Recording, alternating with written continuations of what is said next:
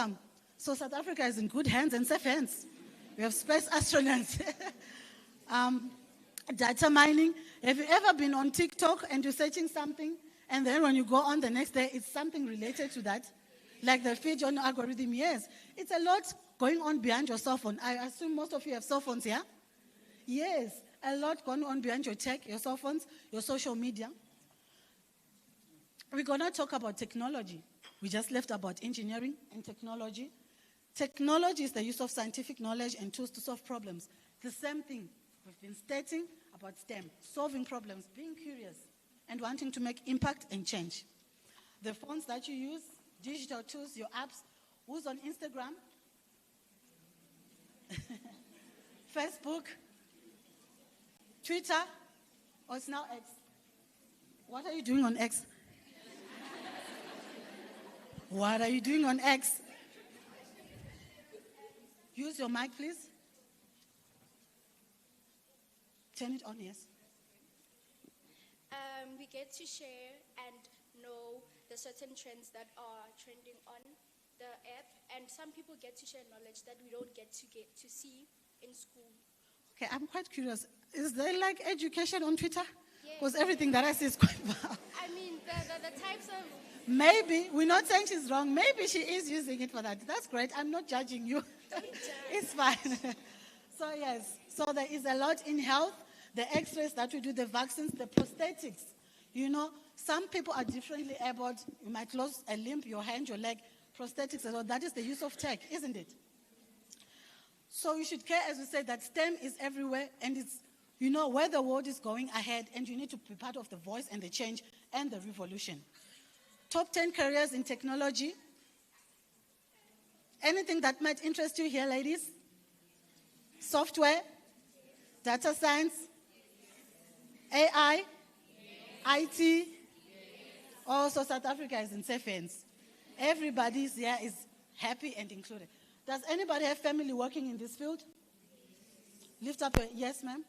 Here's a mic.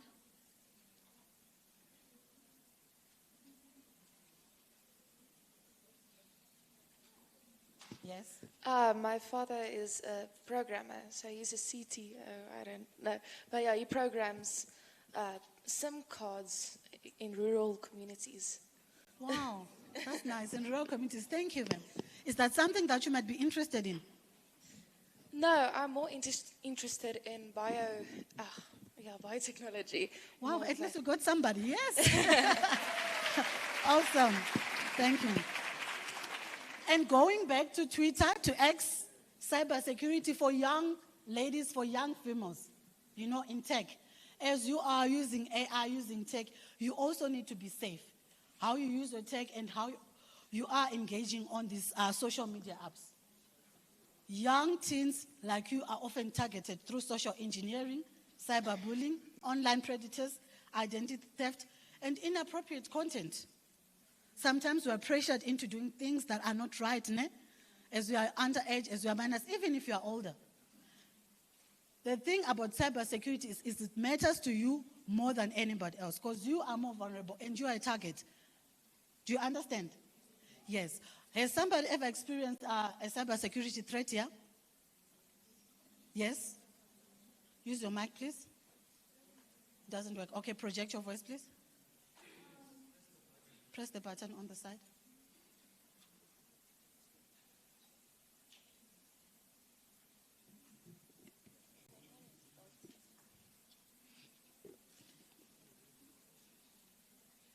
Cybersecurity threats.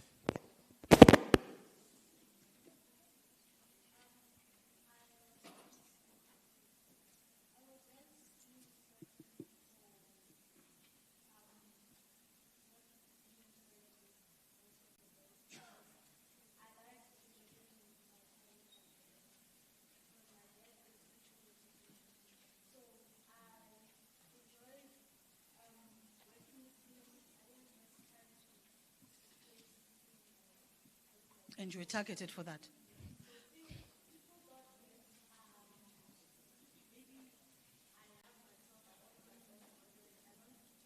You don't like to engage others.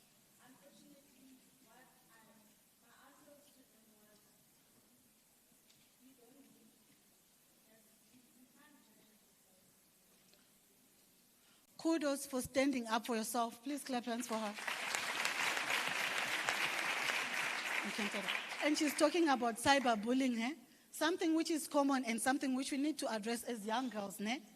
Everybody has a different identity, a different path, and if we are going to stand together and powerful in STEM, we need to be together and refrain from cyberbullying, ne? Yes. So thank you for standing up for yourself, and kudos to you. And I'm sorry that you had to go through that. I hope it's something that you'll never experience again, or somebody here will ever experience, eh? Thank you. So why are we talking about cybersecurity? Has anybody ever received a message that you've won something and you've never even played the game? Yes, it's more common, eh? Yes. And it's a lot. The other day, I went to Gautrain in Sandton to get a ride, and months passed by. 2 months later, I got a notification on my card that I'd used the Gautrain station at Midrand. And by that time, I was not even in Gauteng. So there is a lot. Your phones, the sites that you visit, everything, any information can be, used against you. Has anybody ever experienced that? Okay. So be mindful what you post online, your photos, your locations. I know you young girls like to go to the malls and then you post, I'm at, Waterfall City, I'm at Mall of the North, I'm at Mall of Africa. But that makes you a target. Anybody can, stalking, can follow where you are. They know your location, so don't geotag, don't post your location. Think twice before sharing personal information like your birthdays, your home address. Ne? Remember, the internet never forgets. Everything that you post will always pop back some years. Use strong passwords. If you are on X, ma'am, yes. Never share your passwords. Use the two-factor authentication. If you don't know any of these things, ask, the adults in your house to help you. It's very easy. There's a lot going on behind that hackers can come into your gadget and get whatever information they can use against you. You'll find your face in a barber shop somewhere and then you are a model and you don't even know that you're a model. Ne? Yes. Social media safety, keep your profiles private. Don't accept friend requests. You just see a beautiful young friend requesting you. I don't want to say boy or girl, whoever it might be, and then you accept and you don't know them, isn't it? Always go into your social media and look at your friend list and take out some people that you see, no, this is not right. Remember, if it's too good to be true, it probably is, isn't it? Yes. Avoiding scams and phishing, weird DMs, emails, especially asking for money, or even just for a friendship request. Don't click on sketchy links, even if they look like they're coming from a friend. The free giveaways, ne? We love free things sometimes, ne? Your digital footprint as well. And be empowered and educated. And why am I sharing about cybersecurity? Because part of the workshop is going into data science and cybersecurity, an important career that's coming up for young girls in STEM. Protecting systems, be it in your work or even working for the government, isn't it? Yes, these are jobs that are there. Have you ever heard of it? Good hackers? Okay, we need another workshop, ne? Dr. Dorothy, please invite us. There is a lot that we need to talk about, and maybe the 1 hour, 20 minutes is not just enough. But these are some of the things that you're going to experience, and this is also a career that you might look into. Cybersecurity. Cybersecurity certifications. There are many for young girls like you. On Google, Cisco, we have said about Cisco. Okay, so when you're on TikTok, ne, guys, ne, don't just look at the moves, ne?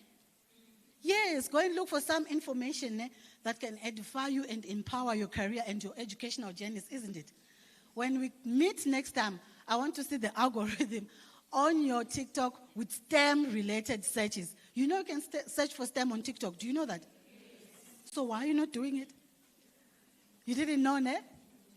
Okay, but now we know. So these are the skills that we will need going forward. Future employability skills. Some jobs, some careers are going to be at stake, but in STEM, these are the skills that you will need. Besides your maths and social skills, your leadership skills. If you're at school, go into clubs, be a leader. All of you can be prefects, but look for some leadership positions that you empower yourself and you grow and build your confidence. Is anybody in debate? Drama club? Chess club? Maths club? Science club? Thank you. So analysis, are we all together? active learning, creativity, and so forth. And the admission requirements vary across whatever career that you want to take in STEM. If it's medicine, if it's engineering, whatever engineering that might look like, they are different. You can always reach out to us, and we can give you mentors, and we can give you assistance on what careers you might need to take when you go into university. And we can also do a little bit of, career guidance, so that when you go into university, you have the right information, and you know where your mind is. But you can still change. As I said, Nadia's on a 9th career change, ne? Yes, so please reach out to us. We are here after the workshop, and we'll give you more information. So before we end, as you sit and thinking by yourself, what legacy do you want to leave? I know you're still young, but yes. What footprint do you want to leave? What do you want people to know about you? As a future woman in STEM, as a future leader, as a future minister somewhere there, someone lifted up their hand. What do you want to be? How do you want to be known? What are your values? What are your goals? What is your visions? Do you think people can be brands? Yes, people can be brands. What you stand for and what you speak on. What is this logo? What is it known for? Just do it. Say it boldly. Just do it. Don't think much, just do it. And what is this known for? This is Apple. It's known for? No, it's a luxury brand, guys. Ne? Yes, it's an iPhone, but it's a luxury brand. Yes, this is what they're known for. If you want quality and if you afford it, you go and you get your watch, your gadgets and everything. And this, what is it known for? Beauty products. That's their brand. And they're good, right? You use Dove, you feel like, oh, ne? It's nice. It's not the same as the other. I'm not mentioning, but yes. And this, what is it known for? What is it known for? Somebody said Christmas. Yes, it's a soft drink which we love, but it's very bad for our health, isn't it? But we love it. And the thing that it makes it famous is it's so addictive, and people want more and more of it. Can we come together, guys? We're almost done. Ne? Coca-Cola. What makes a brand great? What makes a brand great? What makes you great? Yes, ma'am? I think what makes a brand great is their mission statement and what they stand for. How relatable they are and how they touch people. Please give a drum roll. A drum roll. Yes. Your mission statement, what you believe in, what you stand for, ne? And also quality, isn't it? Reliability, isn't it? Oh yeah, when you're a minister, ma'am, are we going to be like, should we rely on you? Ne? Yes, it's all those things at your work, where you are. Maybe you're the mining engineer, maybe you're the chief operations officer. What will your brand be? Maybe you're an innovator, you have a business. How do people see you and what do they say? I'm not saying you should change, but position yourself. Ne? Yes. We already, who is this? Siamtanda. Ne? What is he known for? Sports, ne? The first black Springboks captain. And his brand? In there? And his brand, what do you know his brand for? For me, I could say resilience, isn't it? Yes, grew up in an underserved community, but he worked hard, practiced hard, and now here he is. Ne? Who is this? Malala. What is she known for? Please put your hand up for this one. Yes, ma'am? Her name is Malala Yousafzai. She's known for fighting for education for girls in Afghanistan. She fought the Taliban and she actually got shot in her head, but then she actually survived it and then she went to go study in Oxford University. Awesome. Yes. So Malala is known for fighting for rights of education for young girls, isn't it? She has so far, since she's said she's moved on from that, she's developed, she's changed, but we still remember her for the fighting that she did, fighting against the Taliban, that girls deserve education rights just as boys. She's now married, she's living happily ever after, fairy tales, ne? And who is this? Yes, you said it. Who is this? Yes, ma'am? Awesome. This is our founder at Womb Habum and Nadia Mosaji, one of the founders. The one who's fighting, for inclusivity, for diversity, for capital to move into women's. There is a lot that we're doing at Womb Eng, fighting for the piece of the cake, ne? In STEM. Yes, this is Nadia Mosaji. Who knows these girls? That's why I said on TikTok, search for STEM.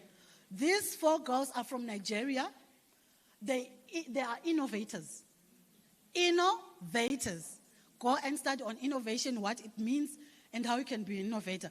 They used waste to create energy. P. Yes, there's P in there, and they created energy out of waste. Do you know that is happening? So these are young girls like you, in matric like you, or grade 8 or grade 10 like you. So there's nothing that is stopping you, ne? There's nothing that is hindering you. There's a lot of opportunities in STEM. And you know what? They're going to make money out of it. Because STEM is also leading us to, yes, women. Don't be scared to talk about money as young girls, as women, isn't it? Yes. Lastly, who do we have here? If you don't get this right, I'm going to be disappointed. Anybody, even from across the board? Thank you. This is Butlale from Limpopo. She created a device that helps with GBV. You put it in your ear. So yes, GBV, you can also solve for GBV using tech. It takes pictures of the offender or the perpetrator just as you are getting in trouble and sends it to a database, to the police. Just a young girl like you. In Musina, in Limpopo.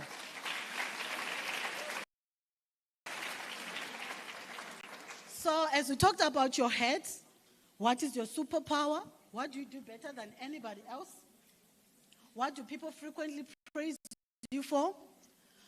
What are your values, if you see on this board? What adjectives do people consistently use to describe you? Your teachers, your friends, your parents? Are you supportive? Are you loyal? Are you enthusiastic? This is all part of your brand, your values.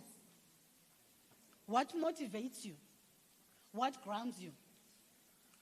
And you align it to the SDG goals, to see the problems that you're facing in your communities that you want them to be eradicated or ended. Is it poverty? Is it hunger? Is it good health? Is it reduced inequalities? Sustainable cities? Strong institutions? And as young people, as youth, you need to be involved and be aware of the institutions in your country, in your communities, in your municipalities, and how they work, and how they affect and impact you.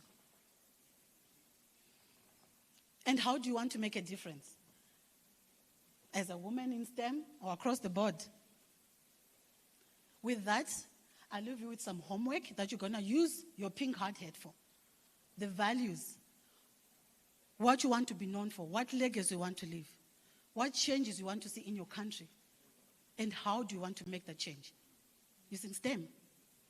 With that, I thank you, ladies and gentlemen, and I would ask for comments from you or questions from you before we close. Thank you.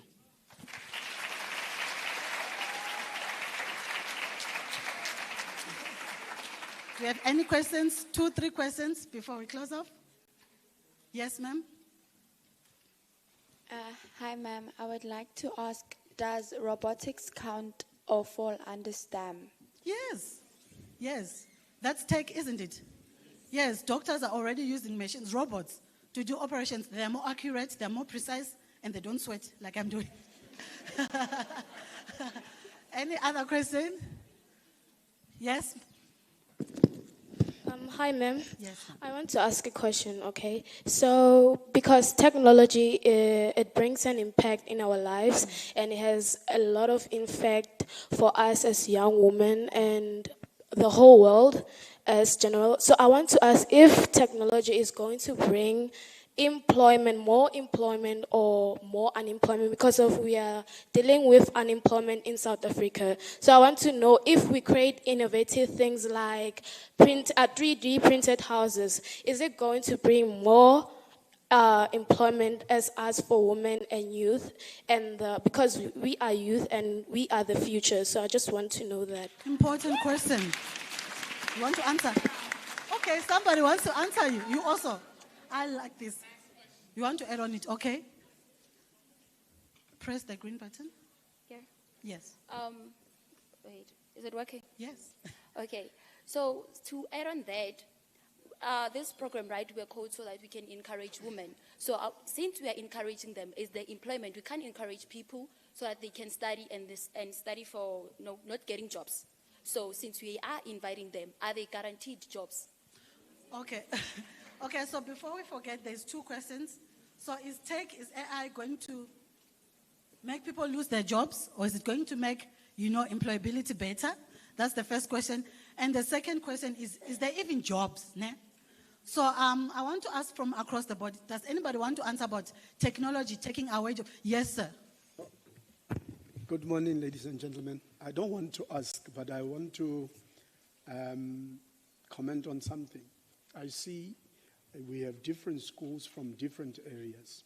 My question will be, the rural area schools, do we have them as part of what is done in Gauteng? Okay. Mteto Musha, is it high school? Do we have Mteto Musha? Mteto Musha Primary. Oh, we have primary school students here. That's great. I think they're from KZN, hey? I'm not sure if they're in the urban or peri-urban or rural. We are in a rural. They said they're in a rural setting. We have Georgetown. Do we have Georgetown? Clap hands if you're from Georgetown. Okay, it's just the 3 of you. Thank you for making it through. Are you also from KZN? We have Tlangani High. Do you have Tlangani High? Also from KZN. Thank you so much. Crystal Springs, also from KZN. You guys came far. Thank you. Anton Lebende, also from KZN. Hans Moore High School. Are you from Gauteng? Star College, Pretoria. Hartesport, Gauteng. Sorry? Northwest. Awesome. Central Secondary. Are you from Gauteng? Sorry? Northwest. Pelindaba. Are you from Gauteng, ladies? Okay. Prestige College. Are you from Gauteng? Okay. I think, is there a school that I left out? Okay, apologies. These are the names that I got, but I think we are well represented here. I think we have 3 provinces in there. Yes, so yeah. Yes, sir? 5 provinces. Guys, clap hands for yourself. Thank you, sir. Thank you. So I don't know if that answers you, but I think... Can I carry on with my comment there? Yes, sir. All right. With what is said by a young lady there, science is always an opportunity to get, you spoke about entrepreneurship. You make yourself available to be a tech engineer, and then you employ people.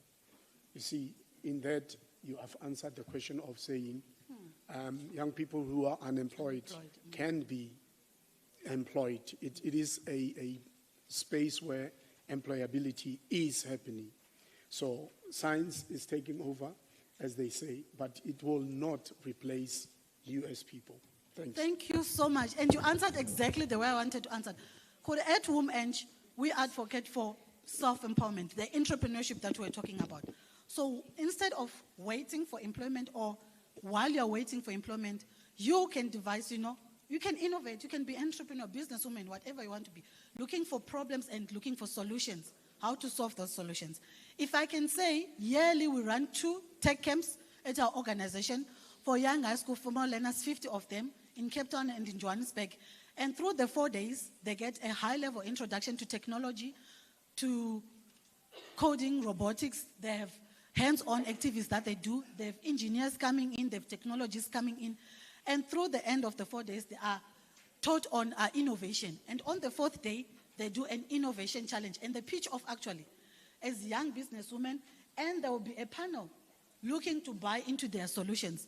We have had young girls like you innovating soil testing gadgets for farmers, to say instead of farmers taking these soil samples to the lab and then waiting for months, this gadget tests if this soil is good for planting sugarcane or spinach or whatever it might be.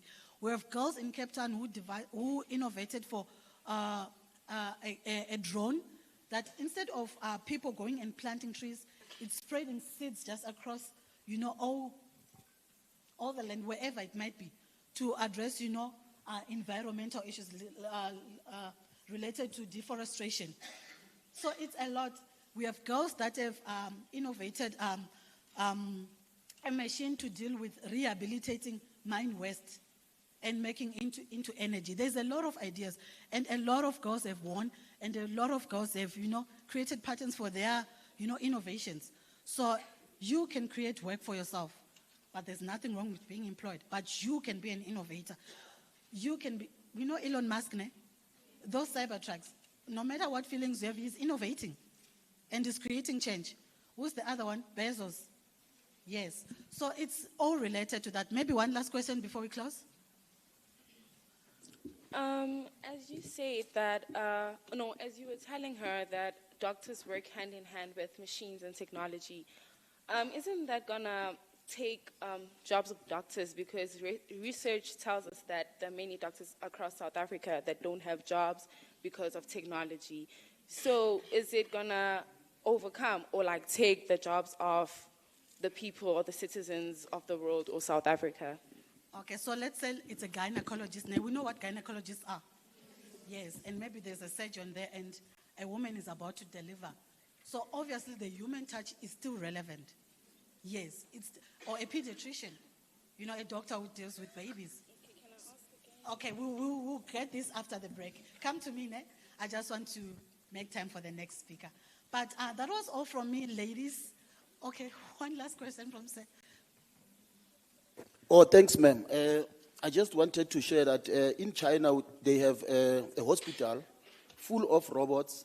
So you can just imagine, they will diagnose you and also maybe assist you. In that case, obvious, they will take your jobs. But those who are programming or coming up with those robots, they will have jobs. So it's a well-balanced thing. Now, it's a question of whether you'll trust those robots, I don't know. But I know we've got some friends from China here. They will answer that one. Okay, thank you, ladies and gentlemen. May I introduce the next speaker? I'm sorry we can meet after. Can we all please welcome Ms. Sanyu to come and just do a round-up of the program. Thank you so much.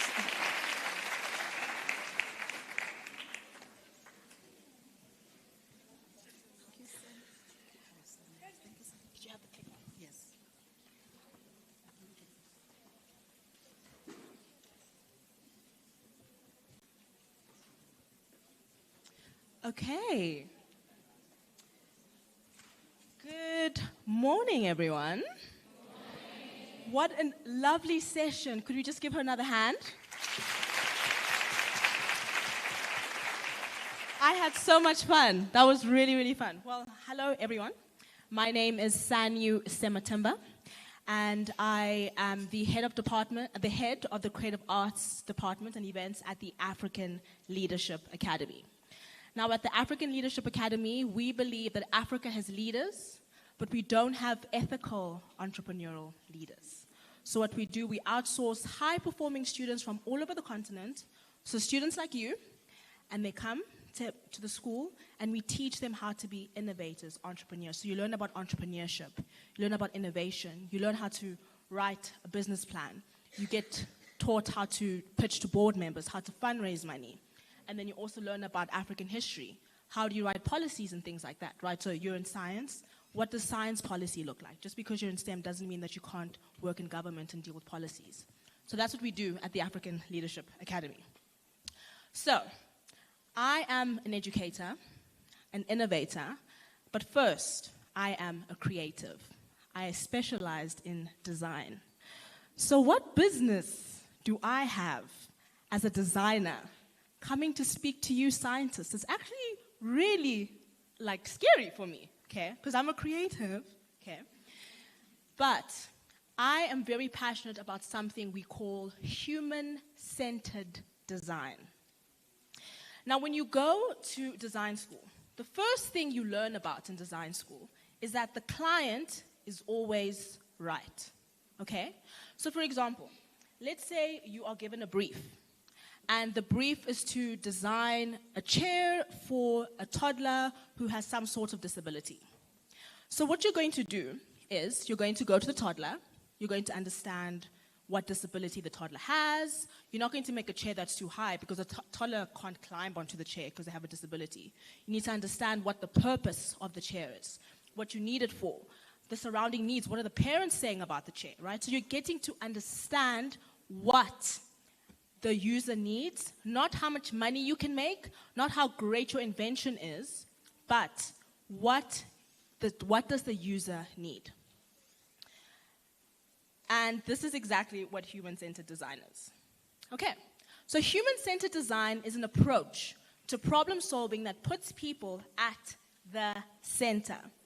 Instead of starting with a product or a system or technology, you start by understanding the needs, the challenges, and experiences of the people who will be affected. So the thing about human-centered design is that empathy is at the core, right? Now, what is empathy? Does anybody know what empathy is? You can put your hand up, just one definition. What is empathy? Anyone? Yes.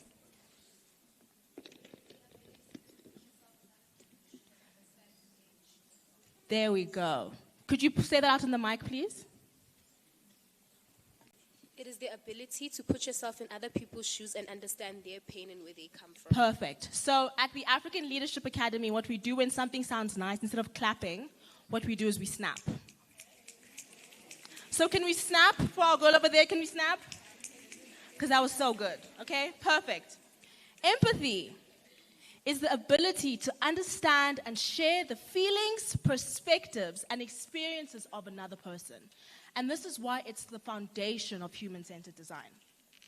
So let's go back to human-centered design. Human-centered design is an approach to problem solving that puts people at the center. Instead of starting with a product, a system, or a technology, you start by understanding the needs, challenges, and experiences of the people who will be affected. Now, let's go back to understanding why empathy and human-centered design are linked. Empathy is the foundation that ensures we design with people and not just for them. It helps us uncover the real needs behind surface-level problems. By centering empathy, solutions become more relevant, inclusive, and sustainable. Okay, so let's have a practical example of how human-centered design works. So, there were a couple of scientists at the university, and they were briefed to go to a village and understand the women and create a solution for them. So they drove for about 4 or 5 hours out of town, and then they found the woman, and they noticed that at 4 o'clock, the woman would always go to the river to wash their clothes. So they continued watching them, understanding them, and what did they decide to do? They were like, oh my word, these women need running water. So what did they do? They put running water and installed running water in every single home for the woman. Brilliant.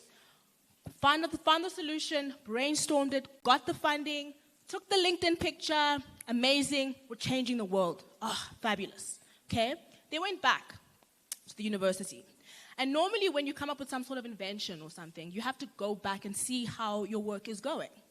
So after a few months, they went back to the village, and to their dismay, the woman was still going back to the river at 4 o'clock to wash their clothes.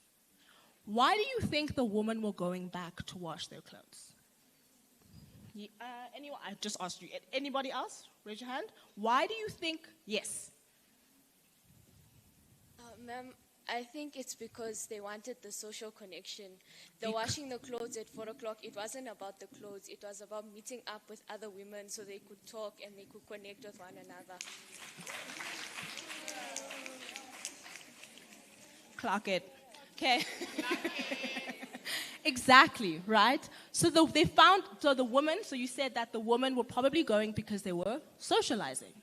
So they asked the woman, why are you guys going to the river at 4 o'clock? And the woman said, This is the only time we have to socialize and to catch up with each other. So what they decided to do instead this time is to design with the woman, not just for them. Okay? So what do you think that they could design for the woman so that they can wash their clothes and still be together? Yes. Do you want to speak in your mic? Okay, just project for us then.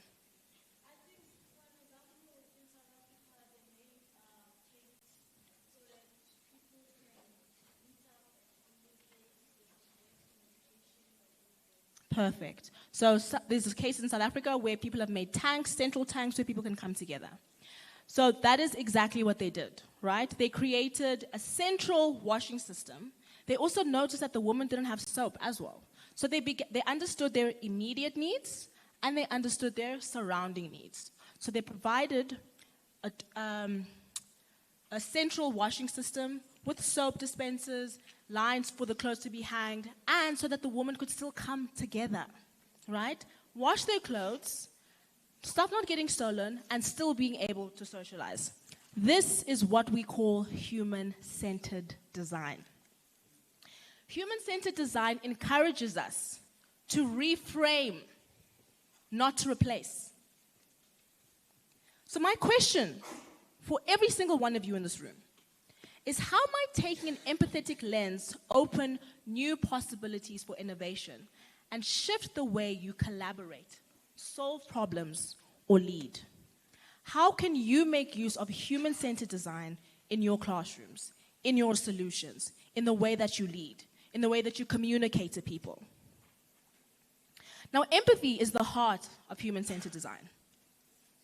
It transforms problems into possibilities by grounding innovation in people's lived experiences. When we reframe culture with empathy, we don't just transform organizations, we design futures. And you, as scientists, are here to design futures. Are you going to design with your community, or are you going to design for them? And that's something that I want you to think about whenever you're designing. Ask the questions. What do you need? What are the other things you need? Don't just come up with a solution because you think it's great, because you think you can make a lot of money. Yes, there is money in STEM. But what's more impactful is when your solution is able to have some sort of social impact and truly benefit the needs of your user. Thank you so much. Do we have any questions? Any questions about human-centered design? Any questions about the African Leadership Academy? Yes. Could you please introduce yourself? Tell me your name and where you are from, please. All right, thank you very much. My name is Wiseka Nsalu. I am from the Nelson Mandela University. So I'm also a researcher in the health science field. So my question for you is just to get an understanding on how to navigate the limitations that comes with human-centered approach in research. Because of ethics, whenever you're going to work with people, you need to consider ethics consideration or ethics clearance. So now there's that limitation or restriction that hinders us to pursue research that involves human. Yes, we love to get views from our participants, but due to those limitations, the research now there is not really possible, or it's a bit, tricky. Thank you. Sorry, just to confirm, are you saying that you aren't able to speak to people? You have to apply for ethics in order You for have to you apply? to involve human beings in your research. You have to apply to be able to speak to people? Yes, to Okay. include. So how do we deal with that? Yes. So the question was, in science, in order for us to be able to interact with people, we need to apply and then be able to speak to them. Is that correct? How do we deal with that limitation? I think that, yes, it is a limitation, but you need to go through the process. Because ultimately, you are trying to design something for someone. You're not trying to design something for a robot. You're not trying to design something for yourself. The only way that you are able to truly understand what this person needs, just like the woman, right? And the woman at the village, right?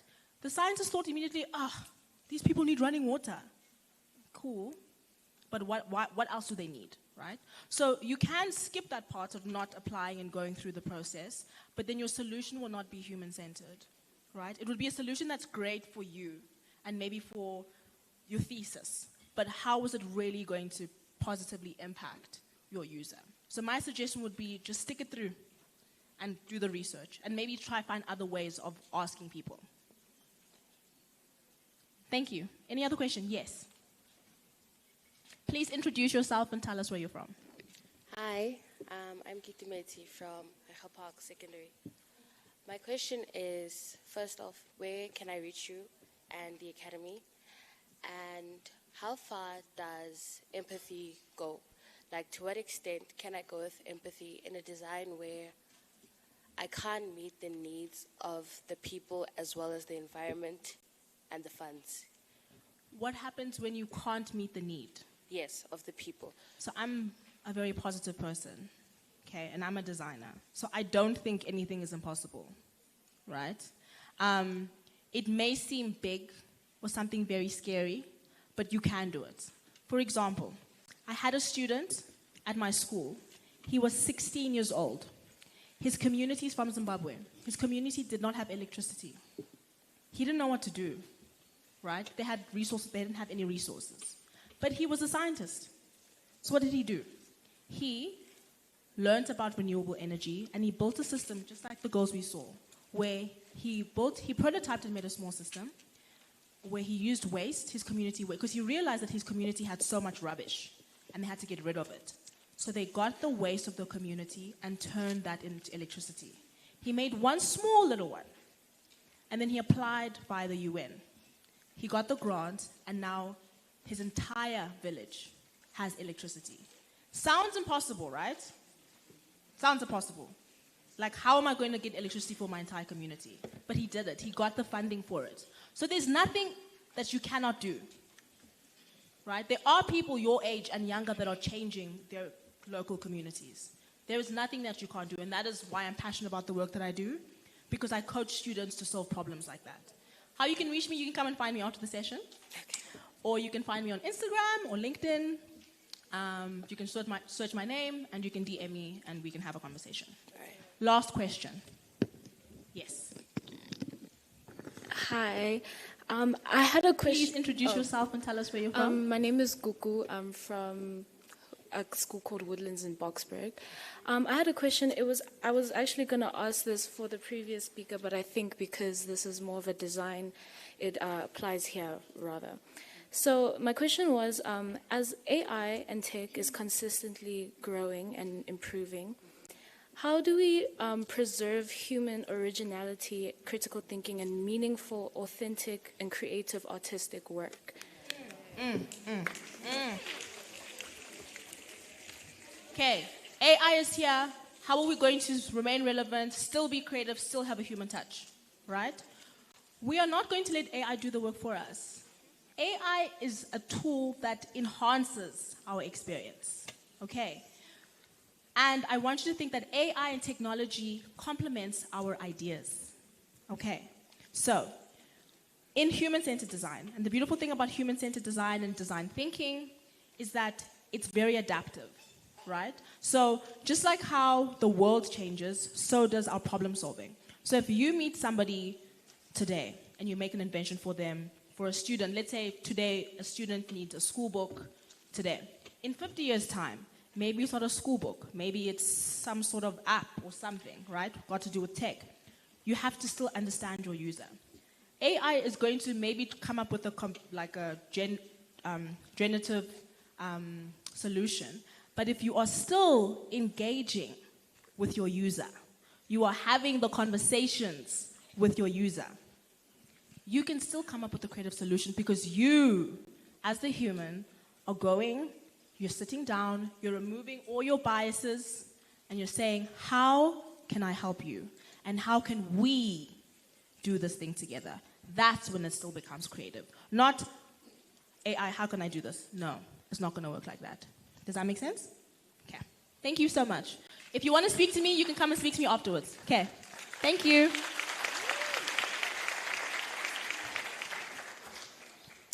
Thank you. I hope that you feel inspired at the very least from these two interactions that we've had. Thank you, Ms. Dimitri and Mr. Matemba, for so brilliantly checking us into the day. You connected the dots of all of the discussions that we will be having. Two nuggets for me. On jobs, we are certainly called to adapt. We are called to become employers, and we are called to become innovators, and to do all of that in human-centered ways.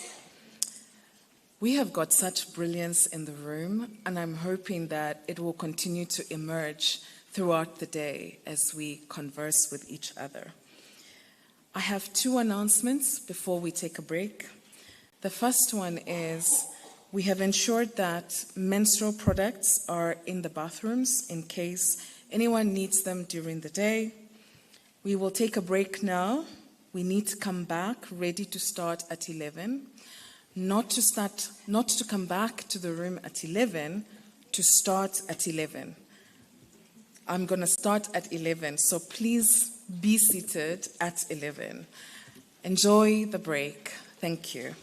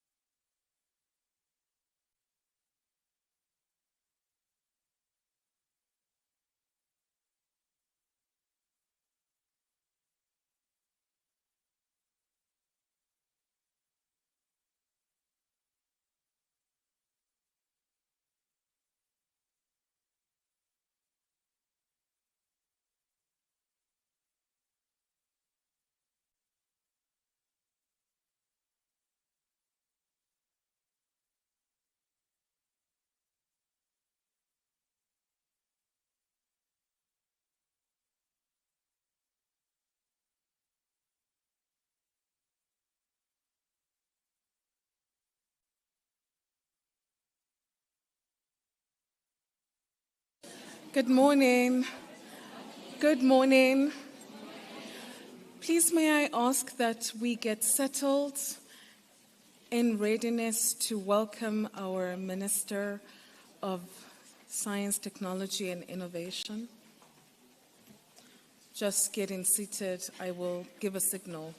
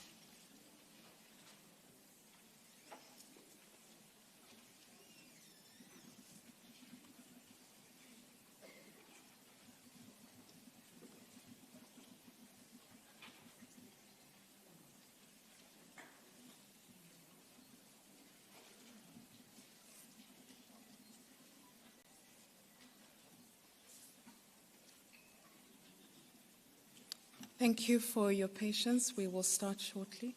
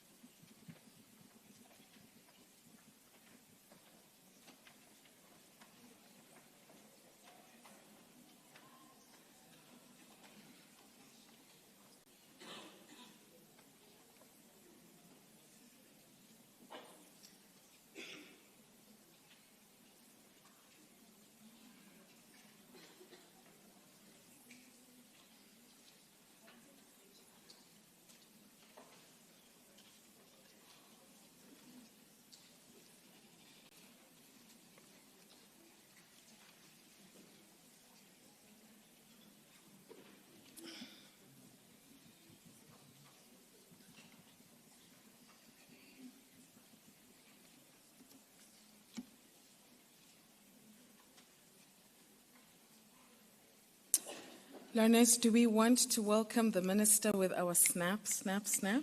Okay, good. I'm gonna let you know as soon as he's entering. We're gonna welcome him differently today, right?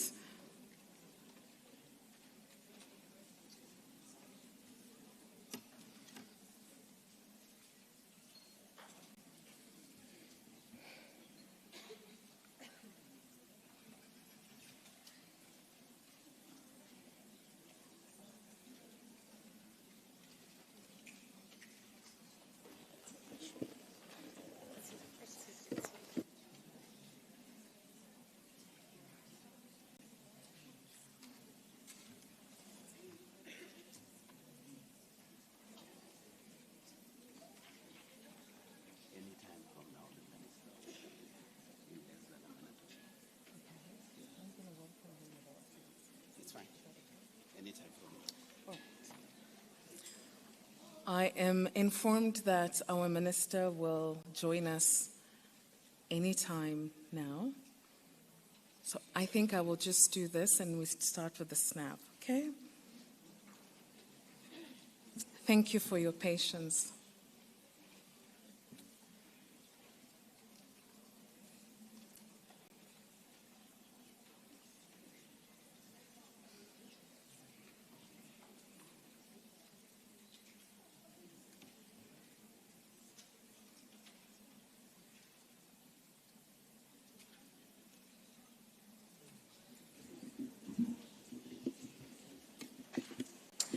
Ladies and gentlemen, learners, I want to ask us to welcome our Minister of Science, Technology and Innovation, South Africa, as he joins us.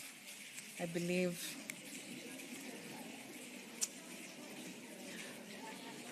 Okay. Well, that was a good run. Thank you. Thank you very much for indulging me. It was a practice run, an important one. Yes.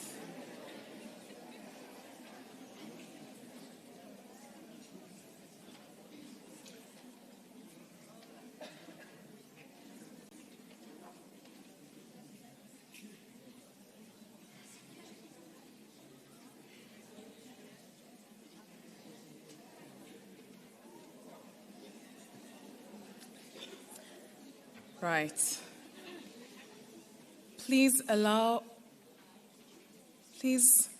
I would like to welcome the Minister of Science, Technology and Innovation. I would like to request all of us to stand and to welcome him with our snap that we learned today. Thank you very much, Professor Blade Zamande, Honorable Minister, for joining us. You are welcome.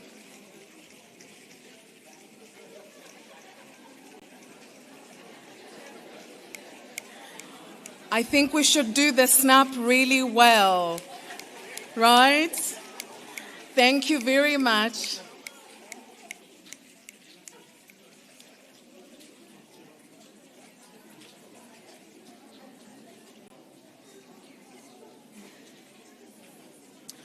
Thank you, dear colleagues. I would like to request that we can now be seated.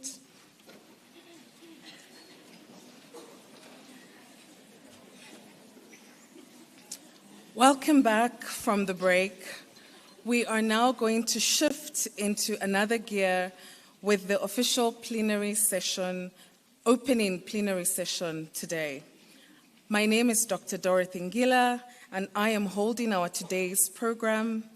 I welcome all our excellencies, our dignitaries, our guests, our senior government officials, guests from within South Africa, outside of South Africa, and most especially the learners who have joined us today.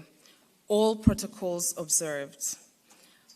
The first part of this session comprises opening remarks, and it is really my great pleasure to invite our Honorable Minister, Professor Blade Zamande, Dr. Ezra Clark, Ms. Andrea Latka, Professor Nania Bola-Muller, and Carissa Kluter to join me on the stage for the opening remarks. Thank you.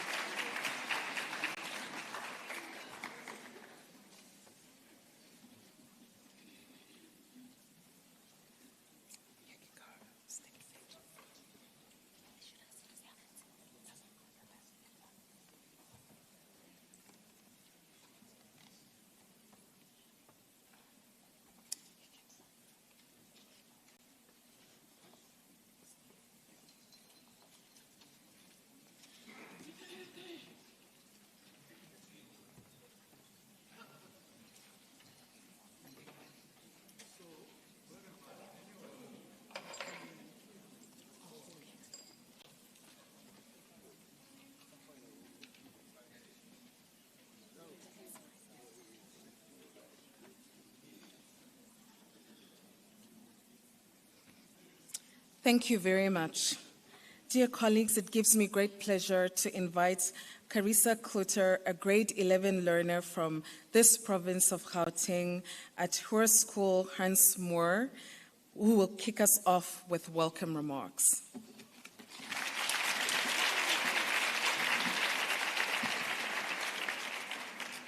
All right. Good morning, distinguished guests, mentors, and fellow learners. It's a privilege to welcome you to our province, the smallest in South Africa, yet home to the country's largest population. Gauteng is known as the economic and innovation hub of South Africa. From Gauteng, the city of gold, to Pretoria, the capital. It is also a place of diversity, resilience, and opportunity. Much like Gauteng's SARS, this event reminds us that SARS does not limit impact and that young women in science can achieve anything, no matter where you come from. All right.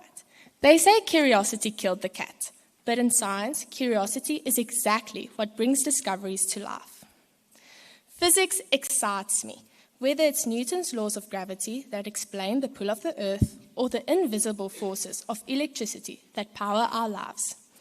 Mathematics, especially algebra, gives me the tools to solve problems and uncover patterns.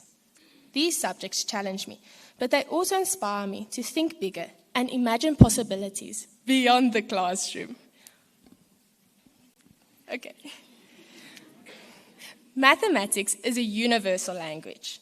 It sharpens our ability to think critically, approach problems logically, and create solutions. Choosing mathematics rather than maths lit opens doors to careers in science, mathematics, finance, engineering, and technology. For me, it is the thrill of solving a problem and knowing that I have acquired critical problem-solving skills that will benefit me in the future. Taking into account busy school extracurricular programs, maths and science may feel overwhelming. Support from teachers, family, and peers plays a big role too. And most importantly, I like to look at the bigger picture. These skills are not just for exams, but are the building blocks of building a better future. And after all, if it wasn't for gravity, this whole event would be a floating disaster. Moving from school to university and later into a career can be daunting. That is why support structures matter, like career guidance, mentorship, and opportunities like this event. For young women, especially, seeing role models in STEM shows us that it is possible and that women can succeed even in fields where we are still underrepresented. There are many inspiring role models to look up to. Dr. Adriana Marais, a South African scientist, is leading conversations about space exploration and the possibility of life on Mars. Globally, women like Nina Tanden, a biomedical engineer and entrepreneur, co-founded Epibone, the first company in the world to grow living human bones using stem cells. Her story reminds us that women in science are not only breaking barriers, but it's also literally rebuilding the future. STEM is constantly reshaping the world. Artificial intelligence is transforming industries, renewable energy is tackling climate change, and medical technology is saving lives daily. Innovation is everywhere, and the next generation of learners, including us, will be the ones to carry it forward.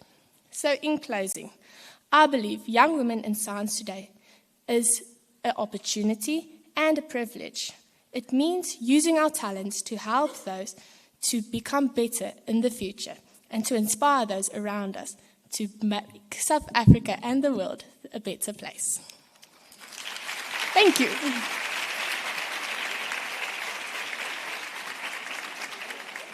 So this morning, in our morning session, we talked about how much brilliance we have in the room from these young learners, and that was such an excellent example. Thank you for reminding us that math and science are universal languages. Professor Blade Zamande, Honorable Minister of Science and Technology and Innovation, South Africa, I now invite you to present the official welcome remarks on behalf of the South African government.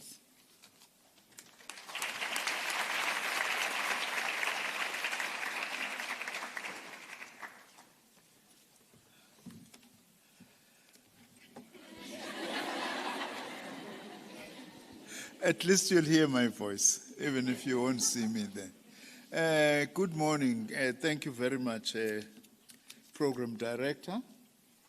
Let me start by greeting our Deputy Minister of Science, Technology and Innovation, Dr. Nomalungelo Kina, distinguished delegates from the G20 countries. There are very many of you here. I can't acknowledge one by one. We are all acknowledged and appreciate your presence. The guest countries, which have also been invited, who are here, the international organizations, our knowledge partners who are here, and representatives of the partner organizations, the United Nations Education, Scientific and Cultural Organization, UNESCO in short, the Organization for Women in Science for the Developing World, OWSD as we call it, Women 20, which is the women platform for our G20, as well as Y20, which is Youth 20. Let me also greet representatives of our country's premier social science research institution, which is a partner here, the Human Sciences Research Council, the HSRC, representatives from many other sectors who are part of us here. And most importantly, the educators who are here and the learners. Good morning. And as learners, by the way, you are our most important guests today.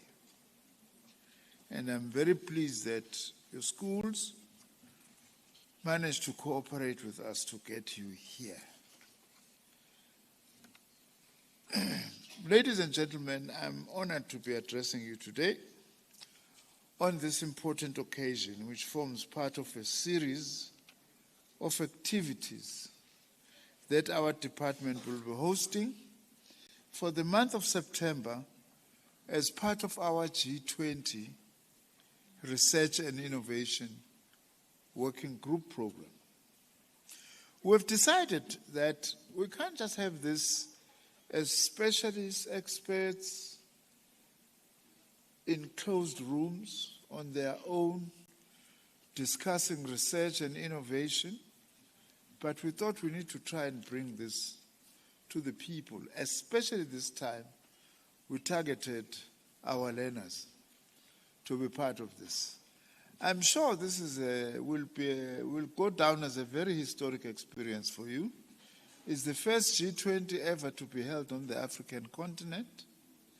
And then we've created this platform for you, not only to listen, but to engage, as we were being engaged earlier, as well as other engagements that we are going to be participating in. I wish to also commend the organizers of this occasion for their wisdom and foresight in choosing the theme, I quote, "Closing the Gender Gap in Science, Technology and Innovation, accelerating action across G20, unquote." This is the theme for today's occasion on women and girls. Your chosen theme resonates very well with our own South Africa overarching G20 theme, which is equality, sustainability, and inclusion. The complementarity between these two themes also symbolizes our shared commitment to inclusion, equity, and diversity. Our own philosophy as the Department of Science, Technology, and Innovation is that unless science is inclusive, it ain't science. Unless it is multidisciplinary, it ain't science. So we are trying to put that into practice today. For decades, discriminatory laws and practices have been used to deny women and girls equal access to various development opportunities, including entry into the fields of science, technology, engineering, and mathematics.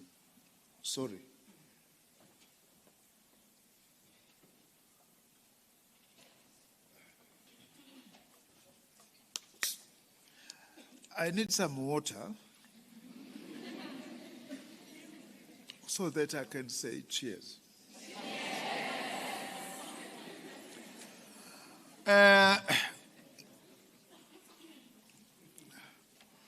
This exclusion didn't just impede the development of women and girls, but it also resulted in the skewed development outcomes for various countries.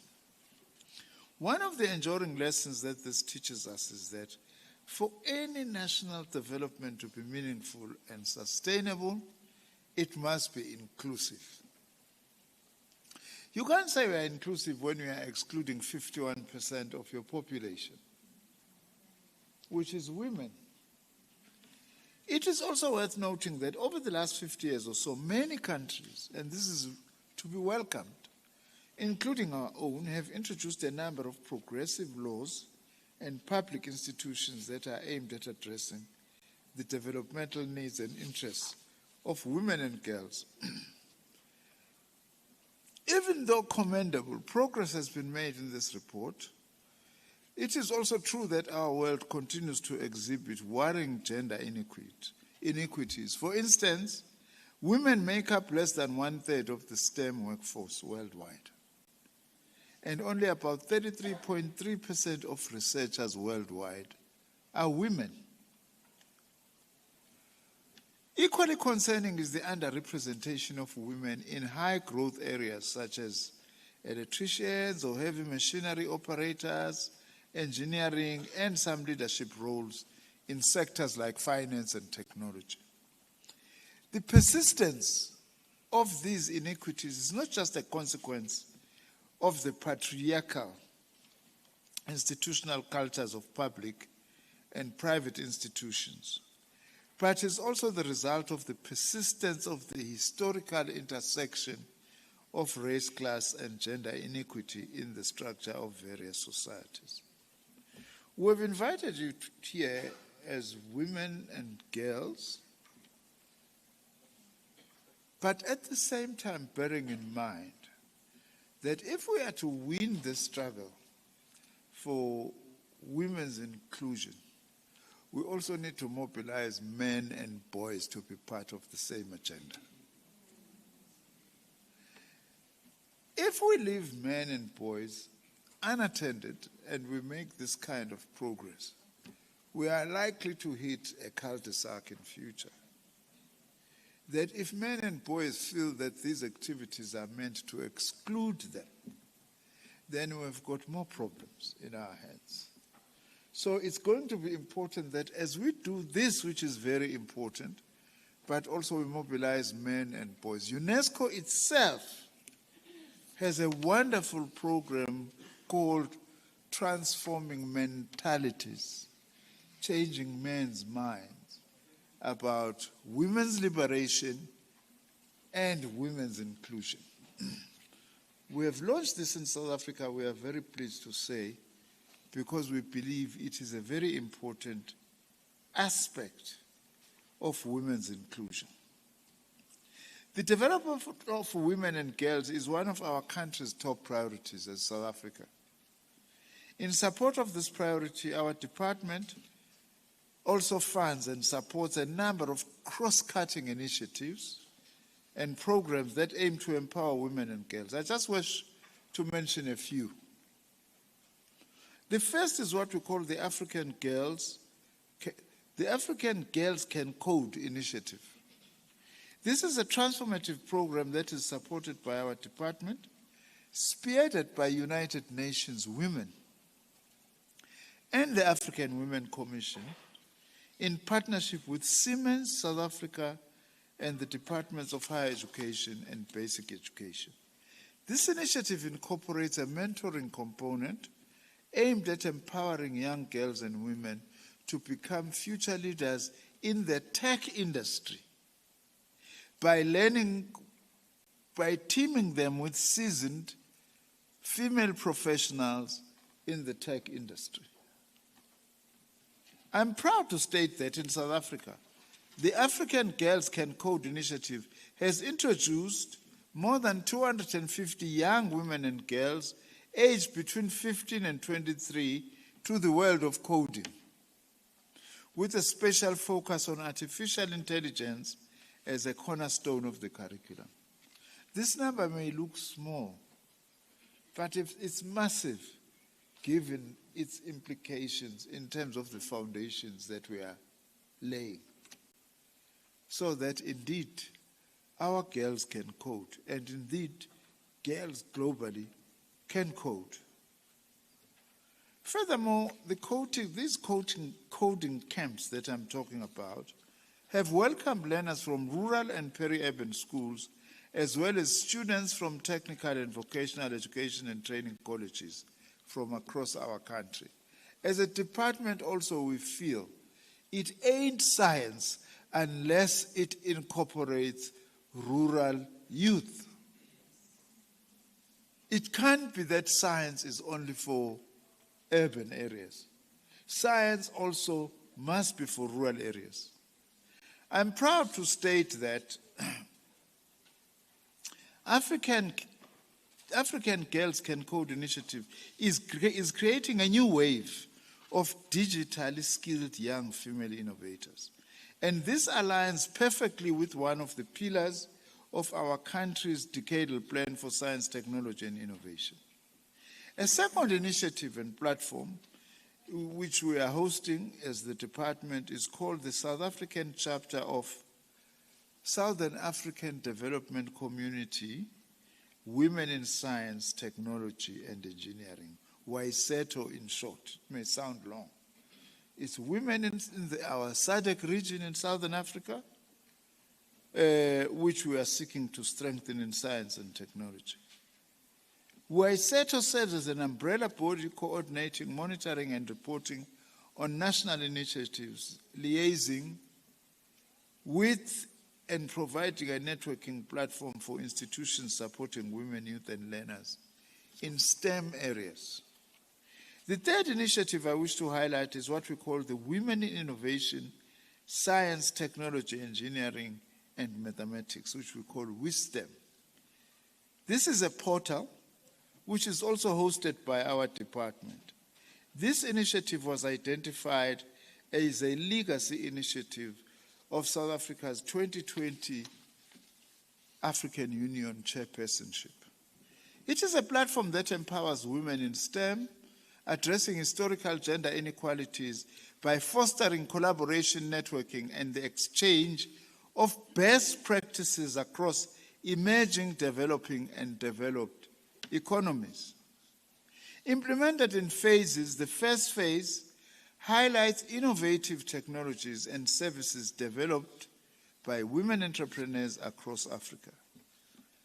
This panel was developed through a partnership between our department, the African Union Commission, the African Scientific Research and Innovation Council, and our entity, the Council for Scientific and Industrial Research. That's the entity that also owns where we are. This is the campus of the CSIR where we are. This prestigious, the fourth and final initiative I wish to share is what we call South African Women in Science Awards, SAWISA. This is an important initiative that recognizes and celebrates and awards the women researchers and scientists pushing the boundaries of knowledge and innovation for the benefit of everyone. This prestigious annual event honors the exceptional contributions of women in science, technology, engineering, and mathematics and innovation in South Africa, and we've been hosting it as the department for the past 19 years. These awards serve to spotlight the contributions of women in the scientific field and promote them as role models for younger generation, inspiring more women to pursue careers in science, technology, engineering, and mathematics. With this, we say that we must not allow even a single obstacle to stand on the way of women who want to be scientists. There is nothing which stops a person from becoming a scientist just because she is a woman. There is no such. You are lucky because you are a generation that knows that, experiences that, our generation was told that half of the things done by men, women cannot do, which was not true. So don't listen to some stories, some ganegwanes, some tsomis that tell you that women can only go thus far and not beyond. There is no such. Now, these initiatives, like SAWISA, as well as all the others that I've mentioned, we are working with sister government departments, such as the Department of Higher Education and the Department of Basic Education. We intend to increase the support we offer to women and girls in the form of bursaries, scholarships, internships, mentoring and capacity building and employment opportunities. If you are doing well at school, but you come from a poor family, that is no longer an obstacle in our country. We've got bursaries and scholarships, many of whom are precisely targeted at families who are poor. So there is no excuse today that I left school in standard 6 or in grade 10 or 11 because my family is poor. There is all the assistance that you need. Just go out and find it, okay? And we want to say to our school principals and everybody, make sure that you provide this information to our high school learners, especially girls and women. Equally important, we must ensure, like we are doing now, that we continuously involve you and expose you to activities like these, so that you have the knowledge of what is out there. I also think it is important to make the point that as we develop the girl child, as I have said, we must also not leave the boy child behind. I must also state that I'm pleased to note that the thematic discussions for today are actually deliberately aligned towards the imperatives of inclusion, equity, and diversity. I'm particularly curious to hear your perspectives on the factors that continue to impede the development of women and girls and how this can be addressed by various countries. I wish to encourage the learners who are here today to use this opportunity to learn as much as they can from today's proceedings. Everything we are doing here today is for you and you alone as girls and women of our country. And it is my hope that you will be inspired to take up the opportunities to become our next generation of scientists, engineers, and researchers. We also want you to go into emerging careers such as data analysts and scientists, specialists, experts in artificial intelligence and machine learning engineers, and robotics engineers. Friends and colleagues, science, technology, and innovation hold immense promise for the building of a more humane and just world, and to enable this vision, we as policymakers, scientists, and researchers have a responsibility to ensure that public and private institutions uphold these values. I wish you a productive session and look forward to the outcome of your deliberations. Can you sing? Are you able to sing? Will you join me?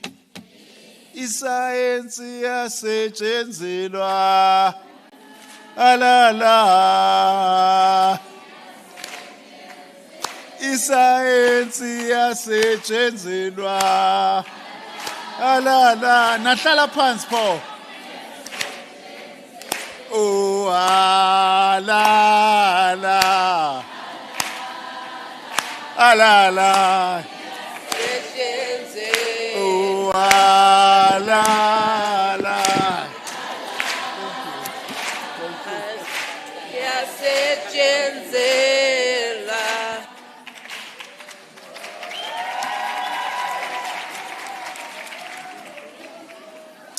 Thank you. Thank you very much, Honorable Minister, for such inspiring words. Unless science is inclusive, it ain't science. Unless science is multidisciplinary, it ain't science. And you demonstrated the ways in which the South African government is contributing to making science inclusive and multidisciplinary in our country. Thank you. Dr. Ezra Clark, Chief of Section for Science, Technology and Innovation Policy in the Natural Sciences sector of UNESCO, I welcome you to share your welcome remarks on behalf of UNESCO, an official partner of this side event.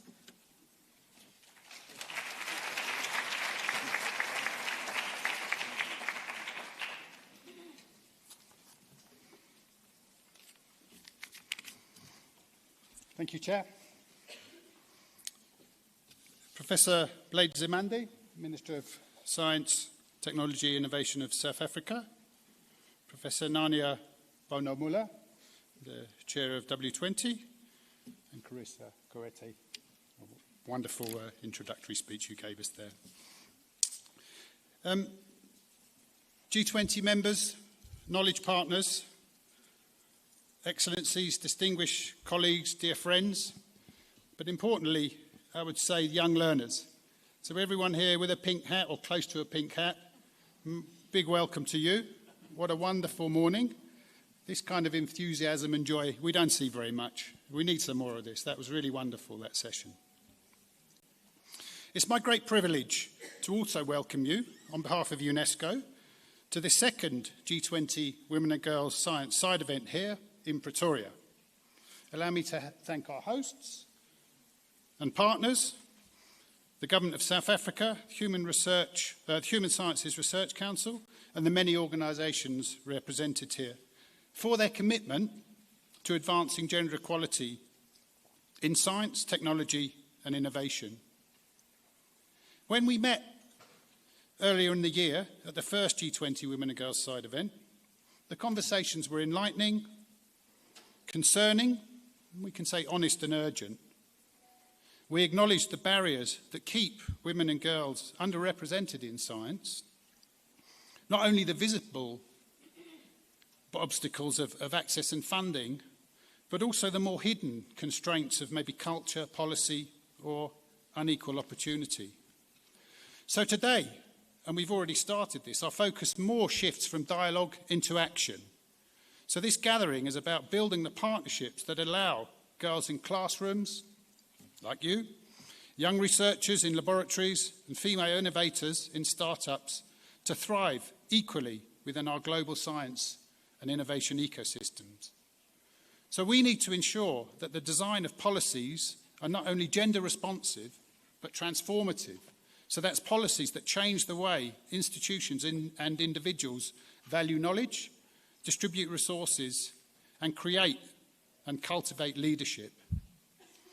So UNESCO's data from our UNESCO Institute of Statistics presents this challenge very clearly, and it was mentioned indeed by the Minister just now, that women represent only around a third of the world's researchers, with lower shares in some particular fields, such as engineering, computer science, and some regions of the world, women are less represented in these areas. And we'll have some more information, some more detail on this later when my colleague will present to you. So these numbers are not just statistics, but they're also missed opportunities, missed innovations, missed solutions to the challenges our societies face.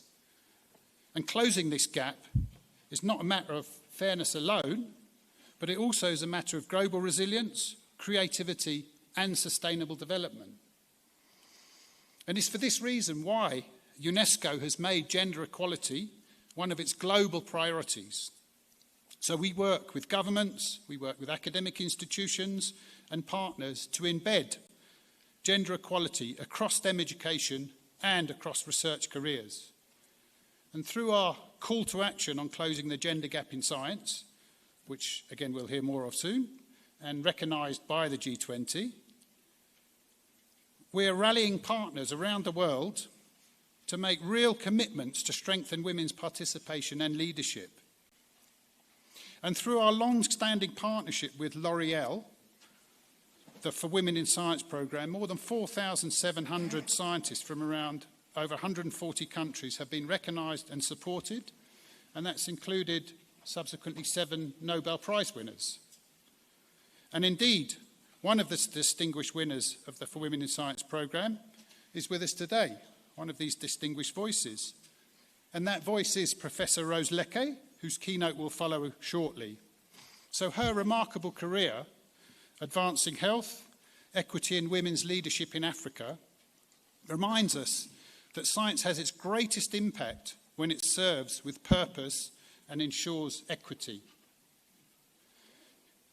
Colleagues, ladies and gentlemen, let us take inspiration from her example as we engage in today's discussions. Let us commit not only to words, but to measurable change, whether in national policies, whether institutional reforms or partnerships that ensure that every girl and woman can shape the science and innovation of tomorrow. UNESCO stands with you in these efforts, and together, across the G20 and beyond, let us accelerate action, close the gender gap, and ensure that science and innovation truly serves all of humanity. Thank you very much.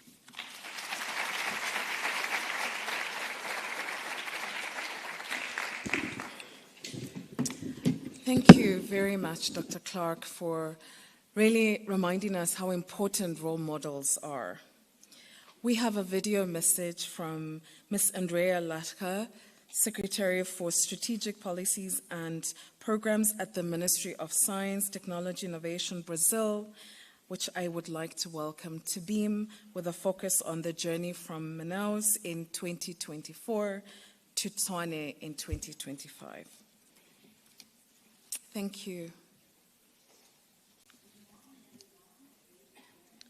It's a great pleasure to join you for the opening of the side event of the G20 Research and Innovation Working Group, dedicated to a theme that is essential to the future of science and innovation, closing the gender gap and accelerating action across G20 countries.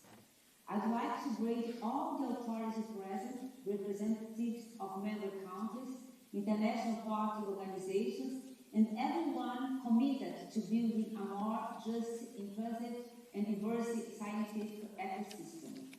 My name is Andrea Latige, and I am currently serve as a Secretary of Strategic Policies and Programs at the Ministry of Science, Technology, and Innovation of Brazil, where I also act as a Deputy Minister.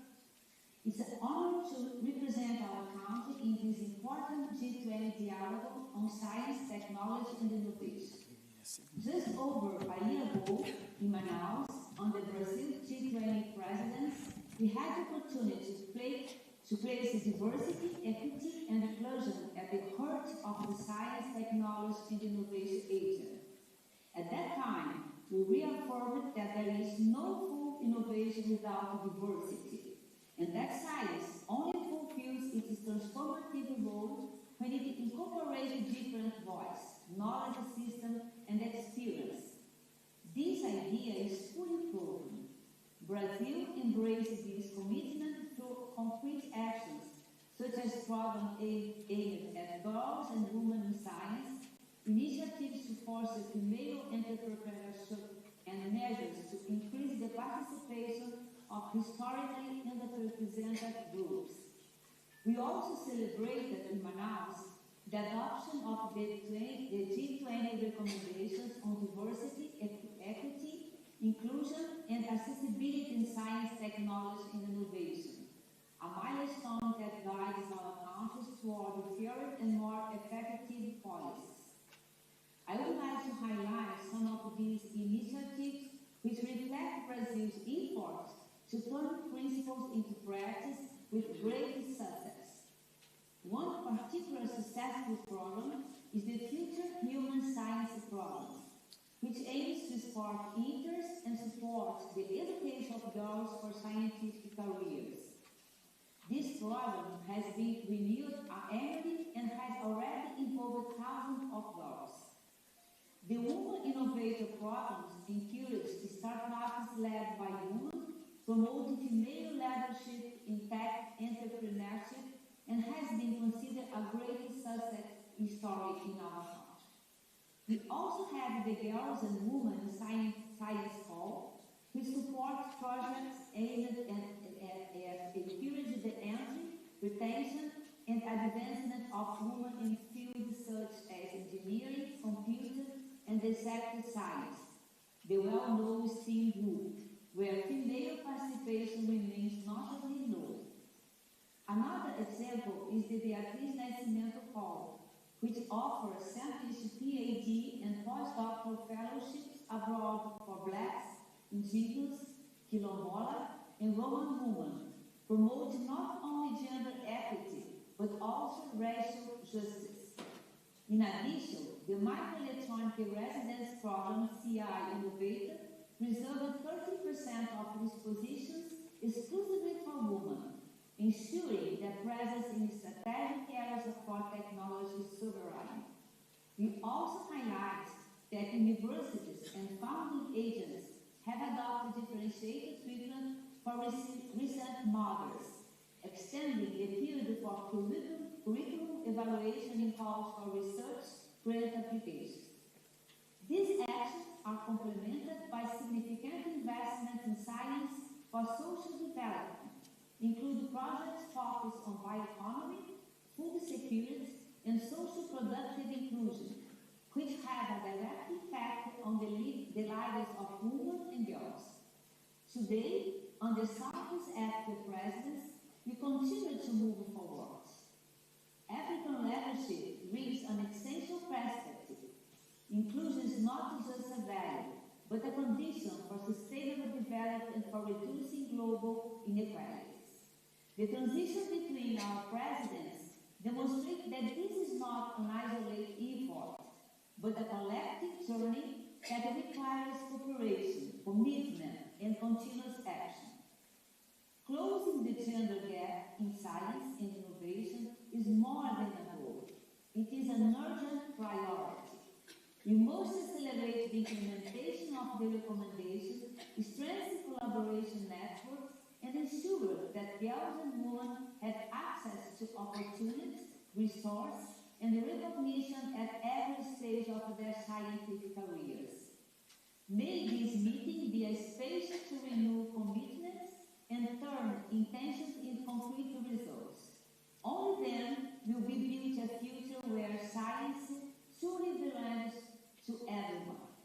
Thank you very much.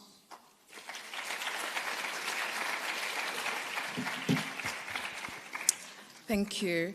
In the morning, when we started, I asked that we center the learners, and I want to now do that centering in a really practical way to say to you that I'm hoping that these presentations are allowing you to understand the kinds of conversations and actions that are taking place, not just in our country in South Africa, but also from a global policy perspective and also in the context of the G20. Can I get a snap if that is working? Okay, great. Thank you very much. It gives me great pleasure now to welcome Professor Nanya Bolda-Mudar, who is the chair of Women 20 and divisional executive in the Human Sciences Research Council of South Africa, South Africa's Developmental, Capable and Ethical State Division, for a message of support from Women 20. Welcome, Prof.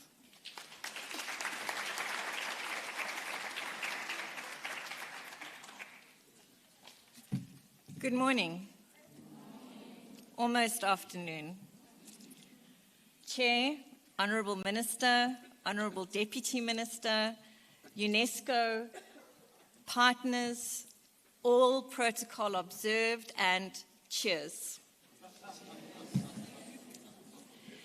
Just to give you a little bit of an idea about how G20 works.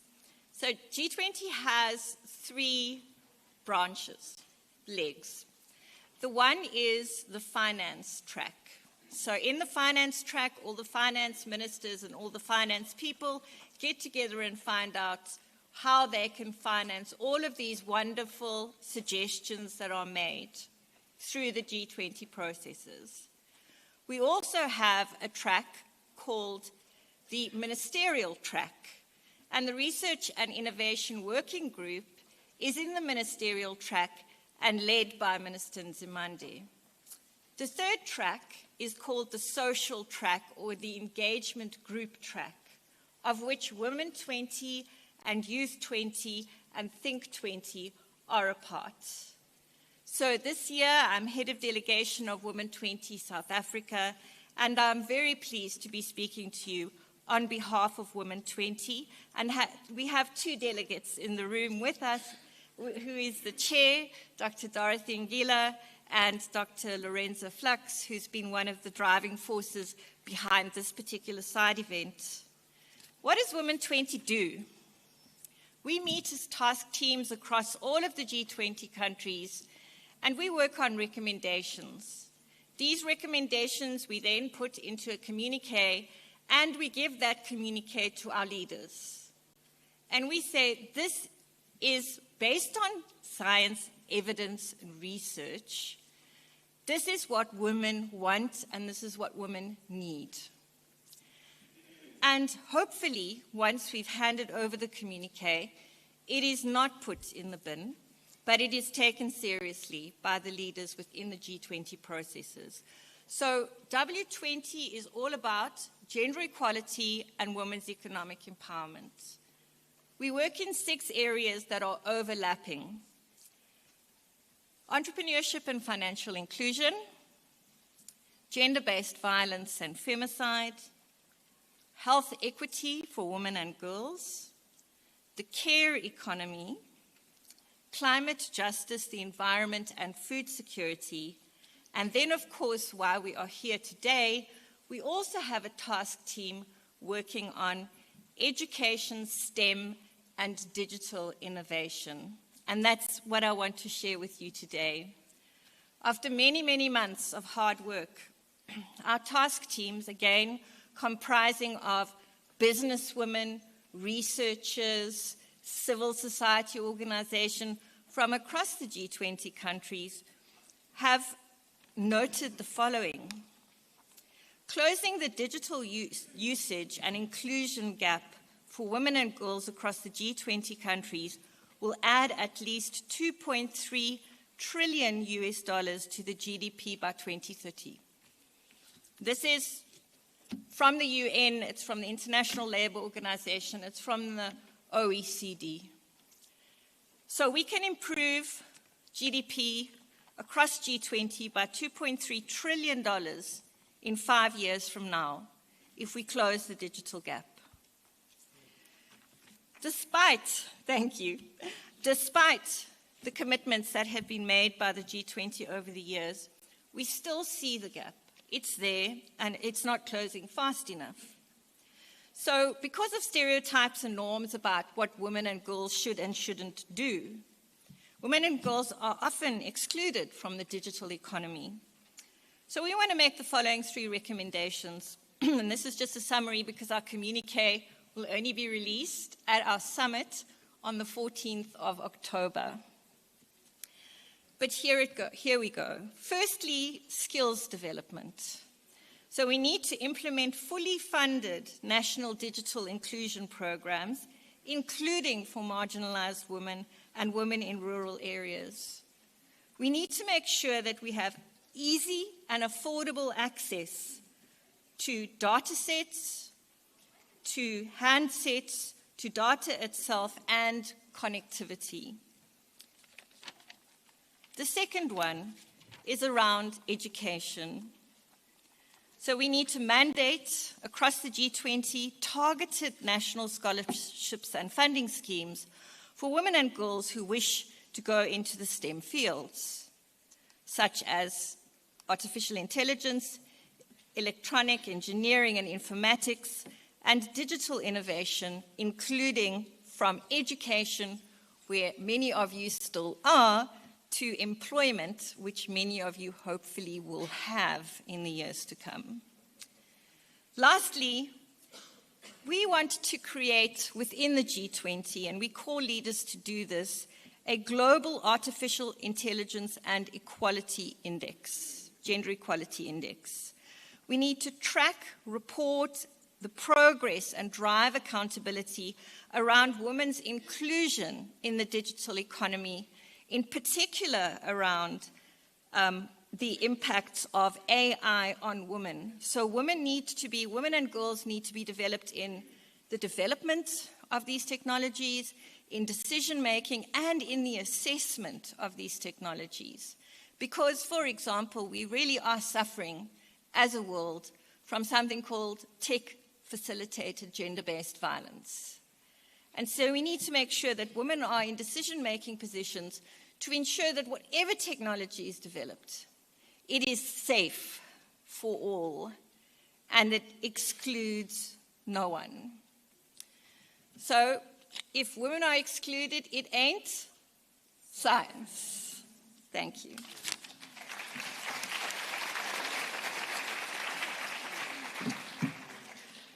Thank you, Professor Bola Muller, for that. For me, it's been the greatest honor to lead the task team together with my colleague, Dr. Rachel Adams, that is going to be presenting those recommendations that Professor Bola Muller just spoke to us about. We have had a really inspiring morning so far, almost midday now. It is midday. And I want to thank all our speakers for honoring us with your presence, for engaging with us the way that we did, and for using language that is so accessible because we are centering the learners today. Before you go off the stage, we are wearing pink hats. And we thought that it would be a really good opportunity to share with you that these pink hats represent equality, diversity. They represent for WomHub and WomEng, the organization that we've been working with since morning, a call to get more girls to be included to participate in engineering, technology, mathematics, and science. And so it is a really great pleasure now to ask Carissa to present one of these hats to our Honorable Minister, to Professor Bola Muller, and to Dr. Clark. Join us as we get into the hats of, and the way of, equality, diversity, and inclusion. Thank you, Carissa.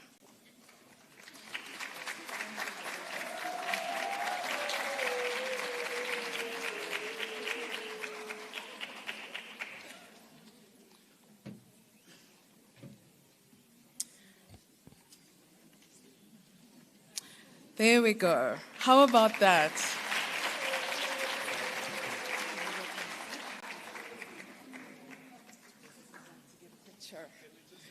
I would like to get that picture. Wouldn't you all like to take that picture? They are symbolically and in reality joining us as we move forward in this quest for equality, diversity, and inclusion. Thank you. Thank you very much. I welcome you to take your seats now. Thank you very much for your warm welcome remarks. I wish to invite Mr. Manuel Ricardo Galindo Moreno, Professor Rose Leke, and a learner, Nuha Saluji, to join me on the stage for the next session that we have titled Beyond the Numbers, a Global View of Women and Girls in STEM and Innovation.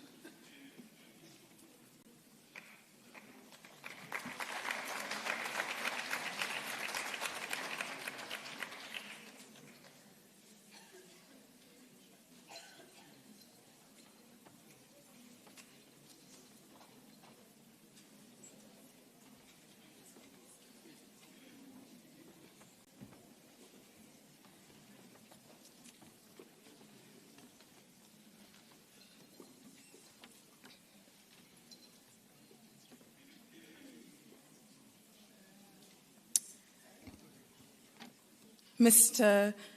Galindo Moreno, Senior Science and Technology and Innovation Policy Expert at UNESCO, I wish to invite you now for your scene-setting presentation that is going to be focused on a global snapshot of progress, gaps, and possibilities. Thank you.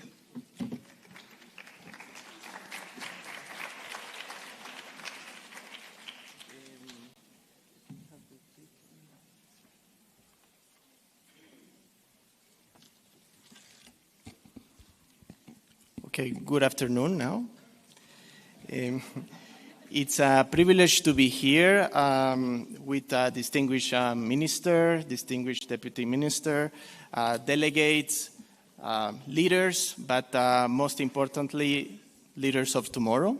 So it's a privilege. And what I want to do here is basically share with you where we are in the gender gap in science and discuss what are the possibilities that we have in the future and what is being done to address this.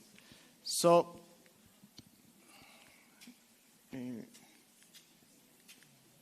let's start with the reality, where we are now. We already heard some figures about the gender gap. We heard that 1 out of 3 researchers are women. But let's stop and think about it, right? Half of the population are women, but we still have only 1 out of 3. 35% of STEM graduates are women. If we go a little bit deeper and we start looking into the numbers a little bit more, we know that that girls and women are more likely to participate in higher education. We see in our slide that 46% participate versus 40% in men. So what does this tell us, right? Let's paint a picture. We have a pipeline. We have a number of women entering into the STEM education, but then at the end we have fewer girls and women. So we are losing some. So this is where we are now, and. If we go into the private sector, we see a picture that is also not so encouraging. We see that at least a maximum 45% of women researchers work in the private sector, and in many countries doesn't get to 10%. So if we want to see what is now the regional perspective, we can see that this situation varies a little bit depending on where we are in the world. If we see there are certain regions that are working quite well, we are reaching parity in gender participation. We can see Central Asia reaching parity. We can see that Latin America and the Caribbean is also getting there. But other regions are lagging behind. We can see that some regions in Asia, in the Pacific, we are at 26%. But also let's see about Europe and North America, regions that we think that are advanced in scientific research and technology, but we are also only at 34%. So what does this tell us? This tells us that we are looking into a problem that is not about global south. It's not about only global north. It's a universal problem. It's a problem that requires universal action. With this slide, I think that it's very important that we think first about what do we need to solve our issues, our problems, right? And we know that we have heard that what we don't measure, we cannot fix, right? And we can see that countries have been trying to collect information to give us data about this gender gap, but we peaked in 2015, where 90 countries were able to produce this data about the gender gap in our sciences systems. But from that moment on, we started a decline, and now we are only at 63%, 63 countries, as defined in 2021. So we have seen some numbers, we have seen some statistics, and it's worth to ask ourselves, like, why do we have these gaps? Why this is happening? So these are we are facing very deeply rooted societal factors and systemic barriers. And I would like to speak a little bit about some of them. Let's talk about sociocultural norms and gender and sociocultural norms, right? But what is this? This is basically those unwritten rules that define how we are expected to behave when we are in a society. And here we see that an example of these barriers is when we have toys that are being advertised, when we have building blocks that sometimes they are marketed towards boys, and that leaves a little subliminal message about the path that girls can take. We also have some problems of having not enough role models. An example of this is when we have science textbooks. We see that male figures are more predominantly showcased in these texts. And these give also little subliminal message about the progression that girls can have in scientific careers. Of course, a big important problem is the underrepresentation of women in leadership roles. This we can see it when we have conferences or we have panels where we see that the women are not being represented, or even leadership roles that are predominantly male. Another problems are the unsupportive learning environments, and this sometimes happens when there are some unconscious biases happening in the classrooms. And for example, in some STEM fields, there is teachers engage more actively with boys rather than girls. And of course, there are problems also in the workplace.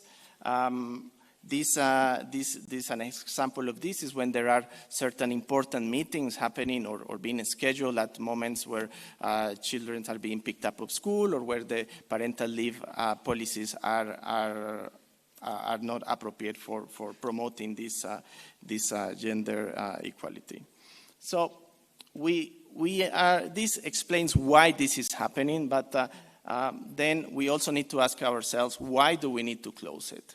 And we have been talking to our communities at UNESCO, a community of academia, government, private sector, and so on. And we wanted to ask them, how do you think that your field would improve if we reach this parity, if we address this gender gap? And we got very interesting responses.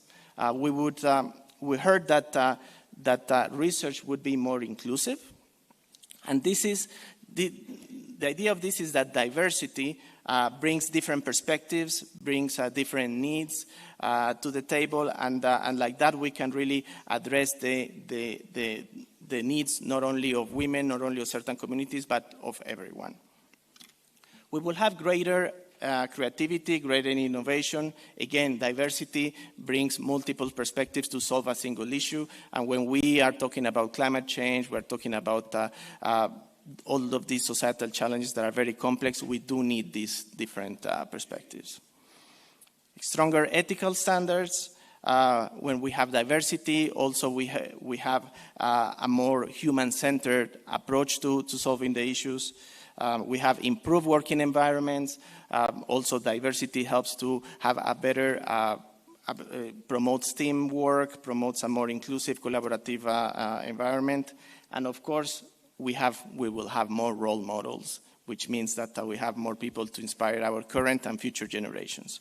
So the important thing here is that what I want to highlight, and I want to echo many of the comments we already heard, is that addressing this gap in science is not a matter of fairness, it's just a matter of improving science. So what UNESCO has been doing to address this? Well, I mentioned a little bit about the reflections that we have been doing, and it's a reflection that we started in May 2023. consulting multiple types of stakeholders, and that led to the establishment of the UNESCO Call to Action, Closing the Gender Gap in Science. This happened in February 2024, and since that moment on, we have been in a journey of implementing this call. When we talk about this implementation, I think that it's very important to highlight the pillars in which our call rests. Let's talk first about the dismantling gender stereotypes and biases. We already talked a little bit about this. This is important because we know that perception shapes opportunities, right? And therefore, we really need to make sure that girls can believe that the scientific path is one for them. We also talk about open educational pathways for girls in science. We know that talent exists everywhere, but we need to make sure that we have the tools and the environment to really make this talent flourish. And finally, we have the creating a workplace environment that attracts and retains and advances women scientists. So this is we not only need to hire women, but we also need to have an environment that allows us to retain such brilliant minds. So then let's go a little bit deeper in our call to action. I'm not going to go through all of these recommendations, but what we wanted to do is to develop a set of recommendations for each of these pillars. And the idea was to make sure that we have something for everyone. We engage with multiple stakeholders, as I mentioned, government, academia, private sector, and so on, with multiple types of actions. And the idea is that each of these stakeholders can identify a recommendation and act. So when we talk about role models, it's important to have more representation of female scientists. We have to have female scientists in the media. When it comes to educational initiatives, we need to try to integrate STEM fields earlier in the career, in the curriculum of girls. But another point that is quite important is that we need to engage with parents. Parents need to also understand the importance of science and the possibility of girls participating in these activities. And when it comes to policies and systemic aspects, I already talked a little bit about the data. We need to push for that, but we need to also promote women leadership and in leadership positions. An important aspect of our work with the call to action was the 2024 G20 recommendation on diversity, equity, inclusion, and accessibility in science, technology, and innovation. This happened, as we heard earlier today, under the G20 presidency. This is an important presidency of Brazil, I'm sorry. This is quite important because it shows that the call to action is not a simple declaration, but what we want to do is that it is a mechanism to coordinate global action. And we see that today under the current South African presidency, especially in the deliverable that we call STI for All, a compendium of best practices for an STI policy. We start seeing how countries have been working on addressing this gap, how their actions are aligned with our call to action, and where are certain areas that we need to work more. So this is very important aspect of the continuity of the work in this area. Of course, this also means that we are not working alone on this. There are multiple countries, institutions, and so on that are working on these topics. But I would like to just frame this work in several areas. Mobilizing a community. We are showcasing existing initiatives. We have open science hubs where we can see what different countries, institutions are working on. We coordinate research, meaning that we promote the studies like the statistical analysis that I just showed you earlier. We are engaging in different projects to address different areas of focus. For example, thanks to the government of Canada and the IDRC, we are trying to work on addressing systemic barriers for the participation of women in science, but also with a focus on women in leadership. And something that I want to highlight is that we also promote communication campaigns. We have one communication campaign that is called Every Voice in Science, and I invite you to look for it in X or in Twitter, where we highlight the role of women in science. So, going very quickly here, I'm going to close now. This is how you can get involved. I invite you to take a picture of this slide. You can share with us what are the different initiatives that you are doing in your own countries, in your own organizations. You can join the different action groups where we discuss these topics. You can share your events in LinkedIn, your different activities and good practices. And of course, do not hesitate to use the hashtag Every Voice in Science to highlight the role that your women scientists are having in your countries. So to close, I just would like to recall the words of our Assistant Director General for Natural Sciences sector, Lydia Brito, who says that imagining a world with more women in sciences is not just an aspiration, but a call to action to create solutions that leave no one behind. So thank you very much.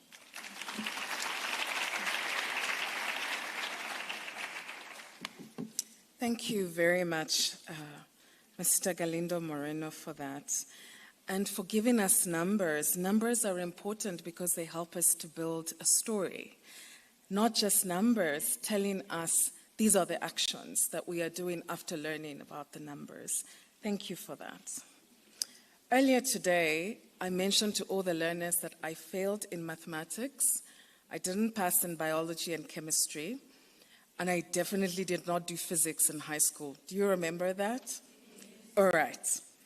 What completely altered my trajectory with math and science when I arrived at university was the opportunity to be mentored and to walk my journey of post-school with my role model, my second mother. Her name is Professor Catherine Jane Ngila. She is a professor of analytical chemistry, and she is a former L'Oreal UNESCO Women in Science laureate. She taught me statistics with such a sense of intention and so deliberate in the way that she did that, sitting with me every single night for an entire year, telling me math is about practice, math is about being taught well. She made it fun. Remember, it was always boring for me. And at the end of the first year of university, I was the top student in statistics in my class. From a failure in high school to now a top student, we must never underestimate the power of role models. This is the reason, and I want us to give her such an applause when she comes. It gives me such great pleasure on behalf of all the learners that are here and all of us to introduce Professor Rose Leke, the 2024 L'Oreal UNESCO for Women in Science laureate for Africa and the Arab states, to give us a keynote address.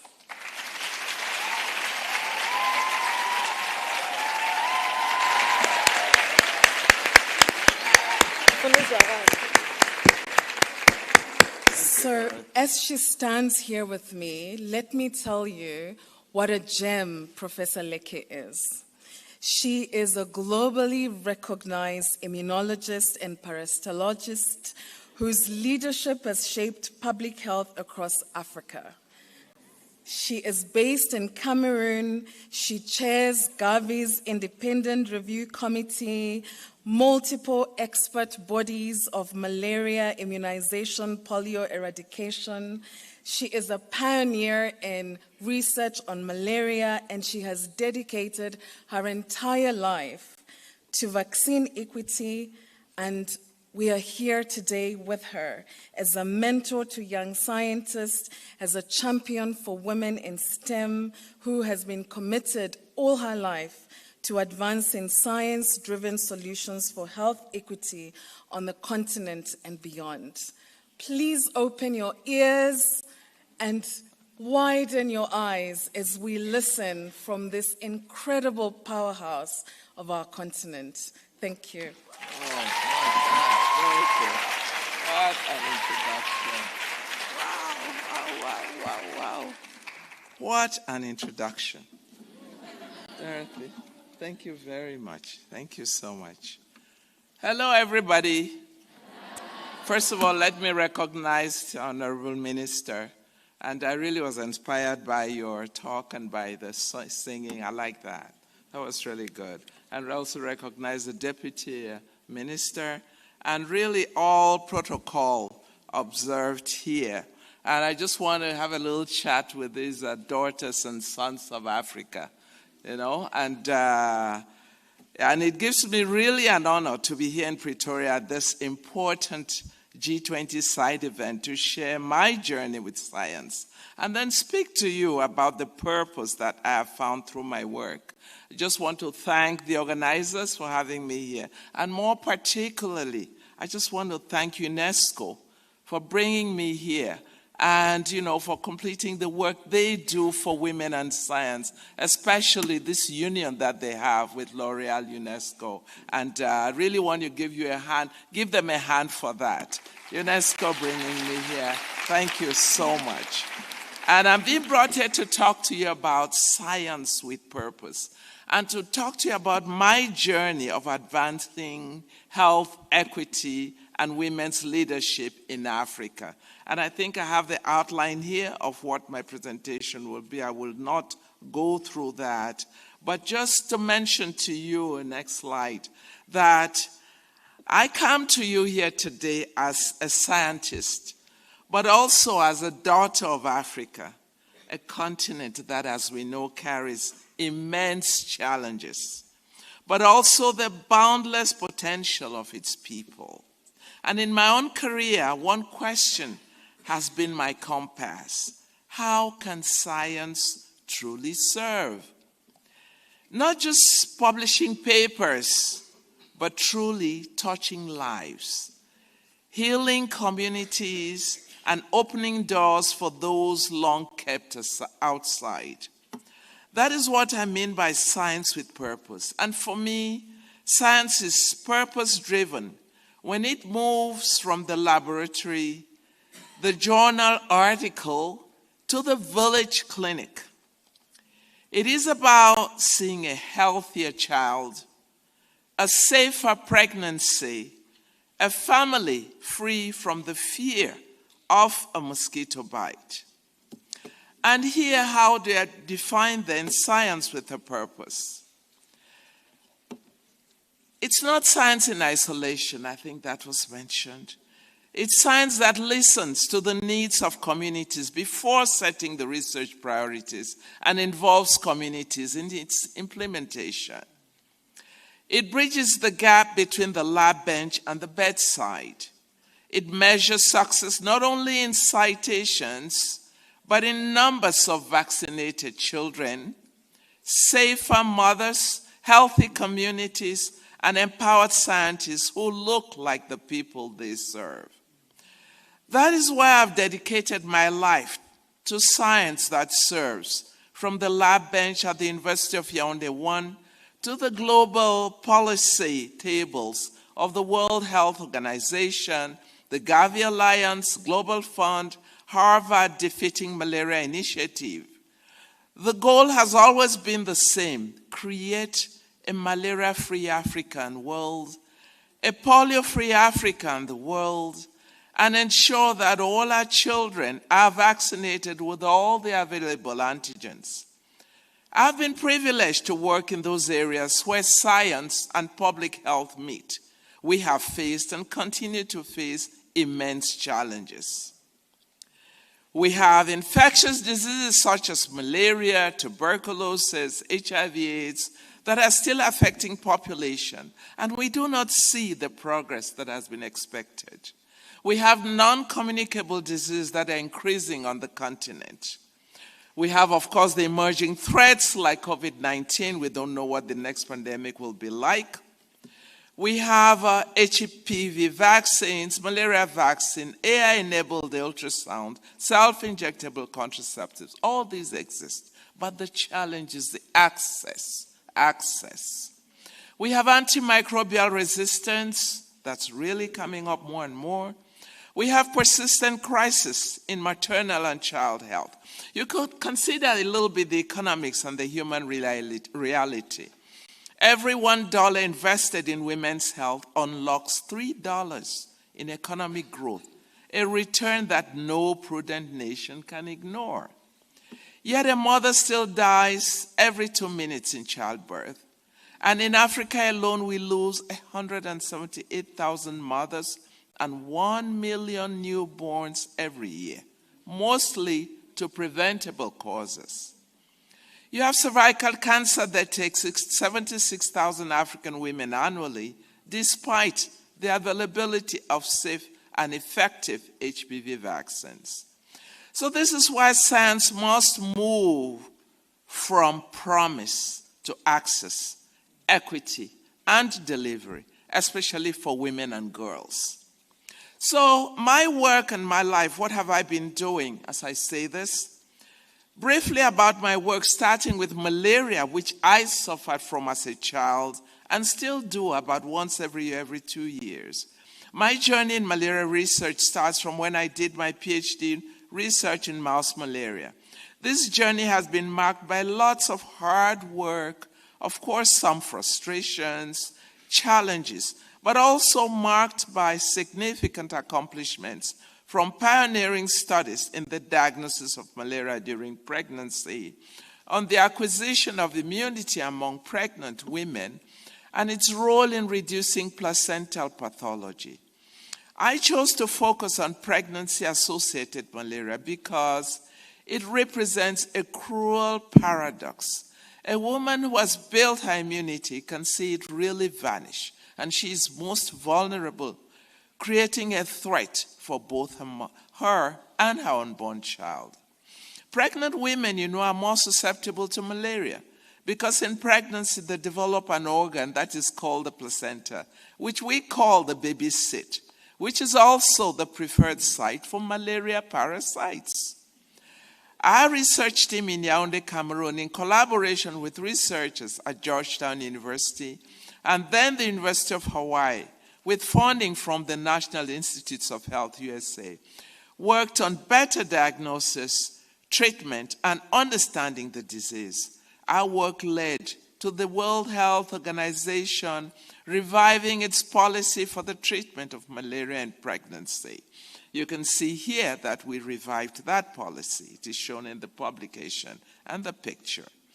We also studied the acquisition of immunity among infants during their first year of life, uncovering valuable insights into the initial antibody response and the role of maternal antibodies.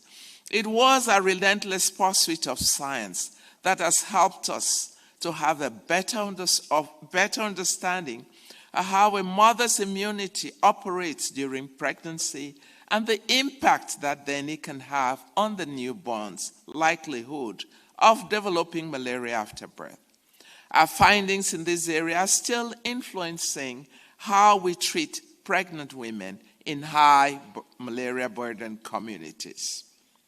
My work in polio eradication has been another remarkable journey that began in 1999 when I was appointed to chair the African Regional Certification Commission. You see me here in the north, northern Nigeria. You want to look like the people you work with, working on polio. This commission worked tirelessly in advocating for improved surveillance and routine immunization, and in the preparation and reception of country documentation. After all the hard work by governments, countries, committed partners, the African region was declared certified from the circulation of indigenous wild poliovirus on August 25th, 2020. I read the declaration and handed the certificate to the regional director of WHO Afro. You can see the certificate there. Among other certificates, that is one of the 6 members of the Global Certification Commission for Polio. I also have my signature on the global eradication of wild polioviruses, type 2 and 3, and you see all those certificates there. And I say with certainty that the polio fight also showed us what science with purpose can achieve. Africa has been indigenous wild poliovirus-free since 2020. It's a historic milestone led by African scientists, African communities, governments, and partners. The infrastructure built during that period now supports outbreak responses like to Ebola, to COVID-19, and beyond, and is a living example of science serving systems, not silos. I've been a founding member of the WHO Malaria Policy Advisory Committee, the Malaria Elimination Oversight Committee. I co-chaired the development of the framework for the distribution of limited quantities of the malaria vaccine RTSS. Now we have much of the vaccine available. As an immunologist, vaccination has always been an area of concern through my career.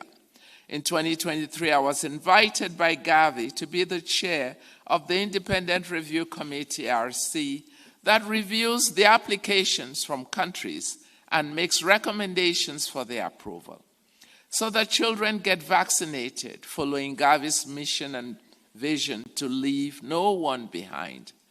In recognition then of these lifelong commitments, I've received many awards. Just a few of them here that you can see. The African Union Kwame Nkrumah Scientific Award for Women, which really initiated my efforts on mentorship that I will talk about.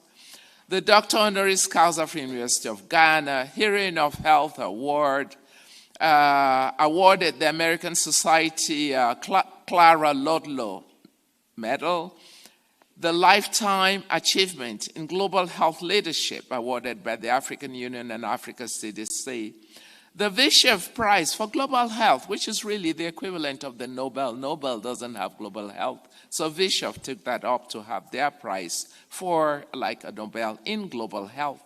And then, of course, the L'Oreal UNESCO Prize for Women in Science, Africa and the Arab States, which is what really brought me here, thanks to UNESCO.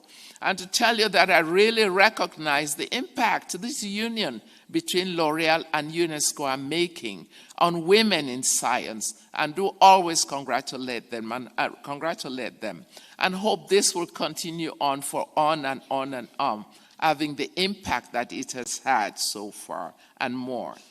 So through these efforts then, performance and innovation, and through global partnerships, we see remarkable process. We also encounter such successes by other African scientists who listen to communities, work across sectors, and pursue health solutions with a deep sense of purpose.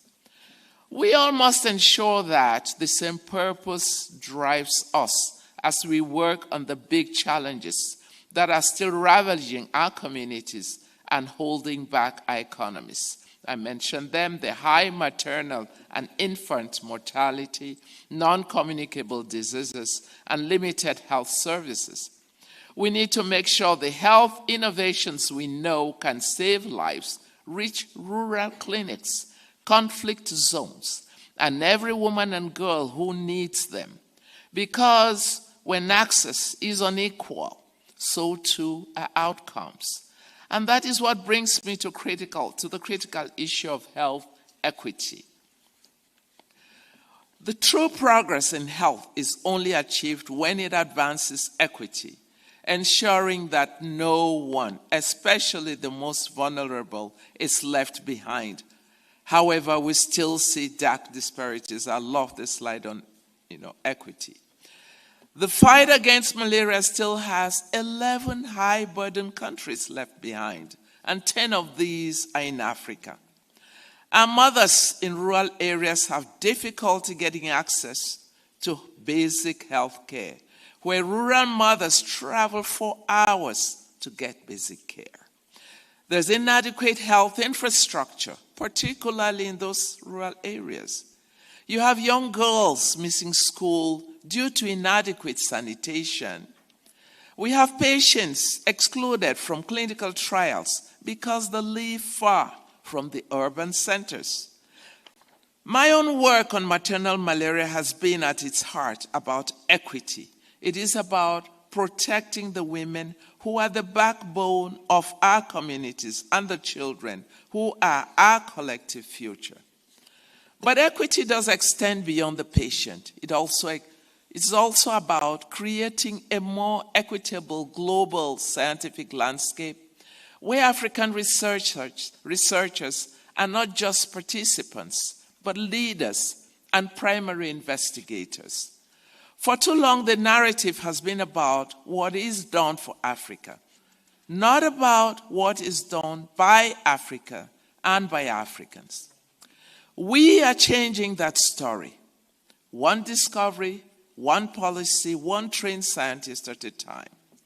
True equity means building robust scientific institutions right here on the continent and equipping our health systems to be resilient so that the tools for solving our most pressing health challenges are in our own hands. So we have to continue to strive for science to be a tool for inclusion. The minister talked about inclusion. When we design science with equity at the center, we make those that are invisible visible, and we make the excluded an essential component of the work that we do. Now let's talk a little bit about leadership and mentorship. I was blessed with parents who, despite my mother having not gone to school, saw no limit to what their daughter could achieve. That belief is a gift that I would like to pass on.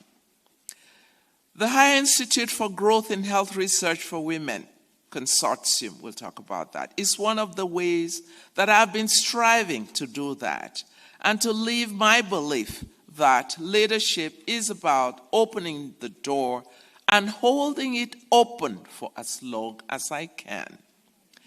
Yes, I am certainly proud of the awards that you've seen that I've received, but I am immensely proud more so of the brilliant young women scientists that I've mentored and are mentoring and who are now leading their own research teams and changing the face of African science.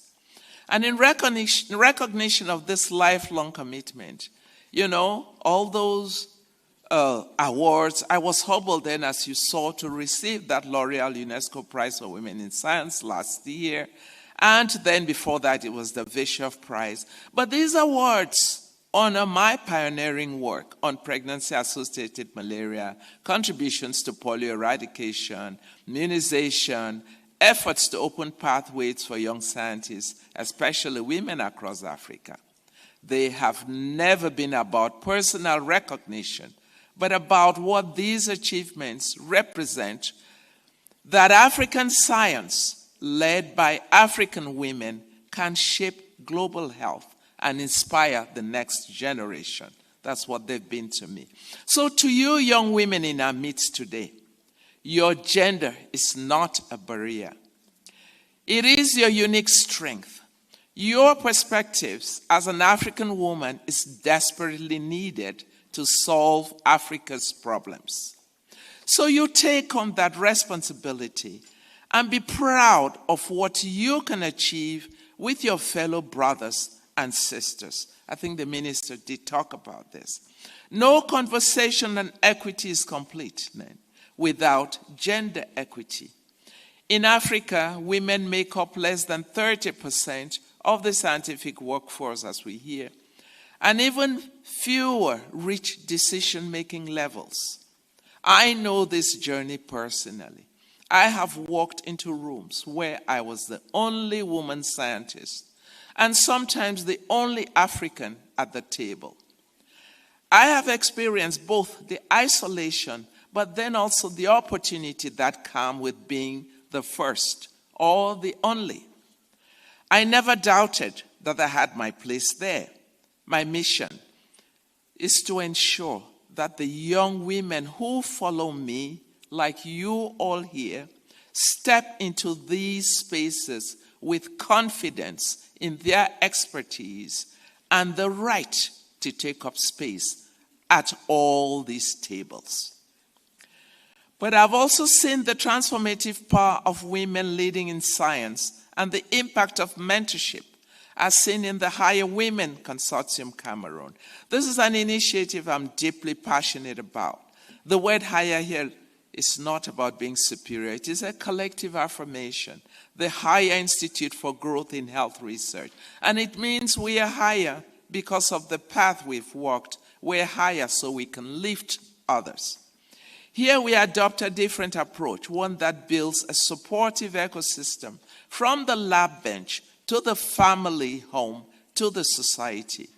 We use the higher framework, holistic mentorship, well-structured, with committed role models, that it transforms women, transforms young girls, and to pupils in primary schools. And this transformation then extends beyond the laboratory and the home into our communities. So women leaders lead through the mentorship program are leading in science. They are better mothers and comfortably adapted to their society. And you know, when women lead in science, the science changes. It becomes more inclusive, more practical, and more sustainable. The Higher Women movement, supported by our strong male allies, the minister said, and embraced by our communities, is our new recipe. It is our commitment that the path for the next generation should be a little less steep, the doors a little wider open, and the summit a little closer to reach. So now let's weave the threads of health, equity, leadership, my own journey from a patient in malaria, as I told you, to a professor, taught me that we cannot separate the fight for health from the fight for equity. We cannot win if women are not a part of the solution, leading the change from the laboratory to the community. So, and to all these brilliant minds and fierce hearts who will follow, all of you that are here today, I'd like to leave you with a few lessons I've learned throughout my journey. 1, do not just study diseases, study the people they affect. This is what we had this morning, you remember? Let your scientific curiosity be fueled by a deep empathy for the most vulnerable, the woman in the rural clinic, the child in an informal settlement. That is how you add true purpose to your research. Champion equity, not as an afterthought, no, but as the very foundation of your research. Ask yourselves, who will benefit from my work and who might be left behind? Design your experiments and your solutions with these questions at their core. And again, to the young women here, I charge you not just to take your seat at the table, but to build new, stronger tables for others to join you. Your perspective is not a bonus. It is essential. Lead with unique strength and insight that only you possess. And finally, embrace collaboration over competition.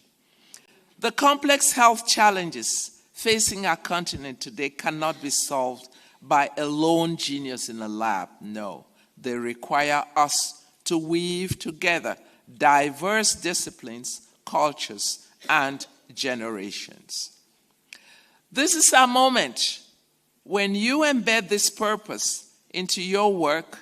You do more than advance science. You unlock Africa's vast potential. You build a future where our health systems are strong, resilient, and just, where our innovations are born from our own soil and valued for their expertise, and where our leaders, especially our women, are architects of a healthier, more equitable prosperity. The future of African science is in your hands, dear daughters and sons of Africa. Make it purposeful, make it inclusive, make it count. And lastly, I have a call to action. Whereas global health security demands equity, where you are born should not determine whether you survive childbirth or childhood. The G20 and AU platforms must channel financing, innovation, and partnerships towards women's health and leadership. Science must serve a purpose, ensuring that tools reach the women, the girls, and the children who need them most. To the policymakers, please, I ask that they fund science that solves local problems and invest in women-led initiatives. And to country governments, the minister is here, in this very difficult funding landscape, that we can develop public-private partnerships with the private sector and others to really increase domestic funding and prioritize local product development and manufacturing of the vaccines and the drugs and other health needs for our continent.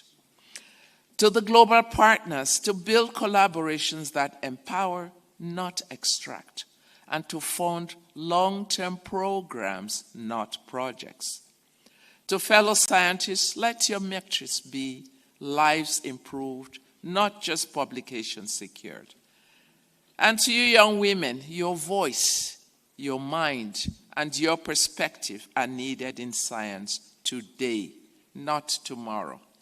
So in closing, we all know this African proverb that says, if you want to go fast, you go alone. If you want to go far, you go together. I was listening to you if you would answer me. Science with purpose is our journey together. One where health, equity, and leadership are not separate goals, but a single vision for a better Africa. Thank you very, very much. So glad to be with you today. And I thank you, Dorothy. Thank you.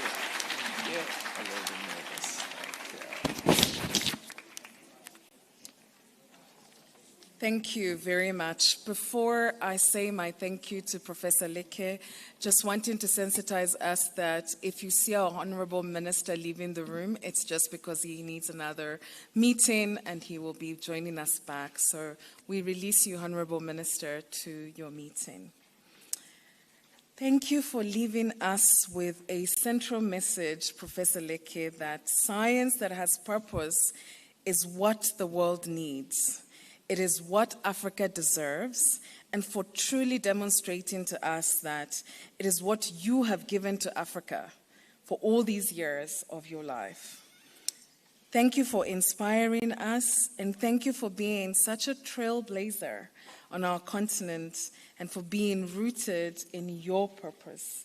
We truly celebrate you, and we are so grateful that you honored us with your presence. Can we do a proper snap?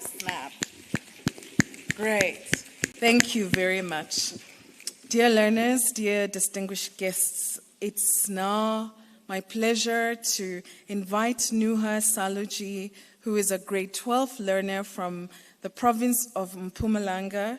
Her school, General Hatzok, is her school. And she will respond to the keynote and give us the closing words for this opening and scene-setting session.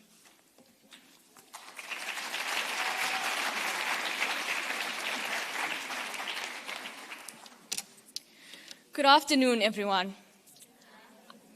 Our ancestors gathered around fires to share stories and information. Today, we stand here at the tip of Africa with guests from our global community. We have gathered here to share, inspire, and build bridges between the pioneers of the science world and the people of tomorrow. So I thank each and every one of you. Thank you to the delegates who have made the journey to share the possibilities of STEM, to the learners with their burning passion, and to every educator and mentor who has been with us every step of the way. Our deepest gratitude is extended to Honorable Minister Blade Nzimande for making this event possible. Together, we will embark on a journey from the but why phase all the way to becoming an accomplished scientist in STEM. I want to take this opportunity to highlight what will be deliberated throughout the day, starting off with how we can grow curiosity into a career. Encouraging experimentation and research at a school level, as well as creating accessibility to resources, is crucial to develop STEM-orientated interest. Instead of shutting down curiosity, we should allow it to bloom. Envisioning a future of problem-solving and teamwork and cutting-edge technology needs support.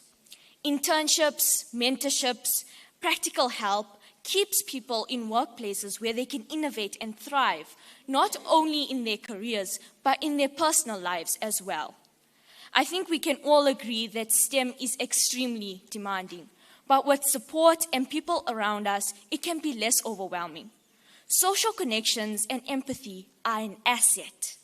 Being female brings new insights and perspectives to the science world. We add to our fields by being who we are. Our core values, once seen as soft or even hysterical, now fuel passionate study, debate, and even research across the world. These values make sure that problem solving serves the communities that are most affected by problems. It covers all spheres and aspects of human connections. The goal of all science is to solve real-world problems. For this, we need bold ideas, ingenious solutions, and a strong basis in the communities that we serve. We should band together as fellow people to overcome obstacles that prevent our visions from becoming realities. Events like this allow for networking, finding common problems, and sharing unique ideas, resources, and information, allowing the feeling of Ubuntu to go further, far beyond South Africa's borders. Together, we can tackle greater problems and solve larger issues if we stand together. When you leave here today, let the message of this event stick with you. As scientists, as women, we are not waiting for the future. We are actively shaping and defining it in our homes, communities, and even in our schools.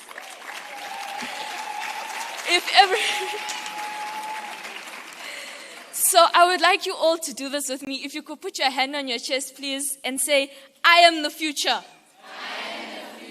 I am confident. I can do this. And always remember to stay with your roots. Never let the world tell you who or what you can be. Thank you very much.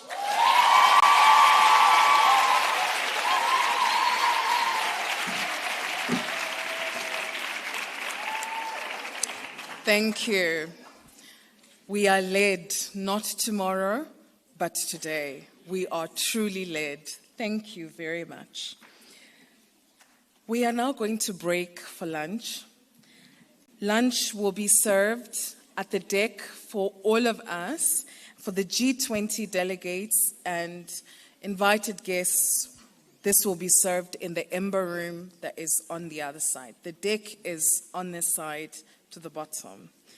I want us to please come back 1:45, 13:45. Not to come back into the room. I will start the session at 13:45. Please, can I get an amen for 13:45? Okay. Amen. Enjoy your lunch. Let's go to lunch. 1, 2, 1, 2. Let's go to lunch. Let's go to lunch.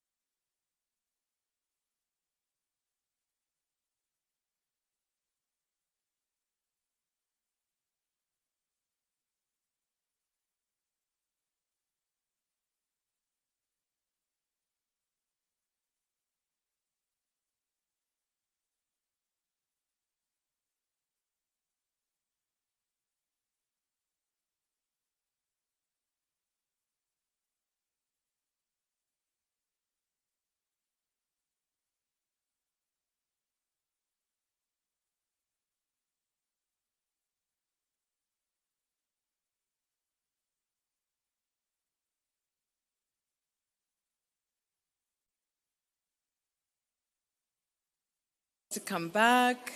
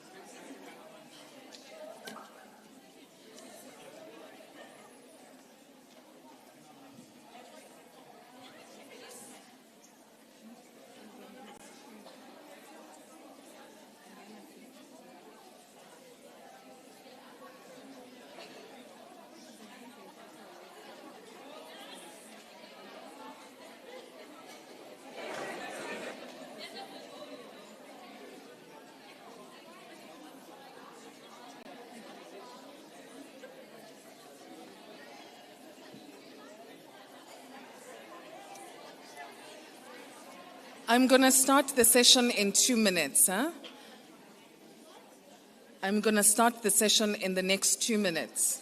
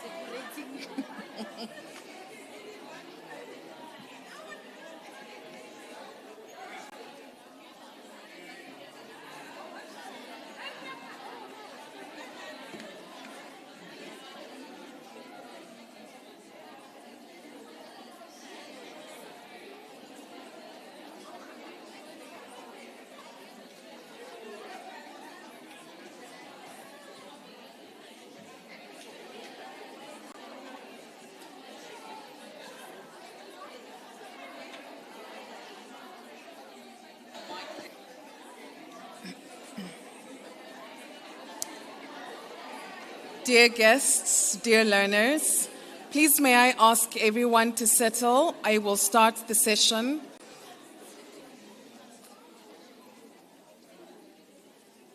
Can everyone hear me? Snap, snap, snap, snap. All right, thank you very much. Dear guests, dear learners, we are now going to shift gears into a set of roundtables for the rest of the day. I hope you enjoyed your lunch and you come back just wanting to drink from the well of wisdom that we have in the next couple of hours together.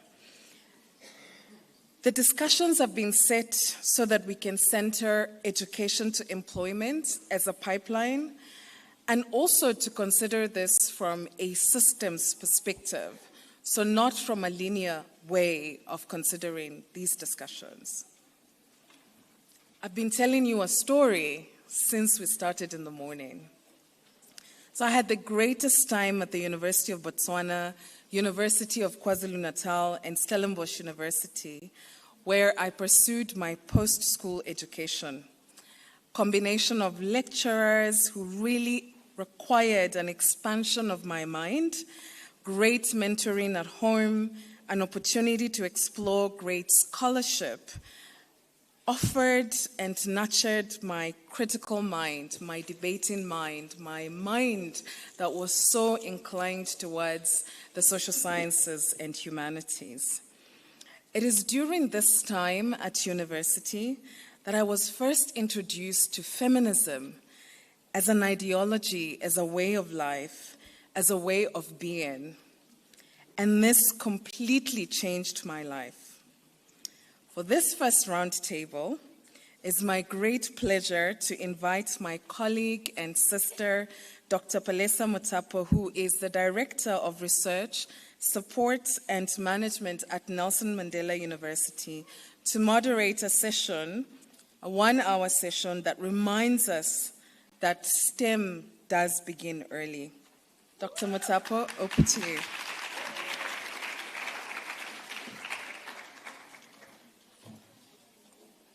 Good afternoon, everyone.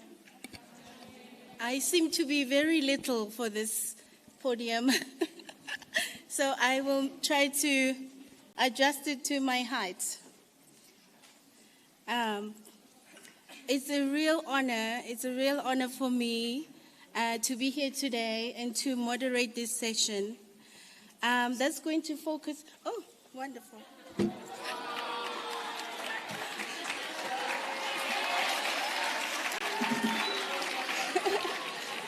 And now I am a mighty girl.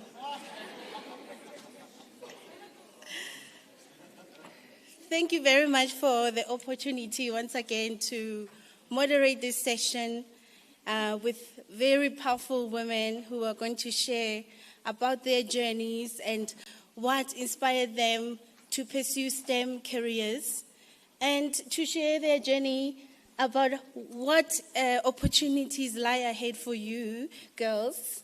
I'm very excited. I'm very bummed that I couldn't bring my daughter today.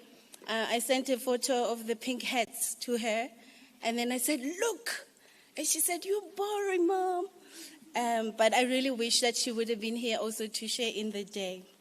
We only have 1 hour, so I'm going to try my very best to maximize this hour.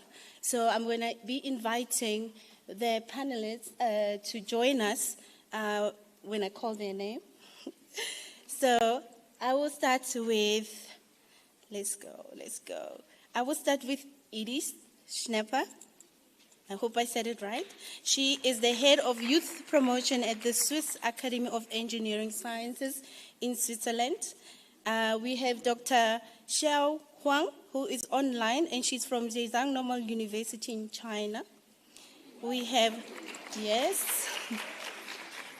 Dr. Vinita Kumari. She is a scientist with the Department of Science and Technology in India. And we have my fellow Mandela, Vuyise Gonzalo, and she's a PhD candidate at Nelson Mandela University. We have Dr. Sabrine Dira. I hope I said it right. She's the program lead with the We Star initiative in the International Center for Genetic Engineering and Biotechnology in Tunisia.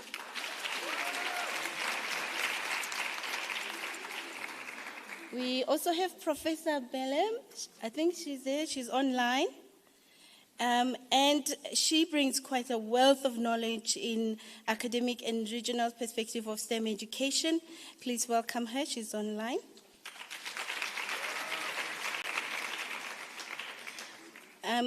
She is the Director of Research and an Officer of the National Order at Burkina Faso. Please welcome Ms. Michaela van Rooyen. She's a grade 10 learner from Hoërskool Generaal Herzog in Mpumalanga.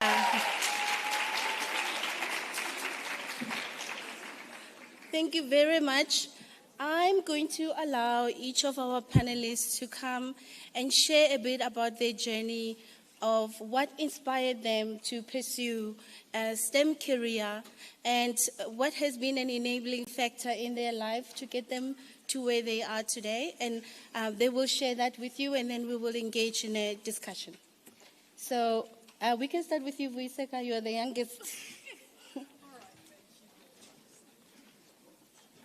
I think I'm tall enough. I'm not going to need this. All right, greetings. Thank you. All right, thank you very much for that warm welcome. My name is Vuyise Gonzalo. I am from the Eastern Cape. So I'm just going to shortly share my journey with you in terms of pursuing a career in STEM. So professionally, I'm a pharmacist and I work as a lecturer at the University of Nelson Mandela, and also I'm part of the Mawazo Fellowship, which is an African fellowship that supports African women that pursue their research in Africa.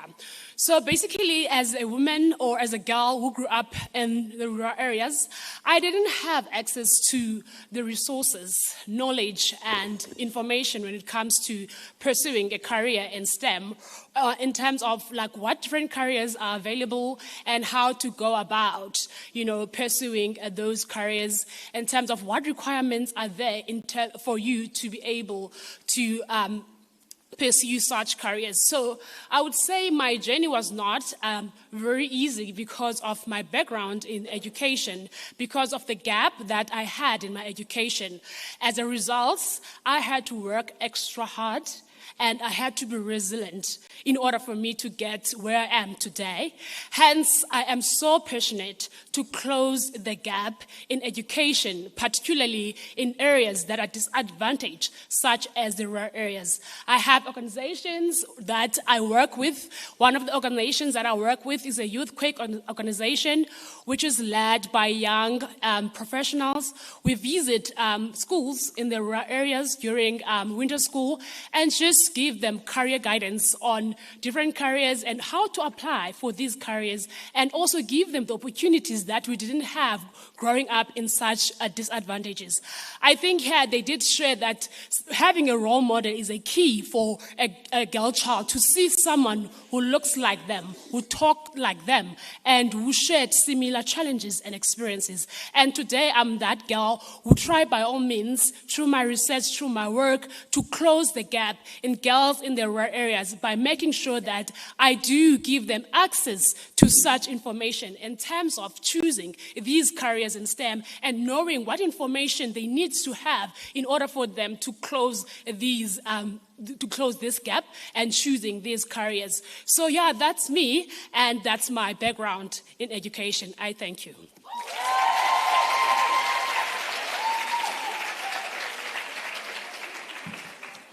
Thank you very much. I need to be very careful about my new heights. I just read something very interesting called social capital, and I Googled it while Viseka was talking. Social capital refers to the networks of relationships among people who live and work in a particular society, enabling that society to function effectively. But that definition, if we look at it from who are our role models, the spaces that we are living and working and experiencing, and the people that we are seeing shape the potential, they shape the opportunity that we get exposed to. And I think one of the most important things that you were highlighting, that you from a rural environment, I grew up in a township, I'm a first graduate, I'm sure you're also a first graduate in your family. You never see people who are scientists in your community. So it's not something you think about if you're trying to pursue a career. And I think we need to do a lot more work as women and women who have advanced in their careers in STEM to really showcase the potential and opportunity that exists. I would like to invite our next panelist who will present for us, and that is Dr. Vinita Kumari.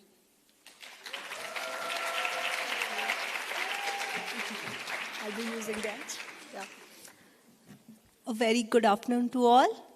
Are we sleepy? No? Okay. So I'm Dr. Vinita, and I'm a scientist, basically a science policy maker in Department of Science and Technology, Government of India. And my studies in science basically started with the interest in science when I was in 4th standard. Before that, I didn't know that I want science or something. In the 4th standard, my science teacher was there with me, and she enlightenment that there are some real-time problems associated with us, such as how the light travels in a straight line, and some other examples he gave. And then I thought of that yes, science can be the problem-solving skill. Science can be innovation, and different technological solutions we can give to the society, and then we can be in a better society with more problem-solving skills. That was my starting for the science. Then I did my graduation, post-graduation in engineering and technology, in electronics and communication. Then I did my PhD in microwave imaging and instrumentation. And I remember that when I was in PhD, I was the only girl student doing the instrumentation and technology at the time. And my professor, he was so inclusive with his behavior that he wanted that, yes, as a girl, you can do better and better in instrumentation. Because whenever we think of instrumentation, don't know why there is a stereotype that it is a boy's skill. No. It is an inclusive behavior of our parents and teachers and mentors and different role models that aspire or inspire us to be a part of the society with our dreams. And then I started my career with PhD. After that, I did my research association with the same lab. Then I taught students of engineering and technology and try to mentor them that how they can pursue science in their careers. And after that, here I am in front of you as a science policy maker in Government of India. So my motto in my life that I want to share with you is never stop learning. And you will be at par at every level. Thank you.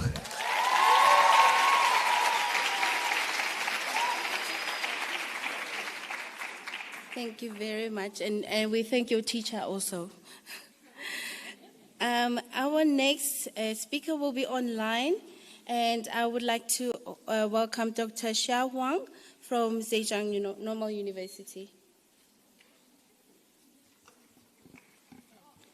Can you see the PowerPoint? It's loading. There we go. Is it okay? Please put it on presenter mode. Okay.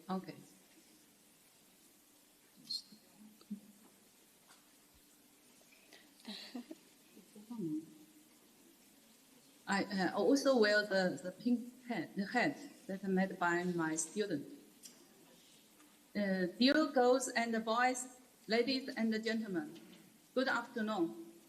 My name is Xia Huang, come from People's Republic of China. It is my honor to be here, share my views online. I think that I will let's start with a recent study published in Nature. We can see the topic, rapid emergence of a mass gender gap in first grade. The research found that a mass gender gap emerges quickly in first grade. Data from over 2.6 million French first and second grade students shows that boys and girls start with similar math scores. But after 4 months, boys begin to outperform with a 1 year emphasize size, and effect size about 0.2. The gap is common across different family and social background, suggesting it may relate to gender stereotypes and teaching practices in the education environment. Then, does this mean that girls are unable to achieve excellence in science, technology, engineering, and math, starting from primary school? Of course, the answer is no. This slide introduces the famous Chinese mathematician, her name is Hong Wang, and a leading international scholar. After studying at Peking University, France, and MIT, she now works on Fourier analysis and geometric measure theory, and won the 2022 New Frontiers Prize, and in 2025 proved the three-dimensional Kaya conjecture. Her achievements challenge the stereotype that women are less capable in math, showing that women can reach the highest levels in the field and serving as an inspiring role model, especially for Chinese girls here. Therefore, I will briefly share content in 3 parts. The first part focuses on the challenges faced by Chinese girls in K-12 STEM education. There are challenges at 4 aspects. The first point is the gender stereotypes. From the perspectives of society and family, STEM-related subjects, especially math, physics, and computer science, are often perceived in China as fields in which boys are naturally more capable. Girls, in contrast, are more likely to be encouraged to pursue the humanities or careers considered stable and less demanding. Teachers often hold higher expectations for boys in STEM, which unintentionally undermines girls' confidence. Such social biases regarding girls' participation in STEM are also cited in China's STEM education white paper published in 2017. Math, science, and technology have traditionally been regarded as fields dominated by men, and such social biases significantly influence the academic and career choices of young women. Encouraging more female youth to engage in the study, research, and the practice of STEM disciplines will help address the talent shortage in this area.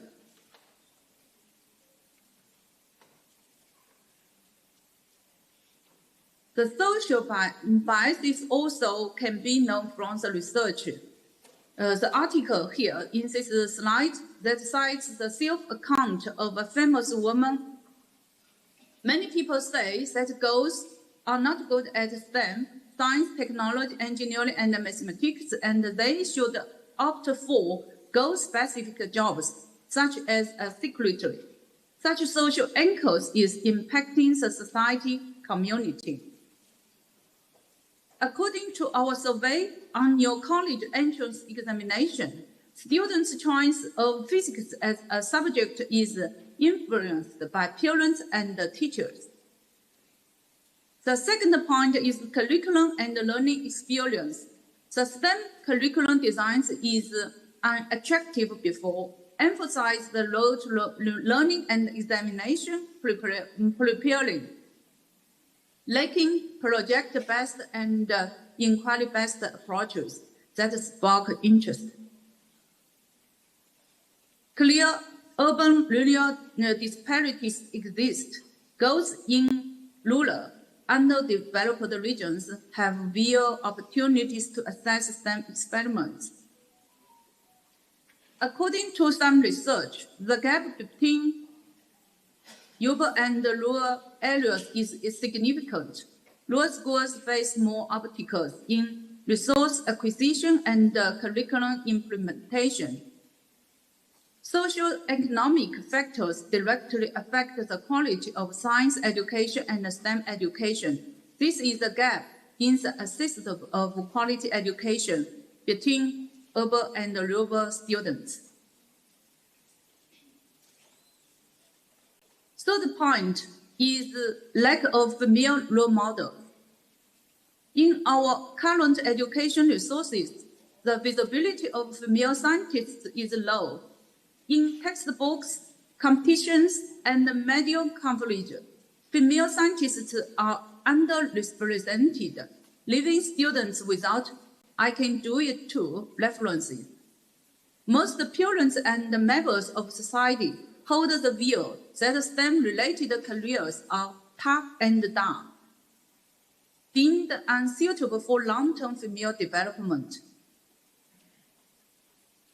Now we have science textbooks on the basis of curriculum standards. Now let's take science textbooks as an example.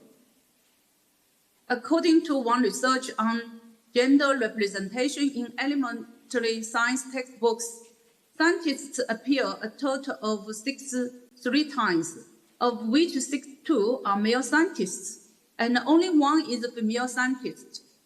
I think everybody here knows that Madam Curie.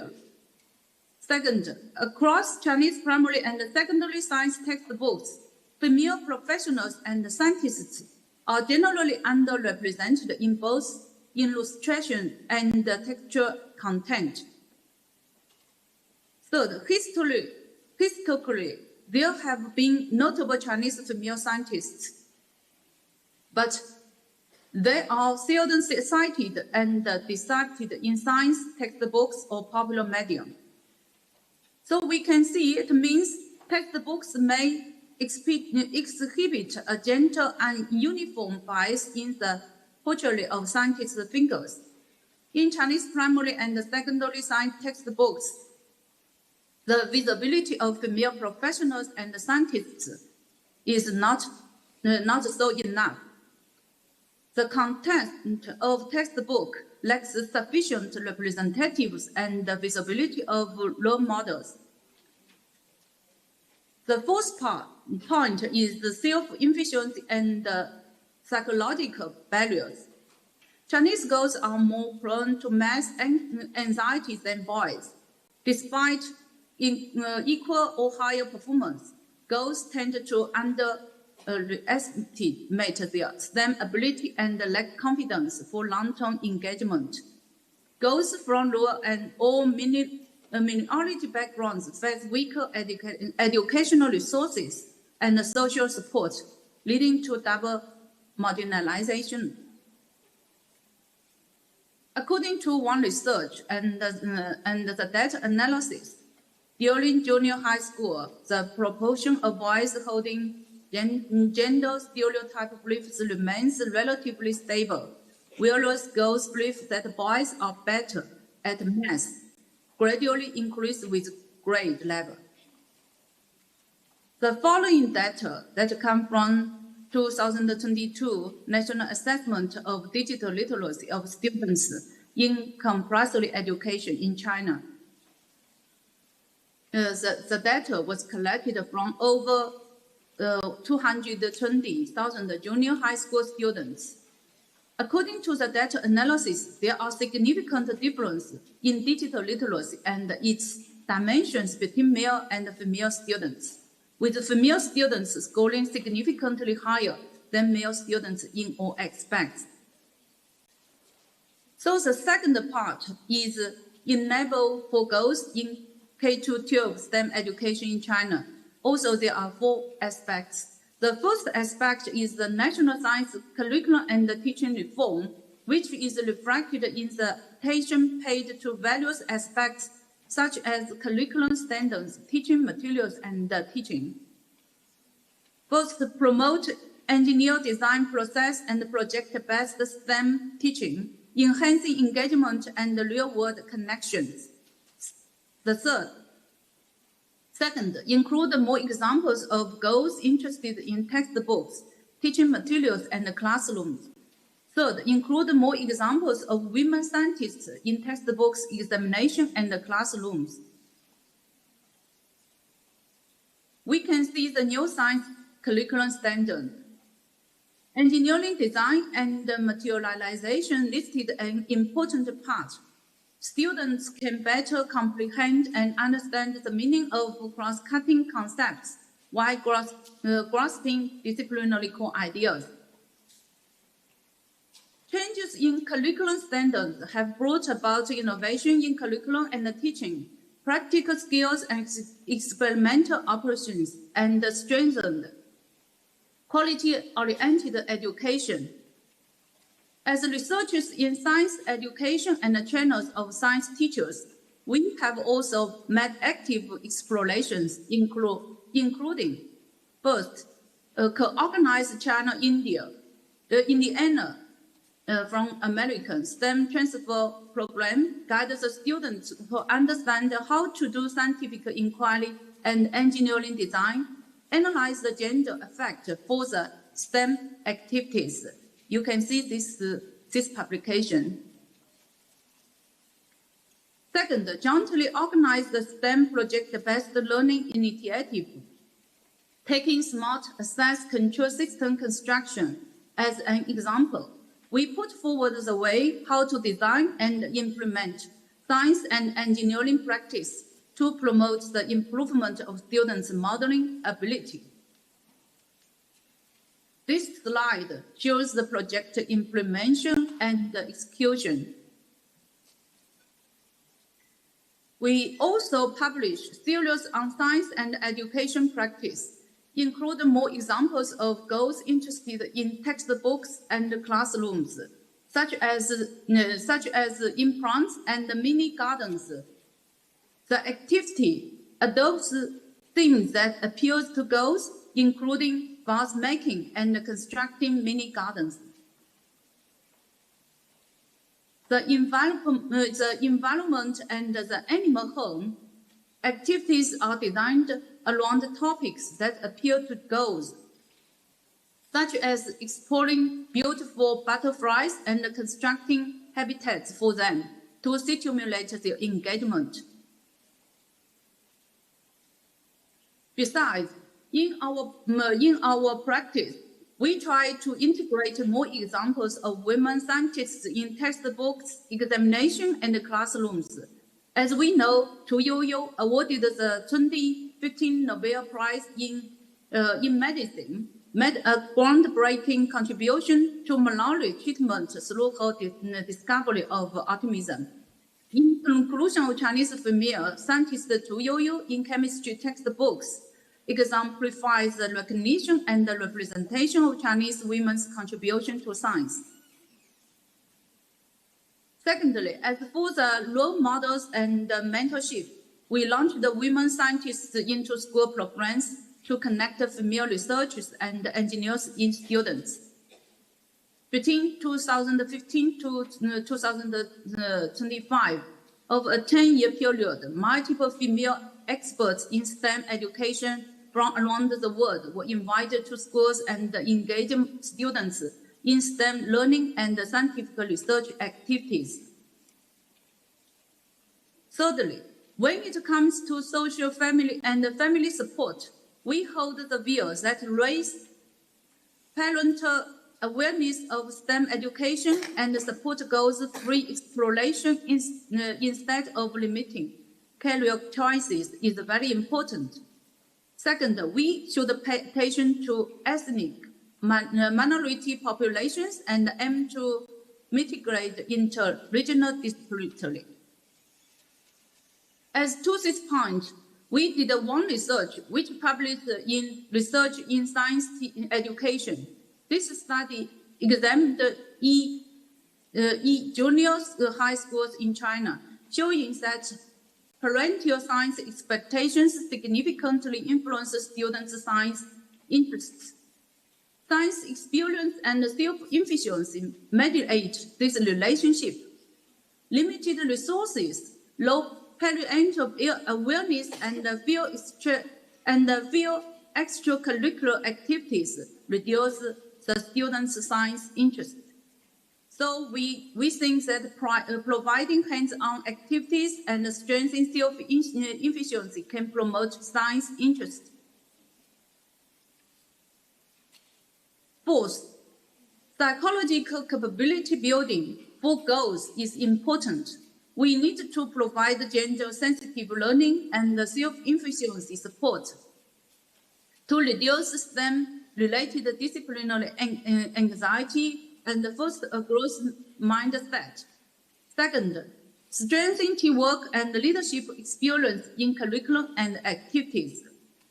According to one of our research, encourage and actively involve girls in collaborative STEM projects can enhance their sense of self-efficiency throughout the activities. exploring the science identity of junior high school students and strategies for its improvement. After the STEM curriculum intervention, there was no significant difference in science identity cognition between boys and girls. The third part is the practice of STEM education and AFRIC. It is precisely based on the above understanding that we have further promoted China-AFRIC cooperation through the practice of STEM education in our practical work, such as China-AFRIC Youth Science Exploration and Practical Carnival. And the One Belt, One Road Science Educator and Youth Literacy Enhancement in Active Initiative. Last year, we went to South Africa and Zimbabwe. Finally, thank you and welcome to China. This slide shows you that where our is. You can see China, Beijing, Shanghai in the map, and Zhejiang Normal University near Shanghai. And you can take the high-speed rail, only 1.5 hours. And there is a big international market in EU. It is so near of our campus. So thank you. Thank you, Professor. I also noticed that you were wearing a pink hat. It keeps disappearing on the Zoom, but we see it. Thank you for joining in the spirit. I think your talk was really important in highlighting some of the barriers and opportunities to change and transform space for women and girls in STEM. I was really touched a bit about the social aspect, where parental influence or family influence on young girls' interest or pursuit of STEM careers. And I just want to tell you a short story. So I trained in zoology at Stellenbosch University. I got a scholarship and I went to Stellenbosch University for my undergrad. And I remember very well after my graduation, and my mother was like, "Hey, so what's happening?" And I said, "Well, I'm going back." And she's like, "What? You need to get a job." I said, "No, I'm going back. I want to be a professor." And she said, "What is that?" I said, "But I studied to do science, and that's not enough to become a professor. And so I want to go and become a professor." And then, she called a family meeting. It was a whole situation. And then she never came to any of the graduations that I had. No, it's because, she doesn't know. And she didn't understand. And she would call these meetings so that, my uncles would convince me to go get a job, maybe go find a cashier or something, go help this one with the sewing, because obviously you're struggling. And of course, I went and studied ants, like which black people do that. So I went and studied ants, and then they can't explain to anyone why I'm studying ants, and am I even going to get a job? Why am I doing this? And so sometimes you, especially you girls, you have to stay the course for yourself, and you actually have to identify where you want to be and work towards that. And there will be barriers, and sometimes it's your mother who's the barrier. But it's very important that we do a good job in also educating others about what the space looks like. And I feel there are many women in this room who have opened doors in STEM fields, that are professors, that are professionals in STEM. And so we need to be permanent and visible, and educating others about the opportunity that exists. Sometimes it's a long journey, but it's a very rewarding one, right? Do you agree with me? Yes. I would like to invite our next speaker is Professor Mamunata Belem, and she was also going to present online. Thank you. Good afternoon, everybody. All protocol respected and observed. Welcome, all the girls in presence. You are very beautiful with your pink mining helmet.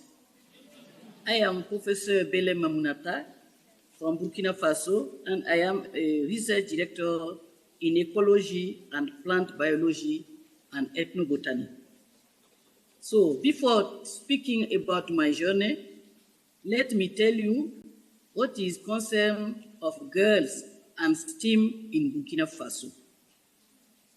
African countries have inherited a colonial education with a certain vocation, which has gradually evolved to orient itself in a vision integrating the real aspiration of the peoples. Policies for the development of STEM, research and education exist and are implemented. Women's participation in STEM is improving even though gender disparities persist. Gender disparities persist. Burkina Faso is a low-income Sahelian country with limited natural resources. Its economy is largely based on agriculture, which employs 80% of the workforce, although gold exports have increased. Despite the progress made, Burkina Faso faces a number of development challenges, particularly in the areas of health and education. Although 52% of Burkina Faso's population is women, Mr. Moreno told it, boys receive preference in schooling instead of girls. In 2006, only about 10% of the secondary school pupils were girls. At the University of Ouagadougou, the biggest one in the country, from 2000 to 2005, 1/4 of the students were women, but just 5% of students in the science were women. This rate is dramatically lower in physics, both for the students, less than 1%, and for the teacher, only 2 women in the big university involved in physics learning. The parity index of the transition rate during the period is 0.83. That is to say, out of 100 boys, there are 83 girls. From 2007 to 2016, 45% of girls are in the services field against 20% in the field of technology and applied science. Do you see the difference? This condition can be explained by religious and cultural consideration, financial and economic reasons, social pressure. Mathematics, physics, and technology are dedicated to men. And future prospects for scientists in Burkina Faso. Girls in science in Burkina Faso. Girls in science in Burkina Faso face different barriers like socioeconomic challenges, cultural biases, and insufficient early exposure to STEM. But initiatives have been taken to increase their participation, such as scholarship, science high school with dormitories, mentorship program, and the support of the National Fund for Innovation and Research, ORID. Role models like West Africa's first female astrophysician Marie and organizations like the Science Granting Council Initiative are also crucial in empowering more girls to pursue and succeed in scientific faith. And this has been presented during some conferences organized by the high school ministry. After that, what is my own journey? What is my own journey toward engaging girls from playground to lecture hall? In primary school, I only had nurses, midwife, and teacher as female employees model in my city. I dreamed of being a nurse. Sometimes when we are playing, I try to imitate the teacher, a primary school teacher or a nurse, and so on. In my city, there was a midwife loved by all, who was called Madam by all the mothers of my city. For these mothers were rural, they didn't go to school. They don't understand why they call some madam and why some not. They don't call some others madam. For this mother, you have to be an employee and a salaried worker to be called madam. My mother encouraged me to work at school to be like this madam, called by every mother in our city. She was a model woman, and all the mothers wanted their daughters to be like her. In my secondary school, I was succeeding in mathematics and physical science. There were my teachers, young French volunteers who fascinate me, and I like the subject of mathematics and physics. I can say that the environment was favorable to my interest for STEM.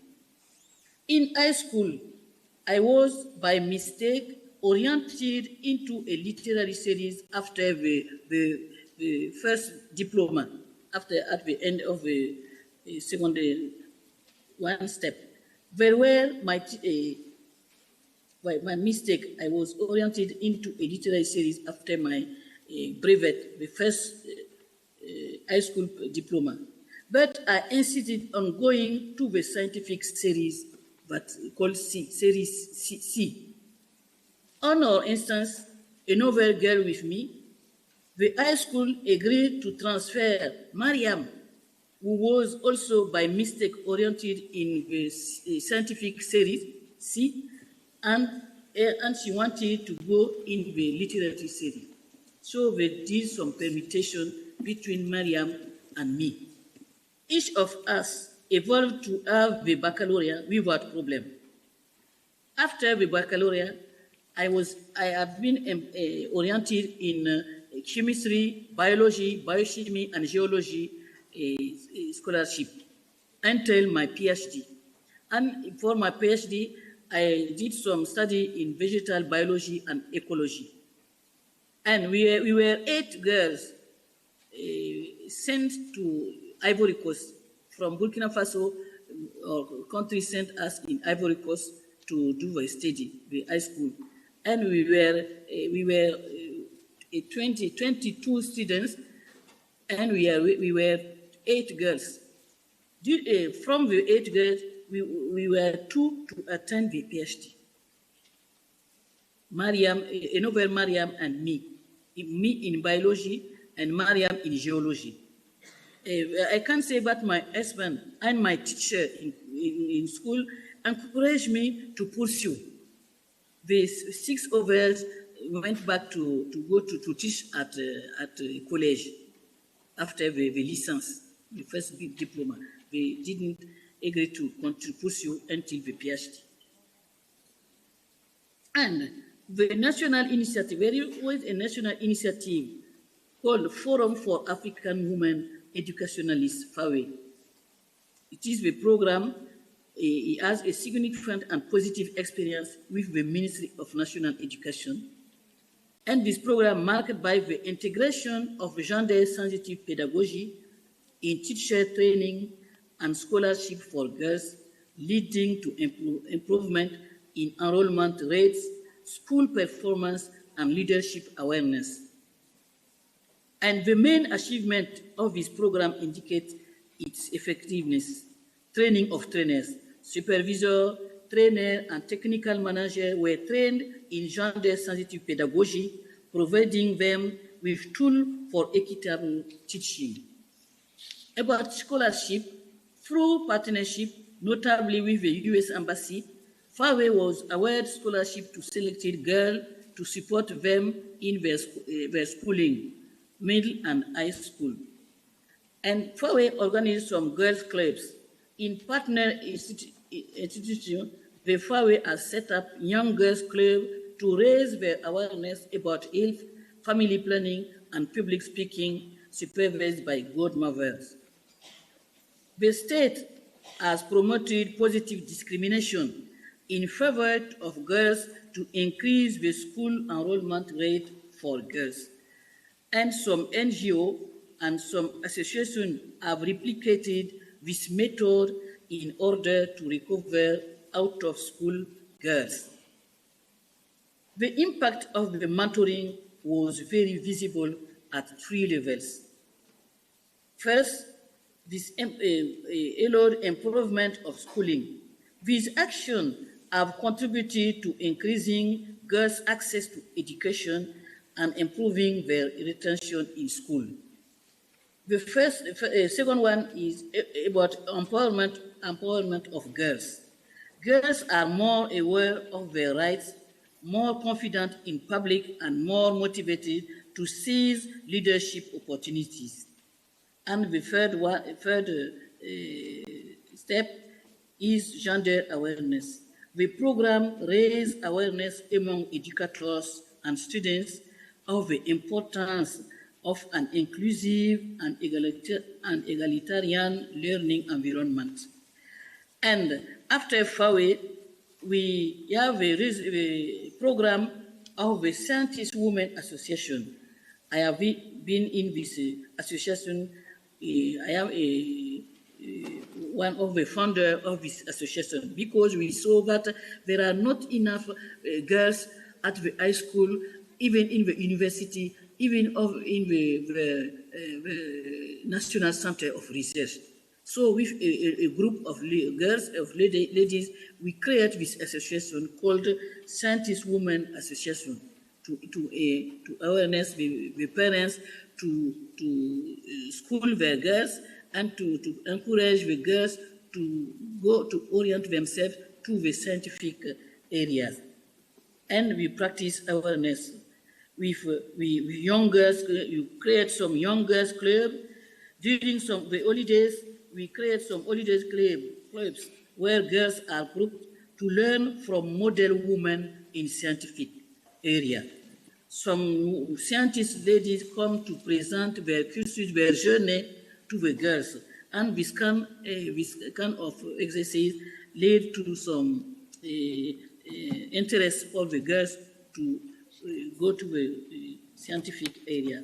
And we led them to visit labs coordinated by women. We bring the girls to visit a lab coordinated by women, and these women explain to girls how they do to attend this stage in the courses. And each model scientist present her own journey to girls. During the conferences we organize by the association. Professor? And many times we recommended. Prof. Yes. Yes. We are very tight on time, and we still have our 2 learners that we would like them to speak. If you could please. I just finished with. All right. Thank you. In some time, we recommend some girls to access to some scientific school, high school, when their marks are not sufficient to be accepted. So we do some plaidoyer, and the school accept them. And all the case, we recommend the success to in their scholarship. So it is very interesting to our association. So what is what I wanted to share with you. Thank you for your attention. Thank you.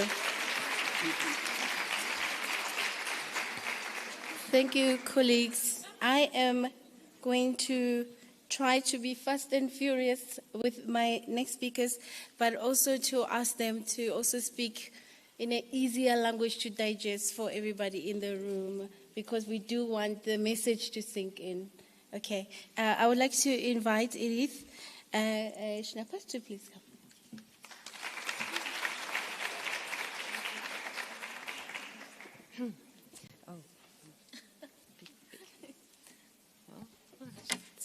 Hi, everybody. Hello. How are you?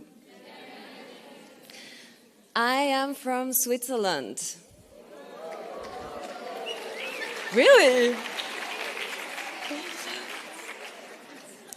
Do you know, like, we are also a multicultural, multilingual nation. Do you know what language we speak in Switzerland? What are? French? German? No, Dutch, German, yeah? German, French, right? Any other idea? We also speak Italian. And we also speak Romansh for a small minority. Right, so we have 4 official languages. I'm really happy, humble, grateful to be here today and to share with my great colleagues. I will try not to be redundant, right? I was asked to share with you some of the best practices we do, or what we learned from the mentoring program we're doing. That's called Swiss Tech Ladies. Despite being ranked very high in several ranking, in innovation, in competitivity, Switzerland still has some problems in representation of women in STEM, right? We have between 10 to 15% of girls and women being represented in the technical fields in IT, which is very low. So to address that, we at the Swiss Academy of Engineering Sciences, we developed a mentoring program, one of its kind because it's trilingual. We do it in Italian, in French, and in German. And this mentoring program has 3 different pillars. We try to match mentee girls like you with a role model, a mentor, a female that's working in STEM. We also try to propose several activities, workshops, go to see firms, industry, so that the girls can have an idea what it is about to work in artificial intelligence or robotics.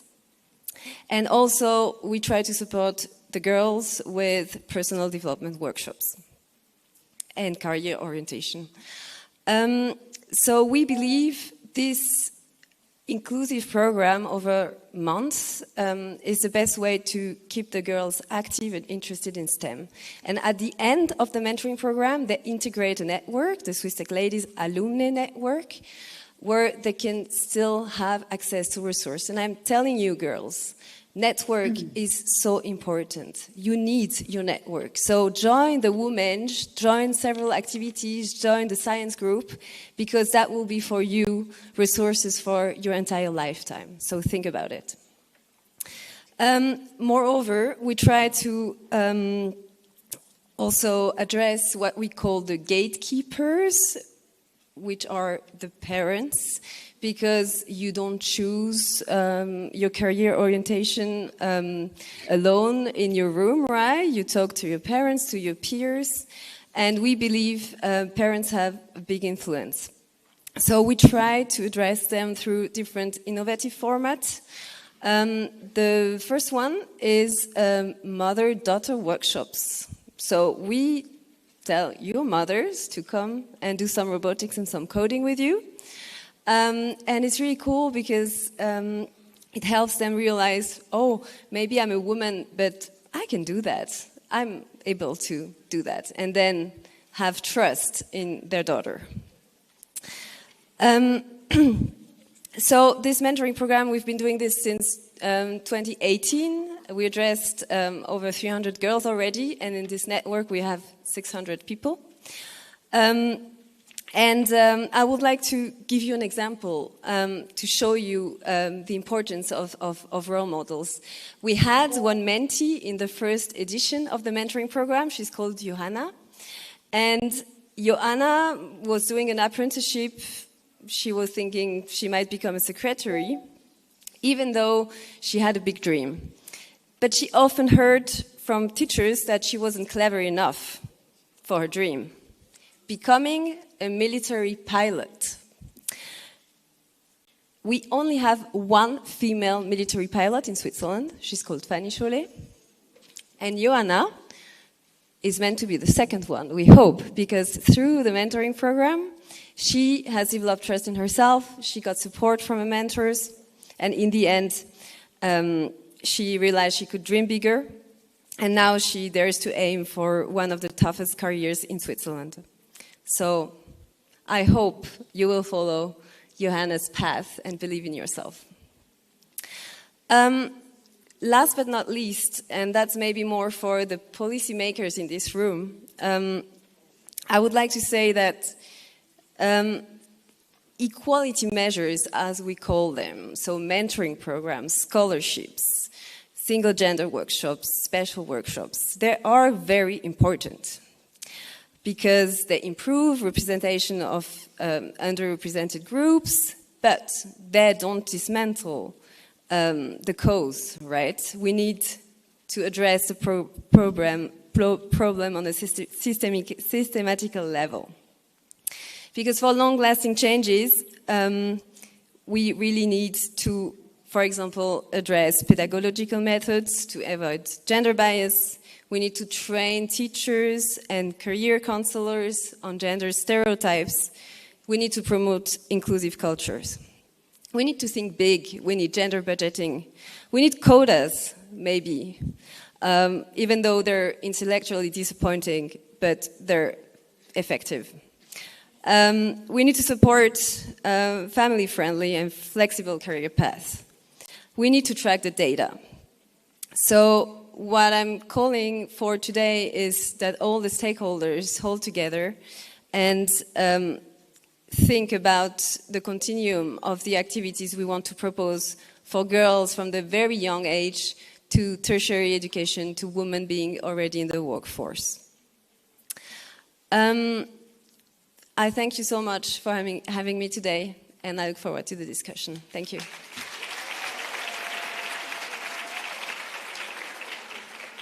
Thank you very much, Edith. We had missed one learner, the English, Kwenadi Palani. Please come and join the panelists.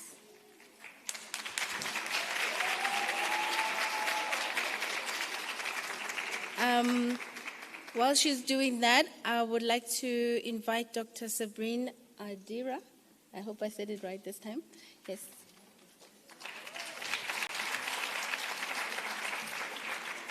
Hello, everybody. I think we went to this point where we are all tired.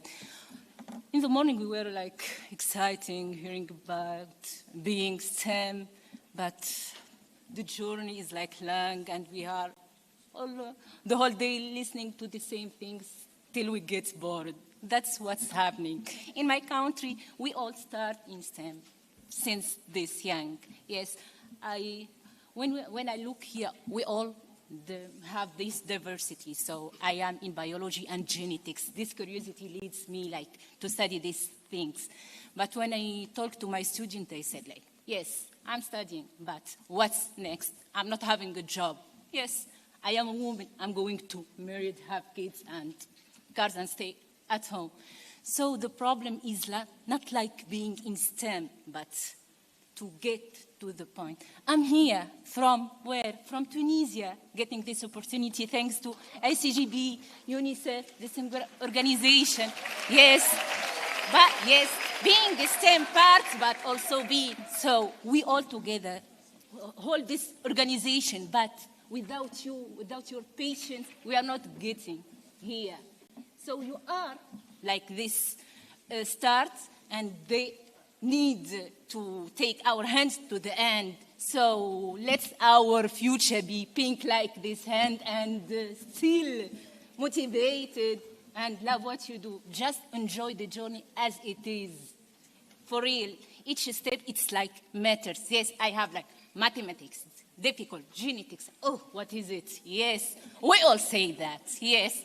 But with those, I'm here from Tunisia. My mom called me, I'm proud of you. You make me proud. Yes, you don't me like to be proud of your family? Yes, I think you don't really in this life today. I think you all want to be this here, this role model. I didn't know it, but with this student, with this, yes, role models.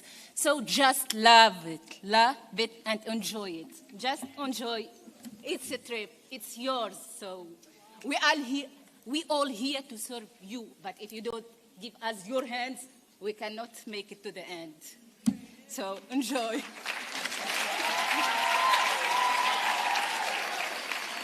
Thank you, Sabrine. She said, enjoy it, it's yours. Raise your hand and get helped to get there, right? Awesome. Yeah. Yes. All right. Thank you, Sabrine. Okay, I'm going to invite our two special guests, starting with Michaela van Rooyen, and she will share a little bit with us. Yeah?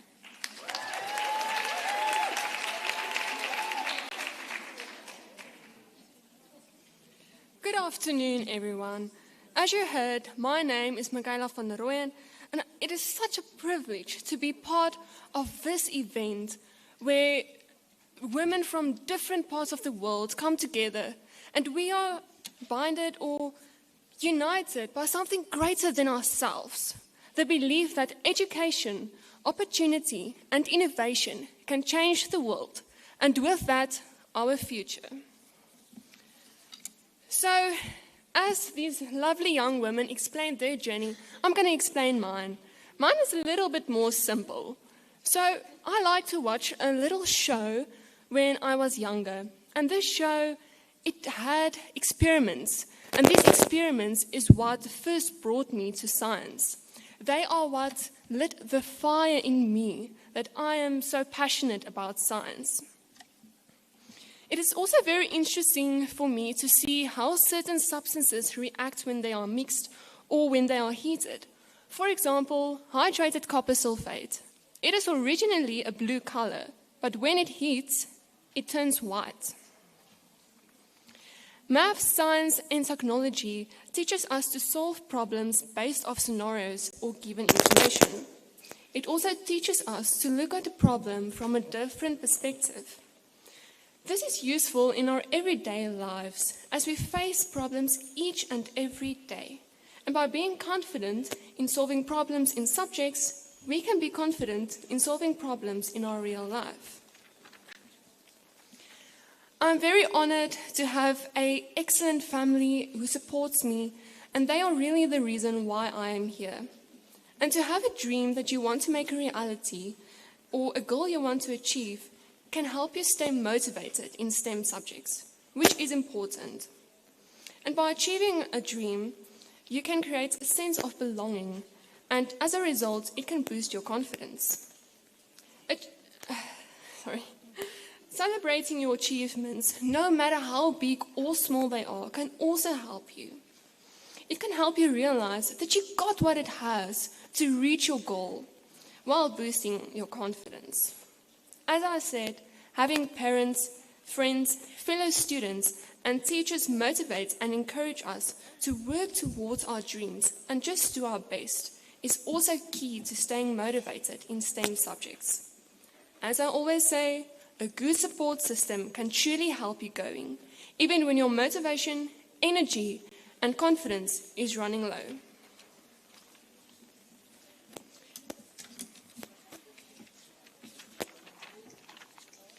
Lastly, I want each and every girl to turn towards the person next to you, behind you, or in front of you, and say, "Your voice matters."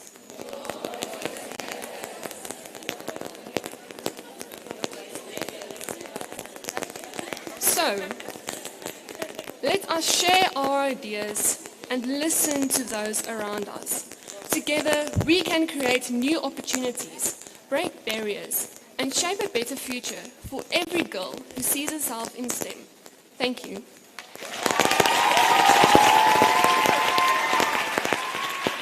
Thank you, Michaela. And from all of us fellow young ladies, very young ladies,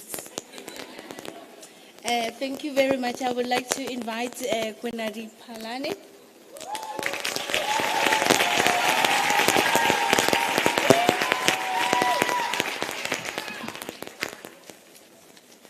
Good day, everyone. My name is Kwenadi Palane, and I'm from Refa Park Secondary School. So I have compiled answers for 3 questions that I was asked in the course, which I compiled research for during the course of the week. By the way, you're looking lovely in your pink hard hats. So number 1, a certain experience that ignited my passion for mathematics and science. Well, in grade 4, I had fallen in love with numbers and patterns. Anything associated with numbers excited me. The complex equations, the feeling of knowing how to solve anything and actually getting it right. This fulfillment came through practice and understanding. I had always brought home a principal special award, and with every report, every single year. The happiness it would light in my mom's eyes gave me the motivation to keep going and try harder. It had become my statement. It made me feel happy, enough, and most of all, fulfilled. The different ways in which people come together for maths and science can be seen as a social attribute to my interest. For example, classmates coming together forming study groups to teach each other and learn from each other is a phenomenal experience. Along with the competitions held to challenge students, such as the Mathematics Olympics and Science Fairs. It has been scientifically proven that these specific subjects enhance your critical thinking capabilities and increase your confidence, which enables you for your future workforce. I love being prepared. Number 2, reasons why I think learners may sometimes choose math literacy over mathematics. With these feelings that I've shared in my previous statement of being enough, happy, and somewhat fulfilled, lay something else below the surface. The fact that my grades had somewhat defined me. This led to my slipping grades in grade 9. My adolescent mind kept trying to give me closure through distractions, through staying away from things that equally fed off of me as well as drained me. This became my coping mechanism, procrastination. I guess we all know it. I wanted to have fun. I wanted to experience what teenagehood was explained to be like.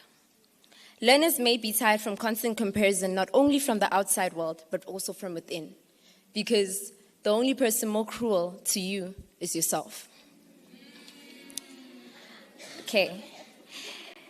I think they need positive role models who they can look up to, like Ms. Wiseka Ntsalo, who has become my new inspiration. And another inspiration for me was upcoming Dr. Andiswa Bia. Even though she wasn't studying what I was interested in, she just kept me going, kept me looking at the brighter side. She has truly been one of my biggest inspirations. I didn't initially know what I wanted to study in tertiary. There were so many comments, too much advice. It had become overwhelming. Well, one day, when I was in grade 9, when we had career consultations, I had found something that accommodated my passions and my needs. Many learners do not receive the chance to experience this. I had found computer sciences. It accommodated my love for numbers and complex equations and equipped me with the necessary skills required to progress in a forever changing, overwhelming world.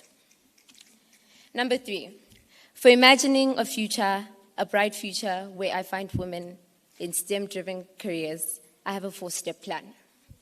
Number 1, encourage learners through programs and opportunities. This encouragement can come in forms of role models, programs such as this G20 program, extracurriculars that don't just mysteriously shut down after 2 weeks of being in progress, and also opportunities such as 1-week learning experiences with passionate people that actually spark interest. Make learning a fun experience. Encourage study groups. Number 2, it all starts with one thought, one likeness, and one similar goal. When more than one person has the same thought that leads to an idea, which can be executed through a plan, this encourages young minds to think more than they consume, to be as creative as they can be, and not lock themselves in. It all starts with one interest, when taken seriously enough that it grows into something phenomenal. One interest, don't dim the little lights they carry in hope in protest of them being unrealistic. Your one thought has many others similar to it that break dreams and force kids into things they don't see themselves achieving which leads to a higher failure rate. Number 3, take care of their mental health. As young people, since early ages, we have been taught that burdens do not apply to us, that stress is just another excuse, another day of saying, I do not want to work. We were taught that it does not belong to us, as we sluggishly carry it every day on our backs with no one to take it to. This is the number 1 leading cause to depression. Depression slows down the rate of continuancy and consistency, and it indefinitely slows down the rate of progress. Well, studies have shown that 41.4% of high schoolers suffer from depression. This is 41.4% more stagnation, uncertainty, and moreover, suffocation. Speaking positivity is a great way to combat negative thinking. Well, this brings me to my last point. Number 4. Have people to advise them, talk to them, and help them understand. Because the world outside is forever changing. It feels overwhelming, tiring, and directionless. Spark an interest or give advice to their forever running tired minds. Give them a reason to yearn for more and support their needs. Thank you so much.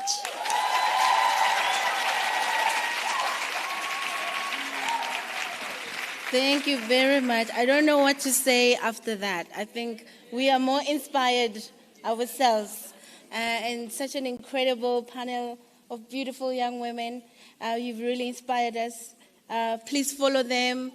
Deputy Minister, Honorable, please, we need to put these programs in place. I think we need to do something in the media. We need to have programs that showcase women, the women in STEM programs, things that are there and sustainable and can be inspire and encourage. Thank you very much, everyone.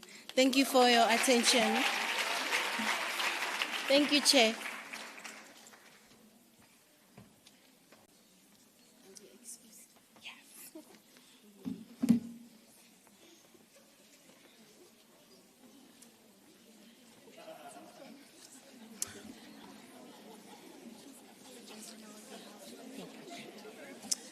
So sometimes what happens is that we go to these kinds of meetings and all the conversations are really exciting and we don't really have an opportunity to ask questions. So what I want to ask us is to consider today as a day of inspiration. If you don't get to ask your question, take it all in, what you are hearing, and there will be opportunities for you to process it with others. Thank you very much, Dr. Motapo and the panelists, for a really illuminating engagement. We've learned that family support is critical to stay the full course of a STEM career, that you have to stay the course for yourself in the end. Bravery is very important. Who wants to dance? Okay. We are going to dance, so I'm going to ask Dr. Beatrice to come back so that we can dance and get a little bit more energy. Dr. Beatrice.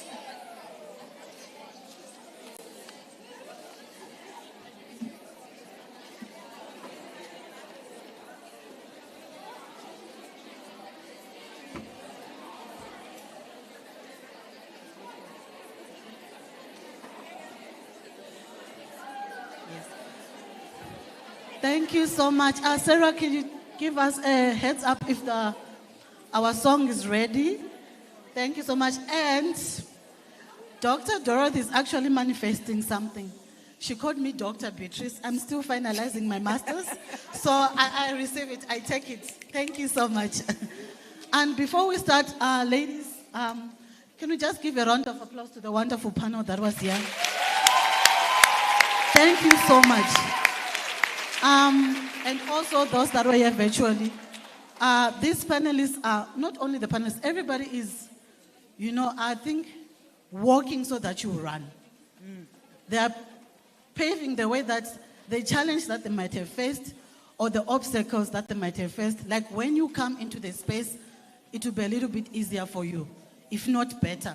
So we are grateful for that. I'm just waiting for the signal from our sound team upstairs in the room so that we can just quickly shake it off. We had wonderful lunch. Thank you. Can we all get up? Make space for yourself. Funky. Make space. Going to the aisle. Let's go. Oh, shake it, guys. Clap, clap, clap, clap your hands. Clap, clap, clap, clap your hands. Basic steps, eh? One hop this time. Stomp. Stomp. Cha-cha, cha-cha, cha-cha. To the left. Take it back now, y'all.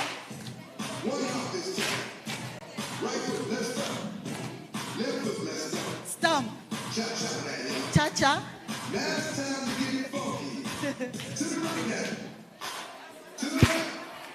Take it back now, y'all. Hop. Hop. Stop. Slide to the right.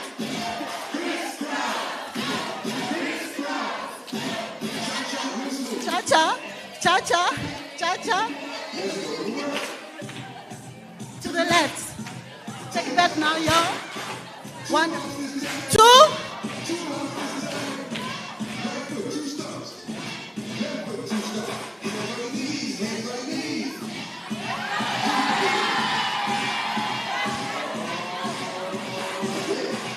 Let's go.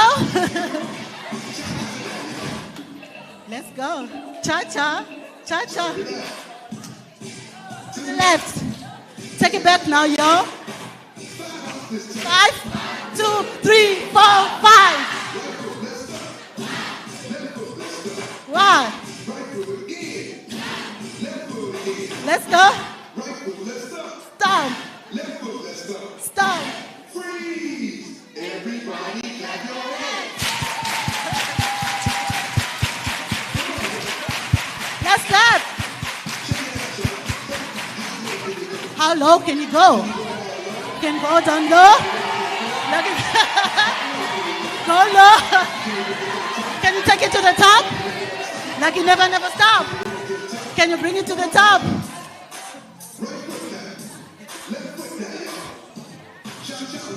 Cha-cha, cha-cha, cha-cha, cha-cha. To the left. Take it back now, y'all.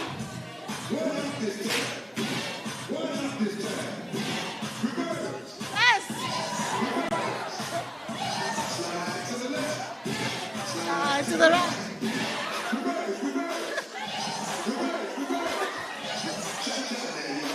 Cha-cha, cha-cha. Let's go. To the left. Take it back now, y'all. 1, 2. 1, 2. Stomp. Stomp. Charlie Brown.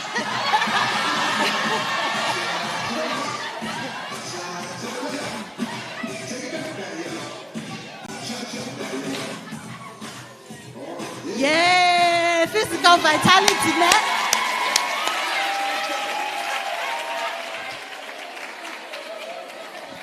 Right. Have we got some more energy now? That is fantastic. Can I ask us to settle back in our seats with all that energy? We are going to shift gears again, and we are now going to explore STEM education and leadership. After university, I started a flourishing career in science diplomacy. But at the age of 33, the childhood trauma that had been caused by continued sexual violence that I experienced from the age of 3 to 12 came back, demanding that my body and mind and soul deal with it. Armed with a clinical diagnosis of severe depression, it was a set of tools that gave my life back to myself and that have really punctuated and held me as a science leader. Intense therapy helped me to choose my life again and finally deal with that incredibly traumatic experience. Mentorship, coaching, sponsorship have been the glue that hold my career together, ensuring that I can continue to chase fairness and justice as the golden threads of my life and my career. It is not enough to just finish school. It is really important for us to also thrive in our careers as girls and women. It now gives me really great pleasure to introduce Dr. Nicole van Riede, Chief Researcher at the Center for Science, Technology and Innovation Indicators at the HSRC South Africa, who will moderate a 1-hour session that explores that phase beyond the degree into leadership. Dr. van Riede, the floor is yours.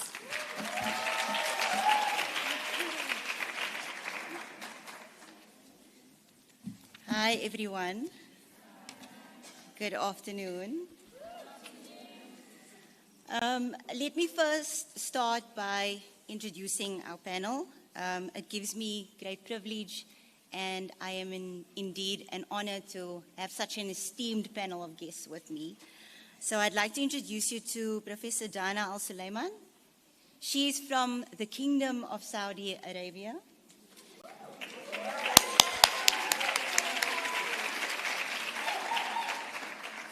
Ms. Tandukazi Teti, one of our own from the National Council of Innovation.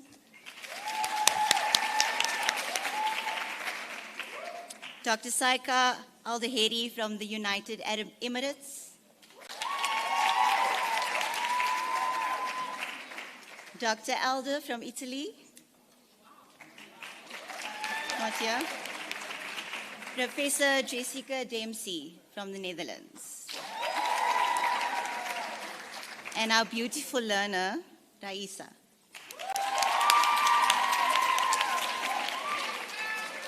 There's another learner that I'm missing, and her name is Maggie. Please come to the floor.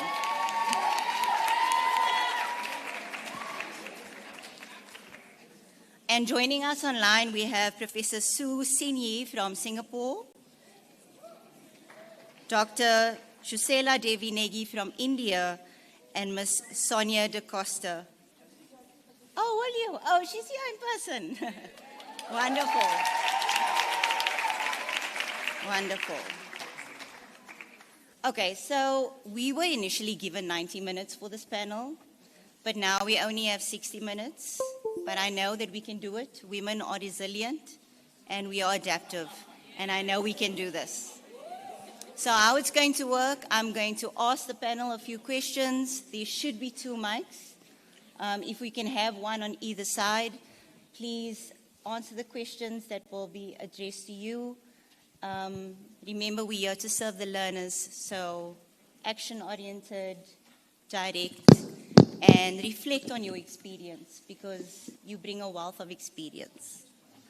Okay, so let's begin. So this morning we heard the numbers, right? We heard that 50% of the world's population are women, but only a third are actually successfully graduating in STEM. Now, the focus of this panel session today is on the transition beyond the degree and into leadership, because it is not important to only attain your degree. Support is needed throughout the pipeline to help us, you and I, and all these beautiful learners transition into leadership, where women have the voice and are in positions to be able to change the narrative, to change policy, and to inform innovation. So today we are looking at the transition from women, from education, into leadership. And our discussion today moves beyond identifying challenges, but to inform action-oriented priorities that help us take action and help make a change. So the panel today, we have a wealth of experience. The experience comes from frontier science, education policy, institutional transformation, and my role here this afternoon is to weave this conversation together and really come through with key points that pertain to you, our learners, but also to our leaders here who can help shift and drive the change. So I'm hoping that I will accomplish that task of weaving the conversation together, engaging you as the audience and guiding the conversation. Okay, so let's begin. So as you know, or as you have heard throughout the day, some of the biggest challenges that women face start in the transition from education into early careers. And this is where I'd like to ask Professor Dana, who has a lot of experience and a wealth of experience in the education to employment transition. And I would like to direct this question to you, Professor Dana.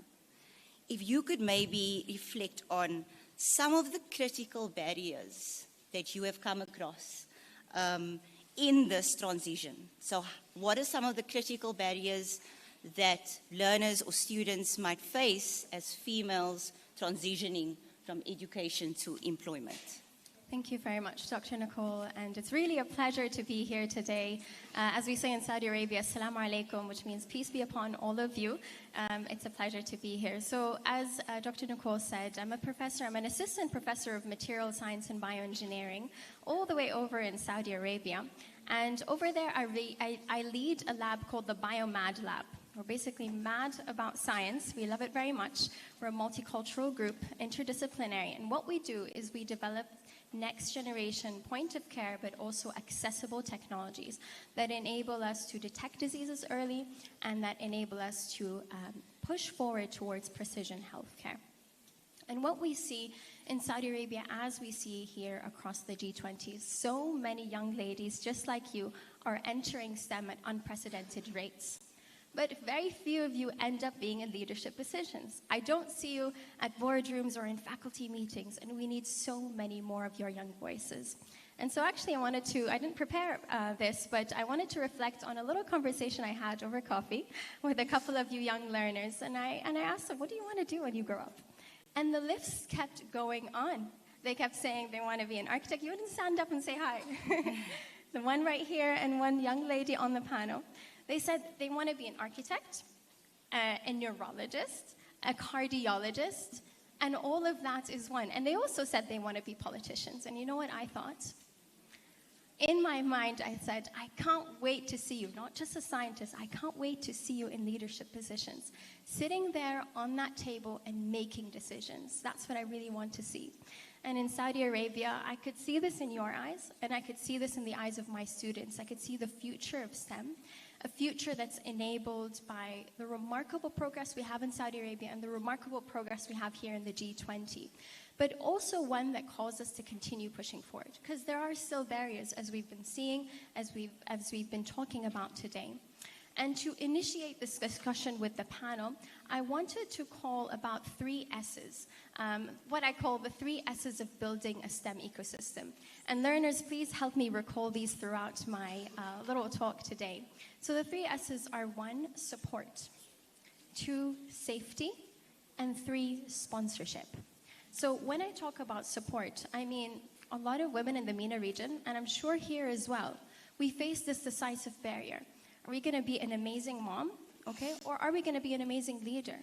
We want to do both. I want to be both, right? I want to be a mother one day, and I also want to be a leader. But how do we have policies that enable us to do both?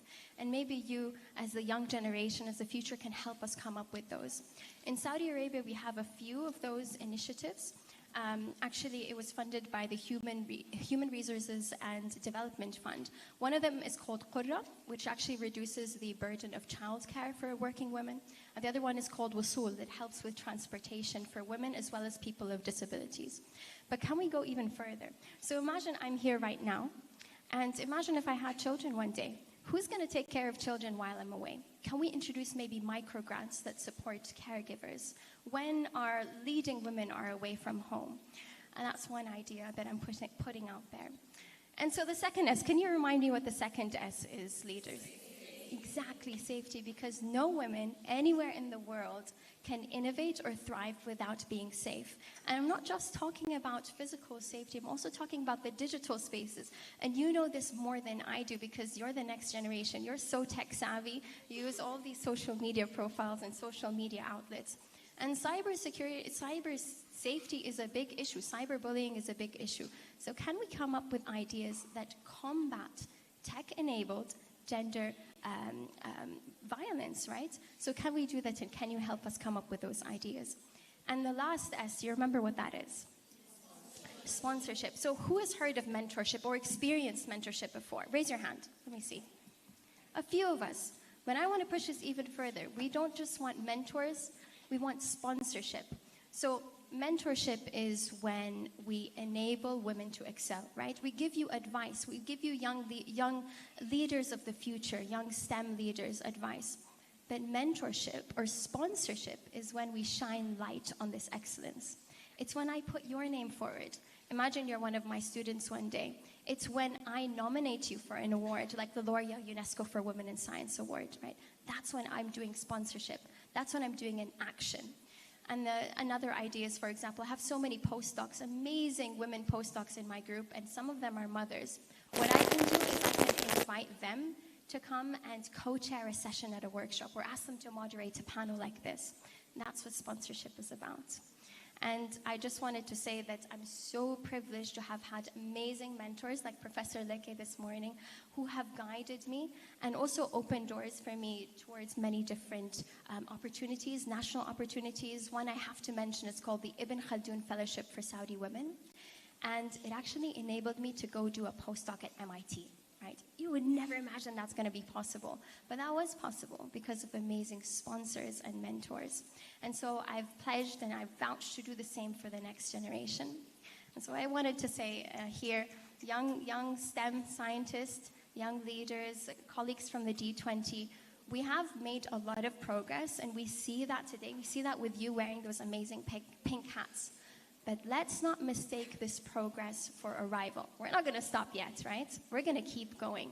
And so I'm just going to leave you with these 3 S's. Tell me, let's talk about them together. So S number 1 is support.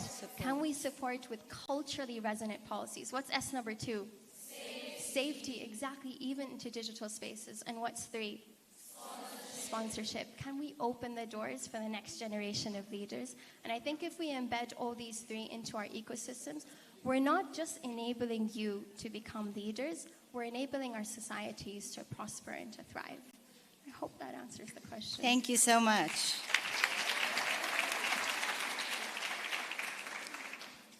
So thank you so much, Dana, for sharing your experience, and particularly from Saudi, and really framing it in a way that is easy to understand. And the 3 S's, I'm sure all these learners will take that with them.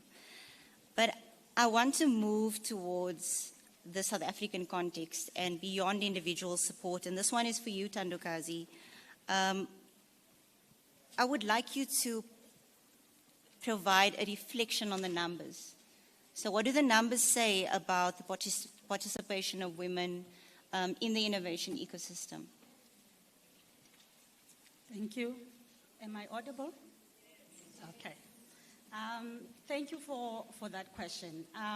From where I'm sitting, and to make it so that it can resonate with our teens here, is to see it from these 3 perspectives. The first message is that feel free. You stand on the shoulders of giants. We are keep making it difference, and we need you to continue making that difference.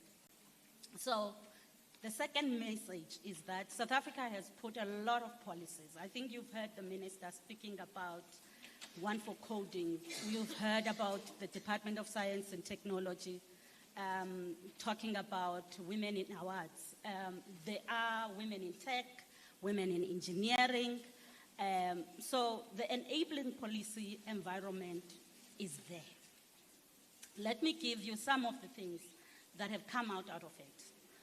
From our education perspective, the more girls that are passing from school level, more girls are getting bachelor or access to entry in numbers than boys.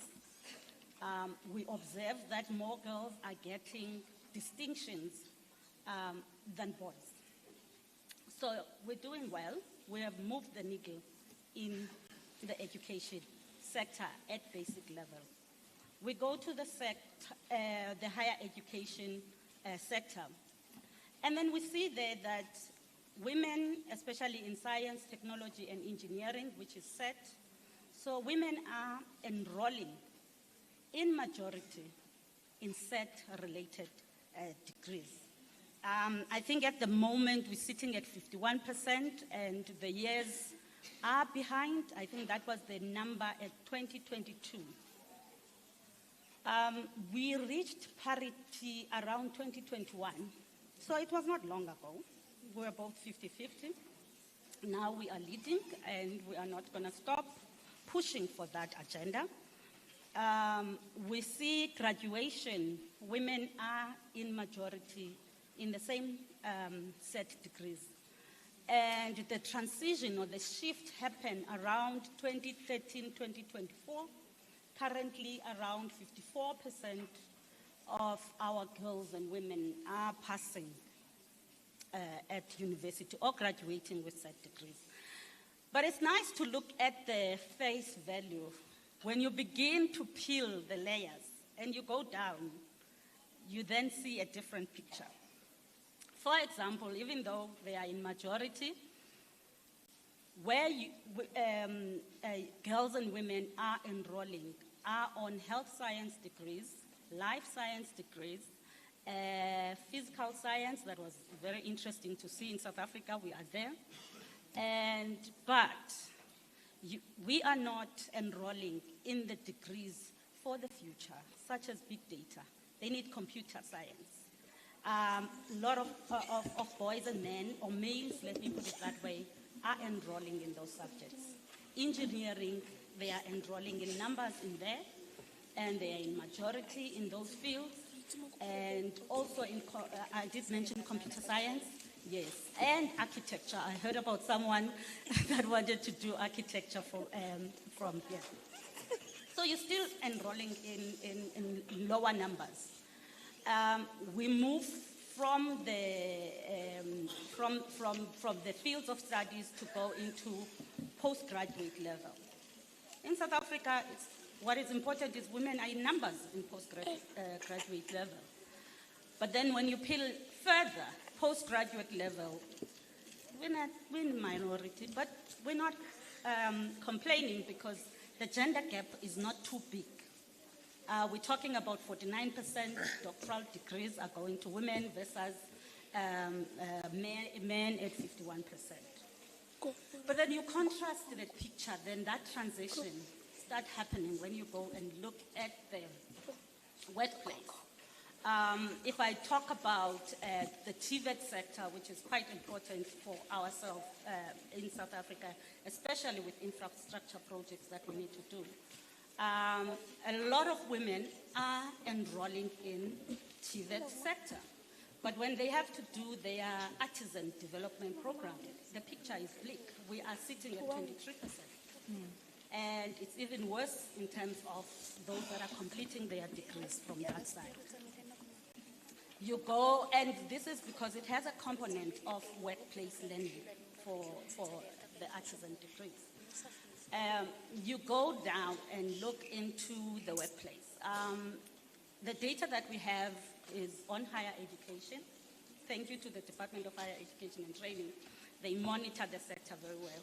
We see women are in majority there. But if you look at their distribution in terms of where they are in terms of the higher education sector, you find them in administrative position versus academic and instruction. positions. If you look at the instruction positions, men are in majority, but the gap is closing. We are sitting at 59%. So it's not too bad.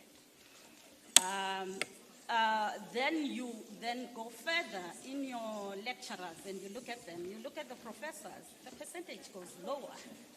You are sitting at 23%, I think, in South Africa. And we then move from that sector and then we look at the leadership position in institutions like public research institutions in South Africa. We did a sampling of a few institutions. CEOs were sitting at 30%. Board chairpersons were at 25%, around 2022, 2023. So there's a lot that needs to happen. Those are leadership positions that we were talking about. So they are not found there. And then if you look at, because a lot of scientific related or set degrees require some certification at the end for you to practice. Professionals, if we look at our rated scientists, we have they are sitting around 37%. You look at EXA, which is Engineering Council, 40% of women, 14%, not 40, 14% are certified. That is very good. You also look at our ASAF, Academic for Science, we're sitting at 32%. So there's a lot of work that still needs to happen, even though we see improvements in terms of numbers. We still have a long way to go. So the last, I think, point that I want to make for the young learners here, I've told you that an enabling environment is there. There are programs that are there. We need to just get to them. I want to leave you with this message. We need to co-create solutions. The solutions that our foremothers had are not what we need. And our solutions that we are creating may not be tailor-made for you. So when you are moving from the basic education level, the higher education level, and you go into the workplace, you need to put your voices forward. Continue making the change. We've put policies in South Africa for women to be able to work and have children. But sometimes the difficulty is in implementation. So put your voice forward and say, this is not working for us because of this, so that we can make the change. Thank you.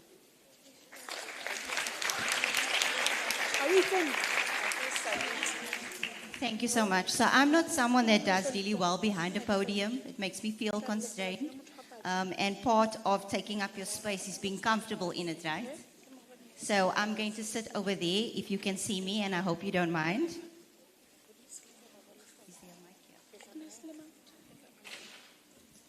Okay, so we've had a reflection on the numbers, and we've had a reflection on some of the changes that are needed. But now I'd really like to focus on, what we can do.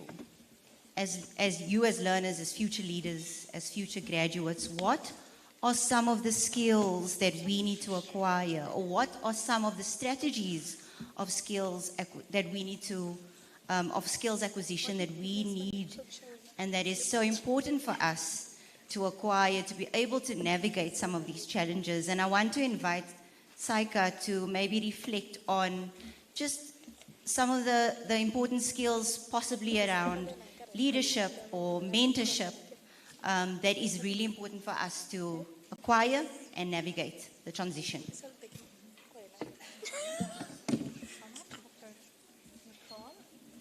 Can you hear me? No? Now? Okay, all good. Well, myself, I'm Sheikh Al-Bahri. I'm a senior researcher at Directed Energy Research Center. It's an institute, Technology Innovation Institute, based in UAE. And currently, I'm pursuing my PhD on an optical transparent radar absorbing material. It's a field that blends science, technology, and innovation in a way that, each day I feel like, I'm facing some challenging that makes me learning and growing more. So when I was first invited to speak on this theme, I immediately felt like, how close is it to my journey? Because while I hold degrees and titles, what has truly shaped me, it's not just the certificates, but the lessons that I collected on the way that, I resilience, curiosity, courage, and continuing learning day after day alone. So for many people, education is an image of something that happens in the classroom, exams, assessment, lectures, but real learning, it does not stop there. It extends in the workplace, in our communities, and even in our personal lives. So as an example, in my research, there are many times that I try to find a solution where I did not find it in a textbook. So I need to do some experiment. I failed. I try again, and I'm repeating that the same process. And isn't our life is like that?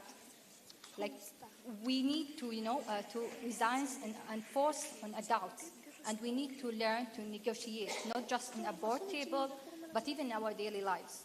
So we learn by ourselves to change as the world are changing quickly. So, we need to be able to learn and relearn and unlearn to keep that, everything relevant. So, this is a sentence that I wish you keep it as earring in your ears, that, the degree certifies what we know, but the lifelong learning relieves who you are and who you want to become. So our degrees may hang on a wall, but our growth lives, it's the real, our action. And the world will not remember only about diplomas that we earn, but the courage we show and the barriers that we broke and the lives that we touch. So to every woman here, your degree is not, it's not a destiny, it's a milestone. So keep learning, keep growing, keep reinventing. Because beyond the degree, it's the future. It's not only your future, it's the future that you created for the others. And I hope that everyone follows that future and hopefully to see you a researcher and a scientist in the future. Thank you so much. Thank you.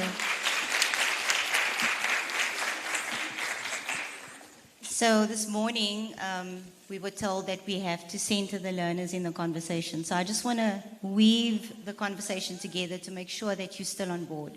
So we spoke about the numbers, the system.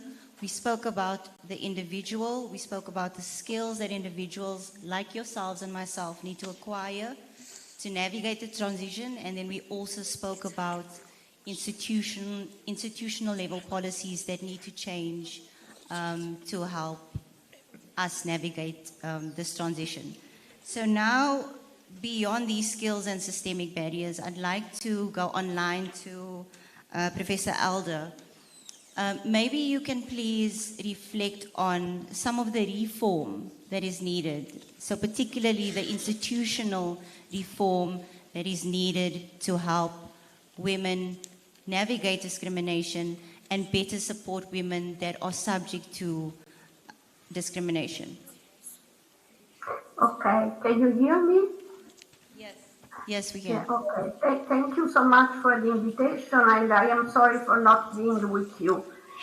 As you said, I am a professor for German linguistics at University Orientale in Naples, South Italy, and I served as rector of my university from 2014 to 2020, and in the previous year as pro-rector for academic affairs. And I also had several governance roles in Italian academia and cultural institutions. Of course, I am also a researcher in my field, although it is not a STEM research, as you can understand, but my contribution to the discussion will concern the women's participation in education and leadership. And I want to start taking an example from my personal experience. The role of rector, of president of the university, was a typical men's role in Italy. When in 2014, for the first time, 6 women, I was one of the 6, were appointed as rectors in Italian universities, The news was in all newspapers. This was not the start, this was the start of a new trend. And as a matter of fact, our example showed that a woman could reach the highest leadership position in university. Now, of a total of 85 universities, 18 have a women as rector. Still a low percentage, I agree, but 3 times the number we were in 2014. So, example works in this case at least. But despite the improvements and positive changes concerning gender equality, women are still one step behind the men in the working world. I think the problem lies not in the women we in our brain or in our capacity or in our skills, but the problem lies in the society. And this was already acknowledged in a European Parliament resolution of September 2015 on women's career in science and university. And the Parliament pointed out in this resolution the strictly low presence of women in the highest academic and decision-making position in scientific institutions and universities. And it was spoken of glass ceiling, also this expression that means that there is a ceiling that does not allow women to go higher, but it is a transparent ceiling, so that no one acknowledges until it goes against this ceiling. These are invisible barriers, and since they are invisible, they are more dangerous, to my opinion. These barriers are based on prejudices which stand in the way of women assessing position of responsibility. Also, this was said 10 years ago. I think that still today it is something that it must be taken into consideration. Okay, so cultural barriers still exist in many societies. We know this. But I also want to mention the difficulties in balancing work and family life, which is also being mentioned. And I think that one of the things that can be done is to show to young women examples that encourage them to break down these stereotypes. And on the same time, we must avoid the pressure on the woman. Because sometimes my impression is that we are required to be not women, but super women. And therefore, I think that it is also important not to deny the difficulties we encountered in our career and to explain how we overcame them. No women which faces difficulties or obstacles should think that the reason is that she's not intelligent or she's not capable enough. And I think that support networks is something that must be provided not only in a private circle, but also from the community we belong to, so starting from the university as well. The myth that we could do all by ourselves, it is impossible. So one first thing is that institutions should provide the necessary network support for the women to play their role in the work, but also in the family. We do not have to choose. Can I have a family or do I have to think of the career? Women should never be with this dilemma. And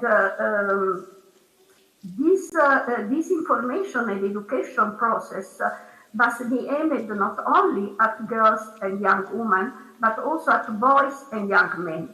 So the role of communication, which was also mentioned this morning, is in my opinion also very important. And we should avoid to build barriers and stereotypes rather than trying to break them down. And therefore, work must be done starting from the school, as was discussed also this morning and in the previous panel. So I think that one other thing that a school and educational institution could be is also to educate boys to regard women as their equals in social and working life. I insist on this point because very often women do not go far with their career because of psychological pressure of the men, who could be, for instance, jealous of the success of his partner. And we see that very often men do not encourage or even discourage their partner's career. But of course, we do not need only a psychological support. As I said, we also must think of a society where the other half, our partner, can help in all duties that we have in family and household. To avoid that women have to make two full-time jobs. And I think also that if we start now, it will be easier also for the next generation to accept gender equality, because they have experimented, they have seen this already in their original family. Thank you. But nowadays I see two further challenges of the process of women participation in education and leadership.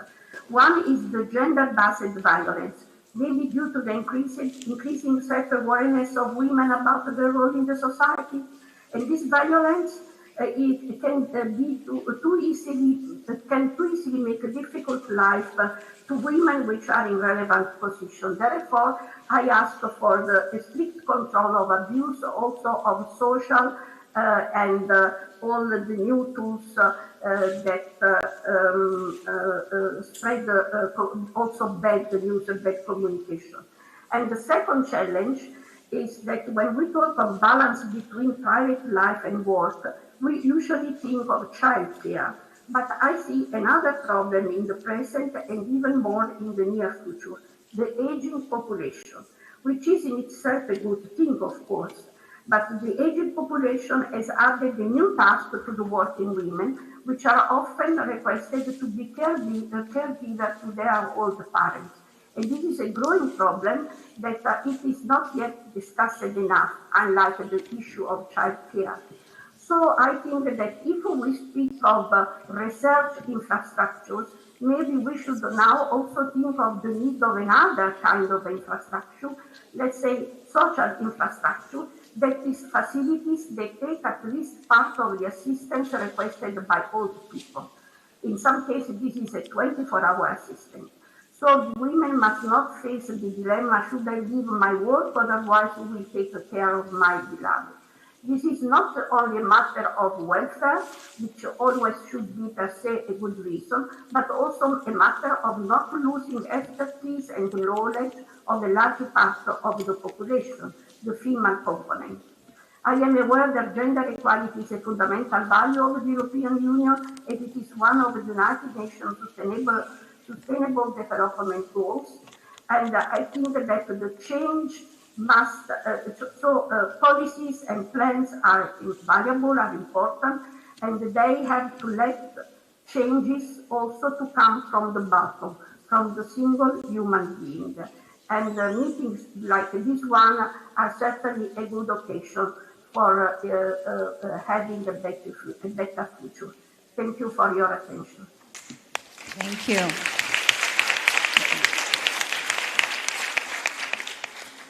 Okay, so we've seen that there is different layers and different levels of the issue. There's the ecosystemic, the systemic, the institutional, and the individual, and we're trying to link and address all of these areas. As I mentioned, we are a bit pressed for time, so I'd like to ask panelists to keep their responses very short and punchy.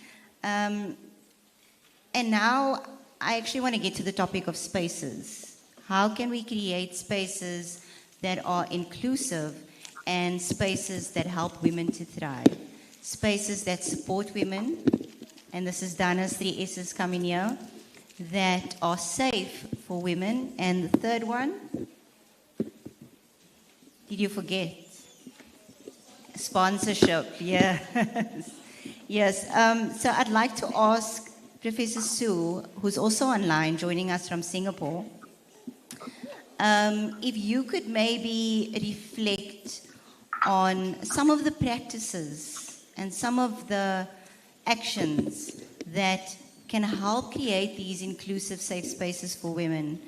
What have you come across in your experience that helps women thrive in STEM? Well, thank you so much for the kind invitation. I've actually prepared some slides, but I promise you that I'll be very punchy. So I'm Sini from Singapore, and it's actually 10 p.m. here in Singapore, but I'm really glad to be here with everyone. So I'm currently the Executive Director of the Institute of Molecular and Cell Biology in A-STAR, as well as a clinician, so I'm an ophthalmologist by training. I wanted to share a little bit about my life journey because I think that would answer the chair's question about how sponsorship has helped me in my journey as in STEM.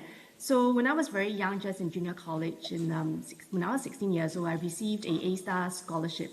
So A-STAR is an agency for science, technology, and research in Singapore, and they give out scholarships to very young students like myself to pursue an education overseas. But what then comes with it is also the need to then come back to Singapore and then to contribute to our system in Singapore. And so after spending 9 years at Cambridge, I then came back to do my clinical training, and I served my bond in the Institute of Molecular and Cell Biology, and then more recently being asked to take up this directorship there. And I'm also then very fortunate to have met my husband there, that's our photo, in Cambridge, and had 3 children thereafter. And the very reason why I took up the scholarship was because, again, when I was in junior college doing my A-levels, I spent my summer holidays doing a science research project with Dr. Lai Pusan here in the university, and she was the one that really asked me to pursue a career in STEM.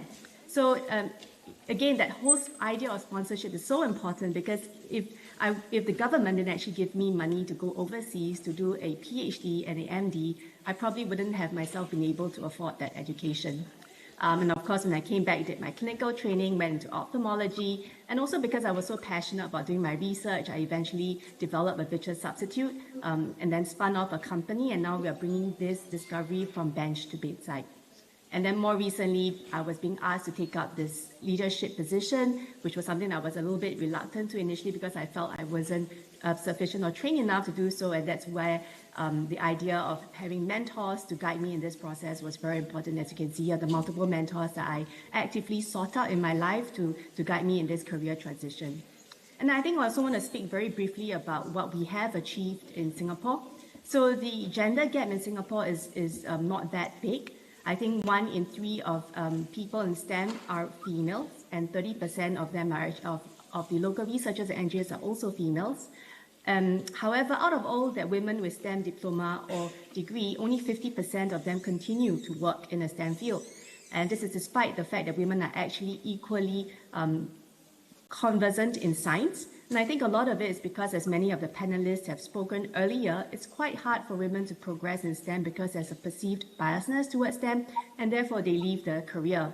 In A-STAR, where I work, we are particularly good at achieving that diversity and the inclusiveness, and I will come to that shortly. But I want to then take a step back to then look at how in Singapore we have done that support of STEM across one's lifespan. For someone like myself, as a child, we were encouraged to do STEM, we were sponsored to do education overseas, we come back to then contribute to our economy and to our country. And at the government level, there's actually lots of benefits in helping us when we are in our childbearing age and having children. There's lots of paternity and maternity leave that's provided to us. So these are some examples of the structured support and mentorship from a really, really young age. So one key example I want to highlight is that the children in Singapore, for example, have free AI classes, and this is organized by the Ministry of Education as well as the Infocom and Media Development Authority, because AI and coding is seen to be so important And there are also organizations that help to sponsor women, give them additional opportunities to do science, and these are just some of the examples in Singapore. And in A-Star, where I work, they also highlight how important it is to create an inclusive and safe environment. So we have established a diversity working group in 2021, and also organized various events, as you can see here. And also, I alluded earlier to the fact that in Singapore, there is a lot of support structure given to women, particularly if they're in a childbearing years. So I think I just want to summarize by saying that in Singapore, we've been very successful in developing interest in STEM, and we shift the mindsets very early when children are still very young, and we sustain that through a very structured mentorship process through multiple non-government organizations as well as non-profit organizations. And I hope that this is something that we can share with the community here, so that we can continue to support women in STEM. Thank you very much for your kind attention.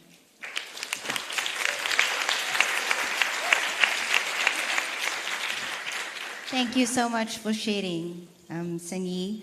And I think your presentation really just pulls together how important mentorship opportunities and sponsorship opportunities are. And if you look at these kind of support programs, you will see that they are based on values of diversity, inclusion, and equity. So thank you for sharing. On that note, I would like to go to Jessica, Professor Jessica. If you think about these values of diversity and equity and inclusion, how can we embed those values not only in our institutions, but maybe across collaborations? So in global collaborations, how can we, because we've seen from the presentation, the kind of support and how powerful that support is when those values are embedded. So I'd like to hear from you if you could maybe reflect on how we can maybe embed those values that in ways that can support global collaborations. Sure. G'day. How are you doing? I know I don't sound very Dutch, do I? So I am actually Australian. I've only been in the Netherlands for 4 years, where I went to a radio astronomy institute called Astron. I'm actually an astrophysicist by training, but I build telescopes. And I want to tell you, I really want one takeaway from this, which is we're talking about leadership. We're talking about not just picking a woman and saying, let's put her in a leadership role, because that doesn't work. Because we lose those women again, and we set them up for failure if we don't create an inclusive space where they're going to thrive just as well as a man would in that role. And the way to do that is remember one thing, which is women lead differently to men. And that's okay. In fact, that's good. But I only had male leaders in my life. So when I became a leader, I thought I had to lead like that. That was the only model we had of leadership, and it's the only one we call successful. So I tried to shape myself into this mold and wondered why it didn't fit very well. And a lot of those qualities are the ways I wanted to lead. I didn't think we're going to get any traction or support. And that's what happens when you take those instincts and you don't also acknowledge that adaptation. And so I just want to tell you one thing I did when I got into my role as director of Astron. Within 6 months, I had a world first, and a world first for the Netherlands, which was for the first time a European research institute had an all-women management team. And this, I didn't do it on purpose actually, but it did come to a really new realization for me, which was 4 women in a room talking together and leading and choosing together is totally different from my learned experience. I was having so much fun. It was amazing. It was totally different. And I learned about different varieties of women's leadership. And so the thing, I don't want to go on for too long because I'm conscious of time, and I want you to just think about this, which is, what are those qualities in yourself that you talked about this morning that might actually be leadership material?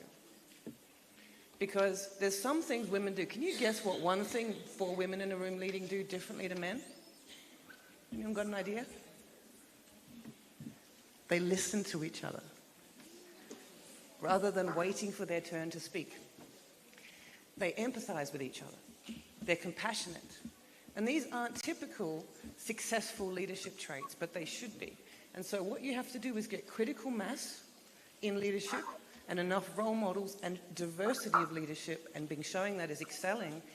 And that's perfect in global collaborations because you have the diversity there already. You'd have to create the space and say, I want that diversity and I'm going to acknowledge it. And then you see it work.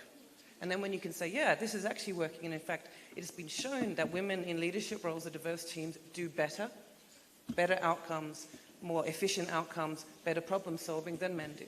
So we know women can do this.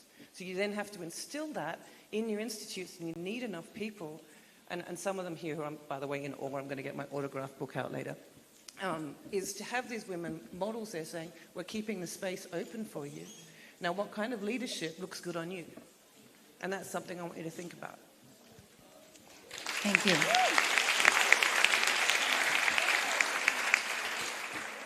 Thank you so much, Jessica. And I also just want to link to what you said. It's a domino effect, right? So you try to drive the change, but when there is the change and you see yourself in those positions of leadership, you have role models, and that drives even more change. So thank you for that. The learners, I did not forget about you. I'm saving the best for last. So I just want to come back about these values and scaling these values.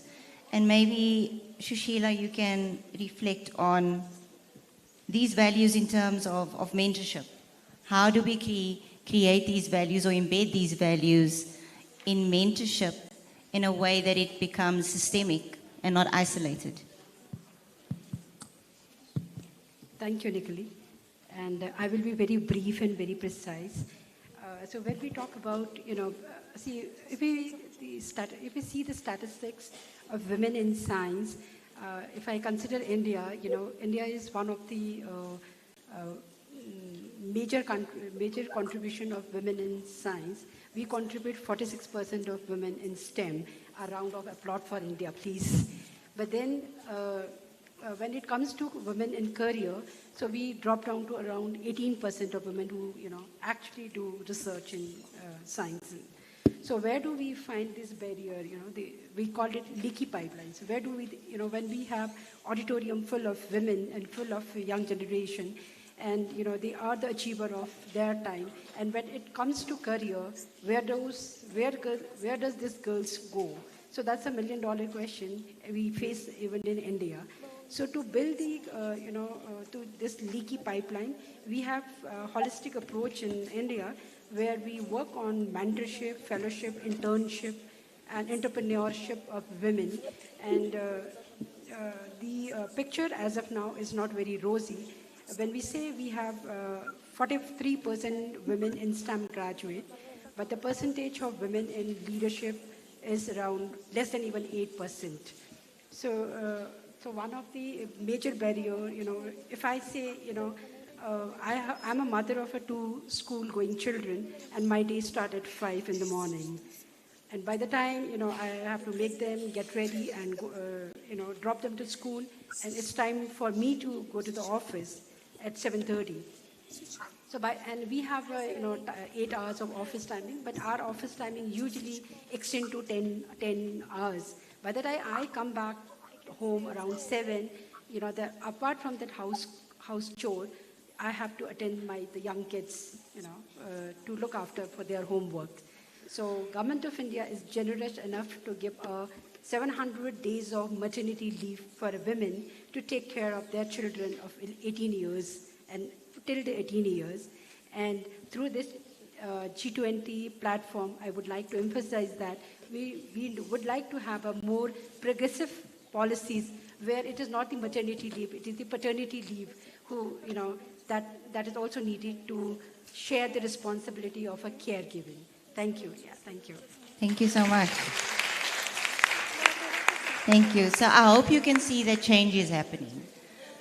Change is happening on a global scale. So to our learners, I know that you ladies have prepared something, but you are as resilient and as adaptive as all of us sitting on the stage. So I'd like you to just answer really honestly and reflect on what I'm going to ask you. So the thing is, you are the living experience of what we're talking about here.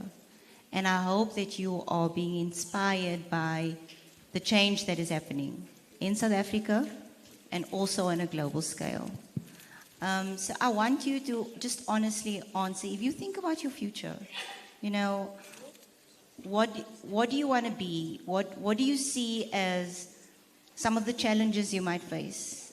So I want to know, you know, what's your ambition? But then also, what do you kind of think would be the challenges? And I hope since attending today so far, you have seen that maybe what you thought might be challenges, there is support to help you navigate that. So I just want to maybe just hear some of your reflections of this journey thus far. You can talk about your school, you can talk about what you want to be, but also just what you've learned from this today so far.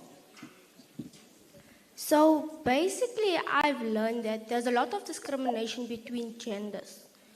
They think women are weak and underrated, but which is not true. As women, we need to step up and go in our position and show men where we are.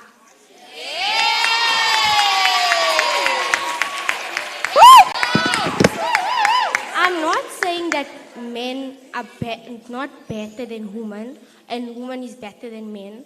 We are equally. And that's one thing that I would like to say.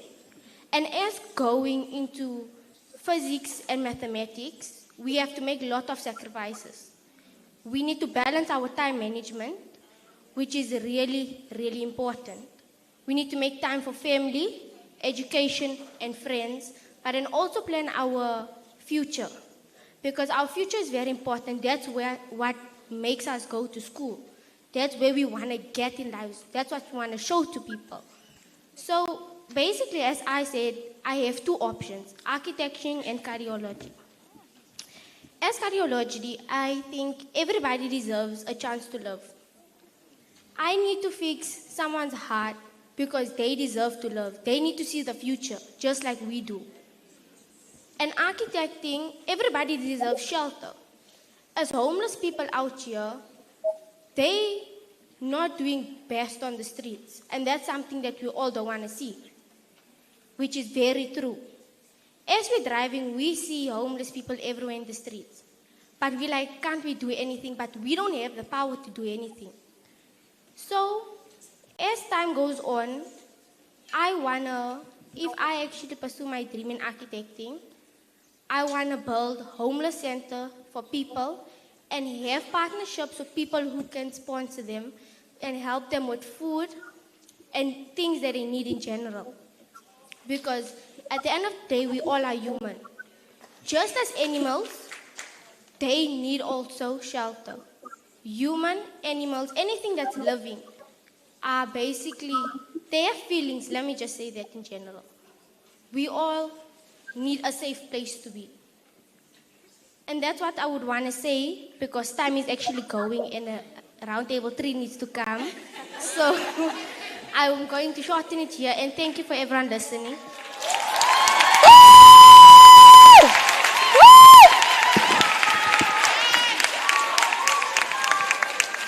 Thank you so much, Raisa. If you haven't already, I would like to invite everyone to read the program, and please read Raisa's story. It's very inspiring. Maggie, to you, I'd also like you just also briefly just to reflect, particularly on your learnings from the day thus far, and maybe how that has shaped or changed your perspective of being a woman in science. Greetings to all. Today's learnings taught me about innovation. Something about innovation screams leadership. An innovative leader that tackles renewable resource scarcity faced in local communities and globally. The one to invent and implement green technologies such as a water purifying system, nuclear-powered microgrids, contributing towards making a name for women in STEM and our environment a happy place. Women and girls often feel the pressure to conform to societal norms and disregard their career paths and ambitions. Being a female, a lot of responsibilities are posed your way that need your attention, and it may be very difficult to juggle multiple roles. Women's abilities in STEM are often questioned, and the stereotype is planted in the world that STEM is for men. but we are about to change that. As the African proverb says, watinta umfazi, watinta umbokodo.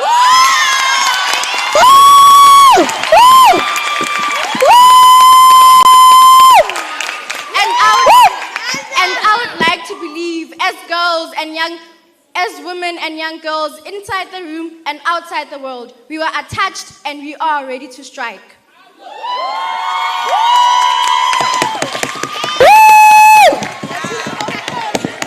Most young girls and women out there lack proper knowledge. By fostering proper exposure to the magnificent change women made in STEM, by constantly celebrating their achievements and contributions that they've made in STEM, could foster senses of passion and a great way of kickstarting one's career, which fosters against fighting the bias and stereotypes against women, fostering towards creating a good working environment and a healthy working schedule that won't disregard the roles of women in STEM. I thank you.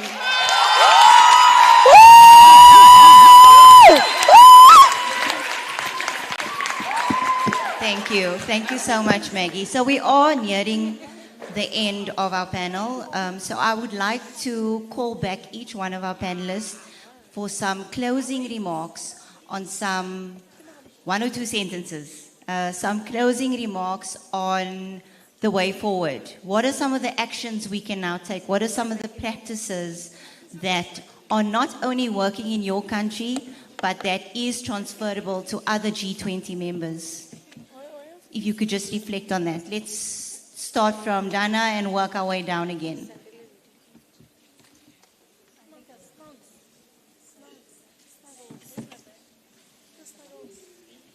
Hello. I think a lot has been said today and very powerful things have been said, so I don't want to take too much of your time. You've heard about the 3 S's, but what I wanted to add one more, and I wanted to say to everybody in this room, make sure in any room that you go into, whether that's a boardroom or a faculty meeting or, any room that you go into, just make sure you speak up, okay? Because I know that you have it in you, you have that knowledge in you, you're educated, you're smart, you're bright, you have amazing ideas, but nudge yourself and make sure that you speak up and say what your opinions are. And that's all I wanted to say today.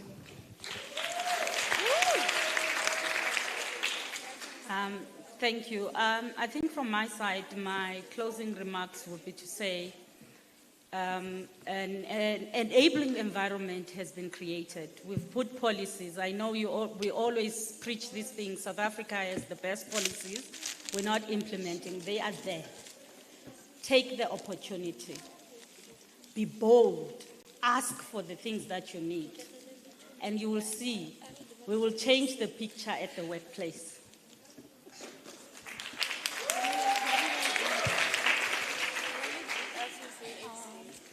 One of the points that I would like every woman here, to concentrate, it's fit each challenge that you face it as a thing that you learn, and try to shape what you want to become. That's all.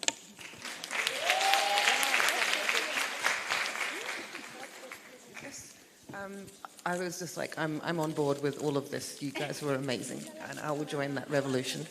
And on that, which is in being bold, be brave, be kind, be wise. Those are that's my sort of mantra as a leader. But find the shape that fits you, and keep each other safe. Peer groups, as you go forward in these things, make sure you're not alone, and look around you for that support, because that is how you will endure and how you will go forward. Okay, before we move to the last 3, I just want to go online quickly. Professor Sue, do you have any closing remarks? Yeah, thank you so much. I think for myself, what has really helped me through the difficult times is to make sure I find a mentor. And I feel like a mentor is someone who sees more talent and ability within yourself than you believe that you have. And I think finding that mentor would help to bring the best out of you. So never give up, and always find a mentor that you can cling on to and would be able to guide you. Thank you. Thank you. And you, Elder? Follow your dream and have no fear. and be always together with our women because this is our strength. Thank you. Raisa and Maggie, your biggest takeaway so far from today? My biggest takeaway is that it shows that women should stand as one. We should not backstab each other because at the end of the day, we are taken for granted. And that's not something we will accept. And that's why I want to move the mic to her now. Raisa. My biggest take of the day is that you, every woman and all the young girls in here, you are who you think you are. You are strong. You are capable. You are able to walk into a room full of male engineers and still stand out. They will feel your warmth and see that a queen has entered the stage. Yes! Woo! Woo! Woo! With that being said, I urge every young girl in here and every young girl in the world and all the women of this earth that buckle up and brace yourself for the new change in women in STEM.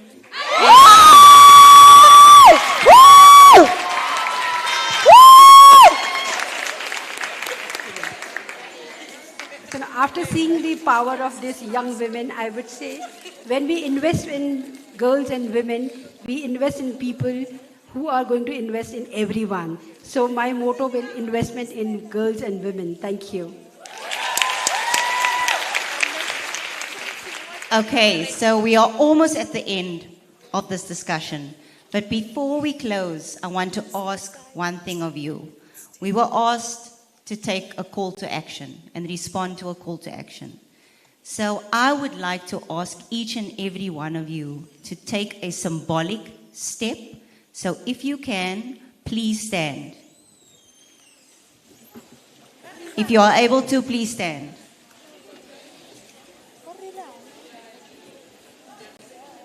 Okay. If you're at home, if you're online, please stand. Right? Look around you. This is what standing in solidarity looks like. This is our community. And this is us driving change. I want you to remember this moment and see that when we rise together, barriers start falling. Take this reminder, this physical, tangible reminder with you beyond this room. Take it with you to your countries, to your classrooms, to your institutions, and drive change. Thank you for standing. Thank you to all the panelists. And thank you for being the change that we need in this country.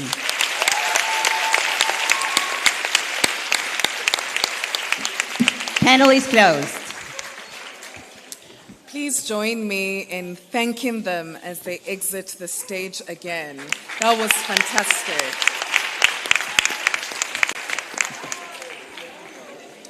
It takes a whole village, right? That was the main point. It takes a whole village to get to STEM leadership. Dear learners, dear colleagues, I want to ask for your permission.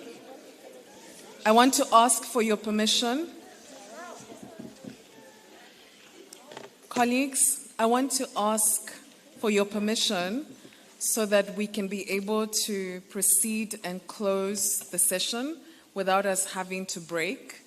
It has been a long day, I am aware of that. And I am asking for your grace, which was so beautifully done by the previous panel, to compress their program.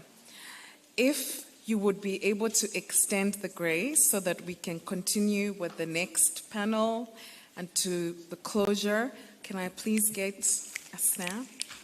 Okay. Thank you. I appreciate that very much. Welcome to our last round table of the day. Before we do that, yes, I was doing that just so that I can wake everybody up. a little bit. Who is ready to dance?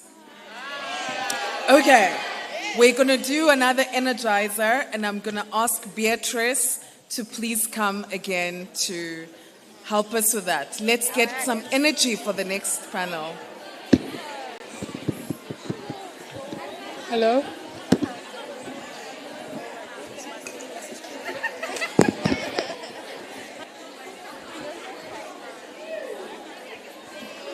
Somebody just called me my jivan.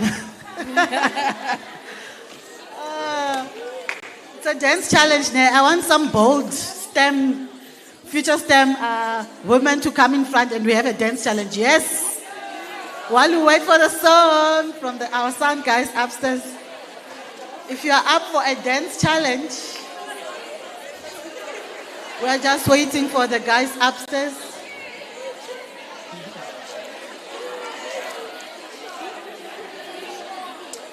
We're just waiting for the tech guys upstairs so we can get this up and running.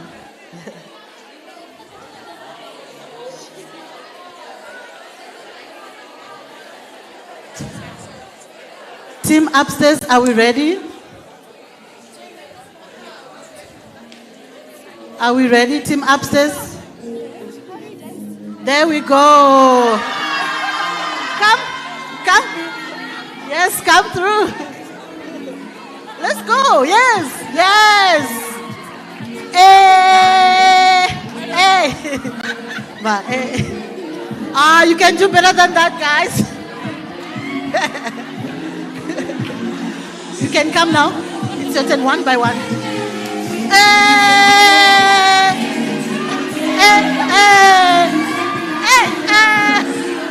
Next.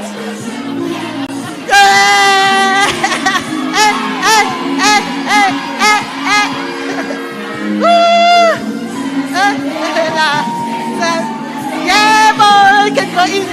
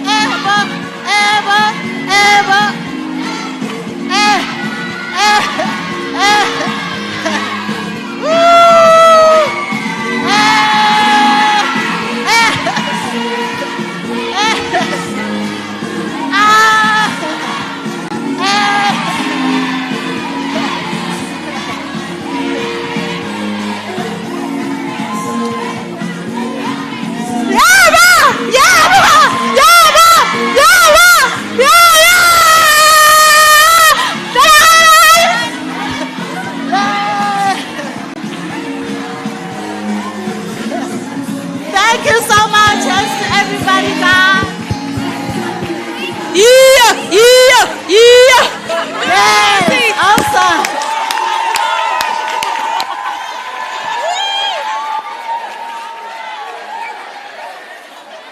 That was amazing, right? That was amazing. All right.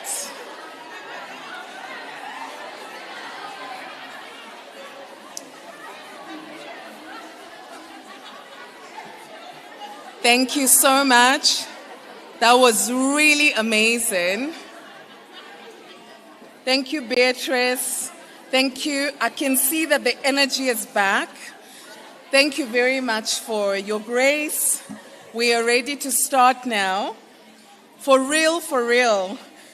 Welcome to our last round table of the day, where we get to shift gears to explore connecting STEM to real-world challenges. For me, the idea of innovation has been daunting because I'm a qualitative researcher at heart. I am a science diplomat, as I said to you guys. It's really only recently that I have learned through peer mentoring, actually, by one of our country's leading innovation managers, Dr. Nqobile Gumede, who is the innovation manager at Nelson Mandela University, that innovation is in our everyday life. As a social science scientist, what innovation looks like for me is collaborating very recently with 12 other authors globally to work on and publish a set of guidelines in Nature, a leading journal. These guidelines have taken intersectionality, which is a methodology that we use in the social sciences, to extend it to the natural sciences. And we are asking researchers, asking public funders, asking science editors to incorporate them in the way that research is conducted, science editors review scholarly articles, and how funders support research. So innovation happens in our everyday life and in our everyday context, regardless of whether we are thinking about it or doing it quite actively. It now gives me really great pleasure again to invite my sister and colleague, Tulile Kanyile, co-founder and co-director of Nkatuto EduPropeller, who will lead a discussion on STEM innovation. Thank you, Ms. Kanyile.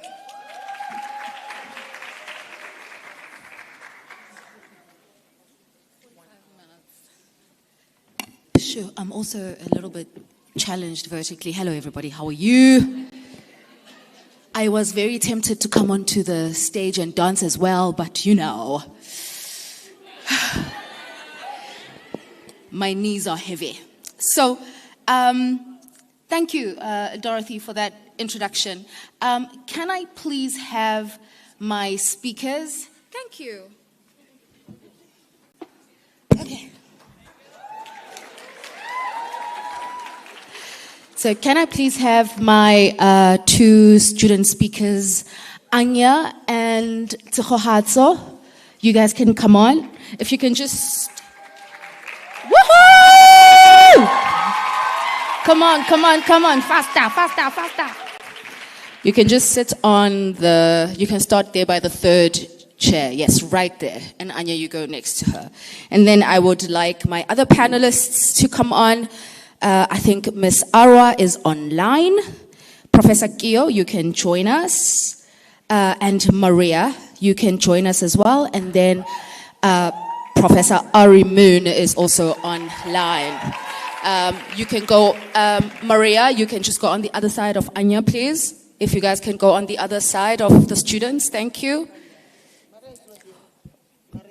Yes, I'm asking if you can please sit on the other side so we can balance out the seating. Prof. Gio, can you go to the other side of the students, please? On the other side of the students, please. I will sit there. I will sit there. You must go to the other side. Professor Kio says she wants to sit where she told her ancestors she would sit. She doesn't want to confuse them. Do we have roaming mics? Is there a mic here? There's one mic here. Can we get another one? Is there another one there? Maria, there's a mic there by you as well, because I'm going to join you guys. Perfect. So we will share this one with the students, and then Maria and Prof. Gio will share. So this is the last session for the day. And what we're talking about is how we're, one, going to create an impact based on science, but secondly, how do we make money? Here's the issue that we all know as young people, right? We all listen to the news, we're all on TikTok, we're all on whatever platform we're on, and we can hear how there's a big conversation around jobs, can we not? Can somebody tell me what the conversation about jobs is? Very quickly. Yes, what's the conversation about jobs? There's a lack in job availability. Why? I don't know. What must we do?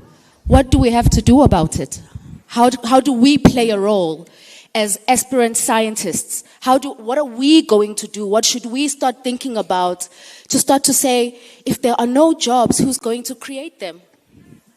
Us, right? Who's going to create the jobs? What do you need to create those jobs? What are the kind of skills that you require as a young person now? What should you be thinking about? And this is what that panel is about. Because we need to use science for good. We need to use science to grow the economy. We need to use science to build industries so that we're able to create changes in the communities we come from and beyond. So that's what our program is going to be about. I know that we did dance, but I also want us to do something. You're just going to do what I do. We're going to do it very quickly, but I'd like all of us to stand again. I'm so sorry to do this. Just 2 minutes. All of us to stand again behind your chair. Your chair shouldn't be an obstacle. I'm also assuming that this is women and girls, and I'm assuming that all of us are childlike today. So I'm assuming that everybody is participating. So I'm going to scream as loudly as I can, but we're going to do what I do.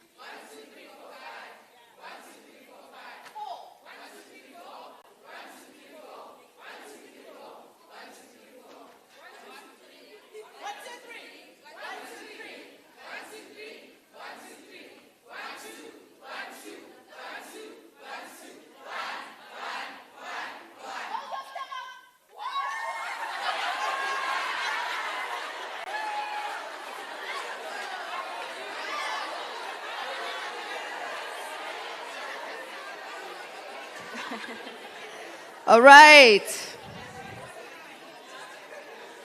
So,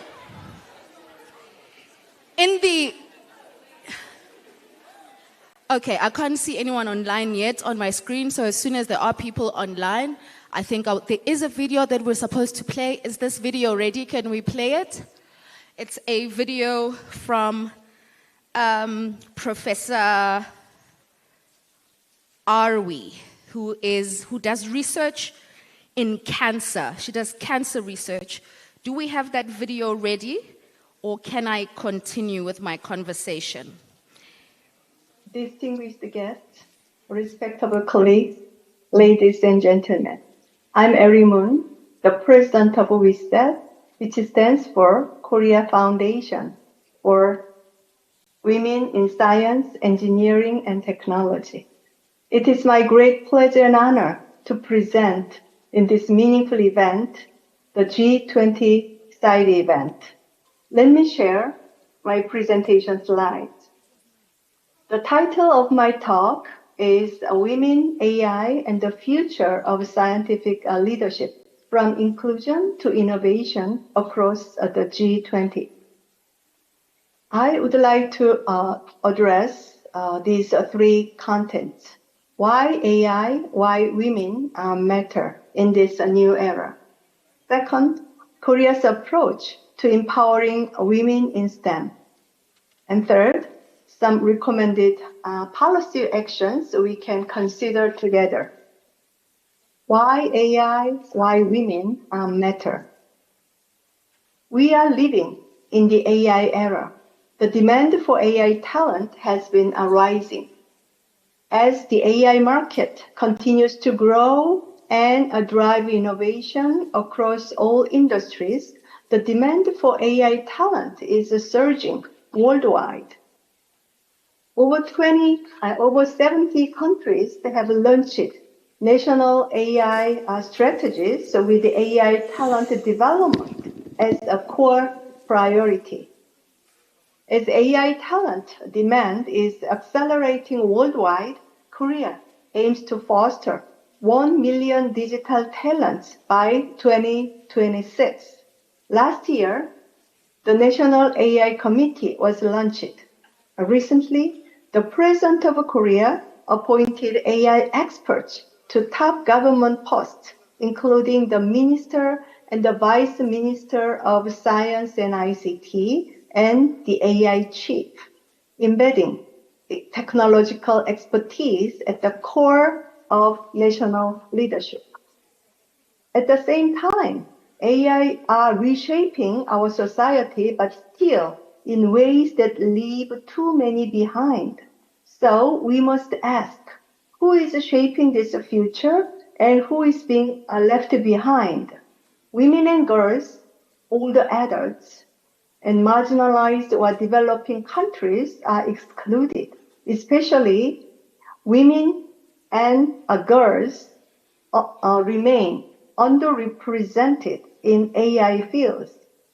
If the digital agenda divide is unaddressed, it will widen existing inequalities. This is not just about the pipeline issue.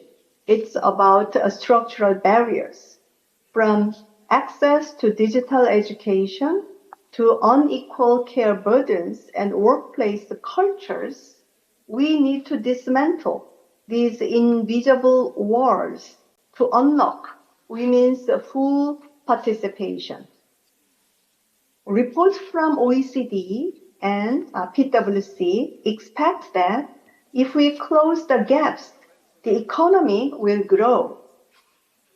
Women's participation in digital economy is strongly correlated with more inclusive innovation, broader problem-solving approaches, and greater social impact, leading to growing economy. I'd like to introduce Korea's approach to supporting women in STEM. Globally, there has been a growing pressure on economic growth and innovation. And Korea is facing a severe demographic crisis leading to talent shortages. At the same time, our female economic participation remains low, especially among STEM talent. This chart shows the gender gap in STEM by age group. After the age of 30, there is a significant drop in the labor force participation of women scientists, shown in pink, mainly due to childbirth and child caring. The drop is not recovered, causing a serious shortage in STEM talent. There are around 180,000 female scientists whose career has been interrupted in Korea. We need to actively support these individuals, not only for their accomplishment, but also for building up our country's scientific talent. Especially in this era of low birth rates, this issue is even more important. Korea has implemented strong legal and institutional support for women in STEM, starting with the 2002 law and the 5-year master plan. WISED, where I serve as the president, is the government-funded institution leading this work.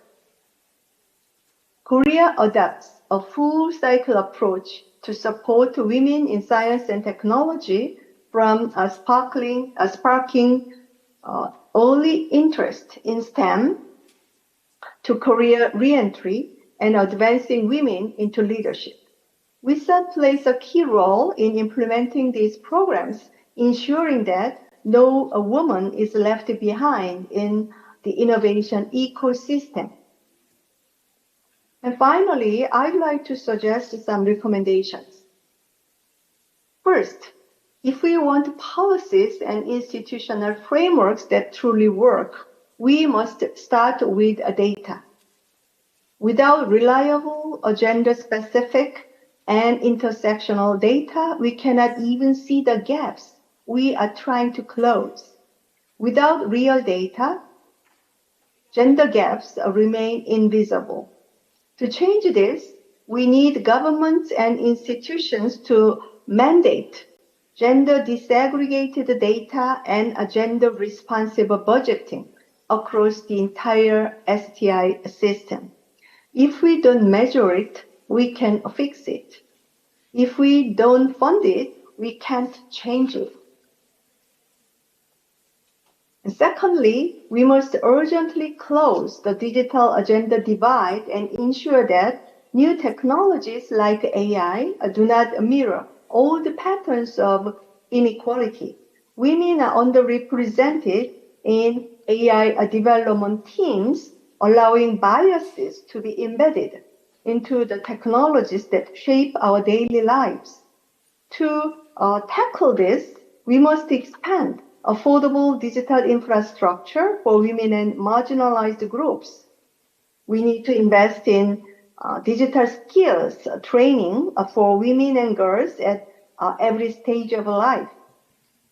We should embed gender sensitivity into the design and governance of emerging technology. Thirdly, let's actively promote women's participation in advanced technologies such as AI. Even though women produce high quality, high impact research, they remain vastly underrepresented. If we fail to address the mid and late career barriers, we will keep losing outstanding talent. Not because women lack ability, but because the system is not built them to succeed. Supporting women's participation and leadership in AI is not just about fairness. It's a smart way to boost innovation and to build a stronger, more resilient and sustainable economy.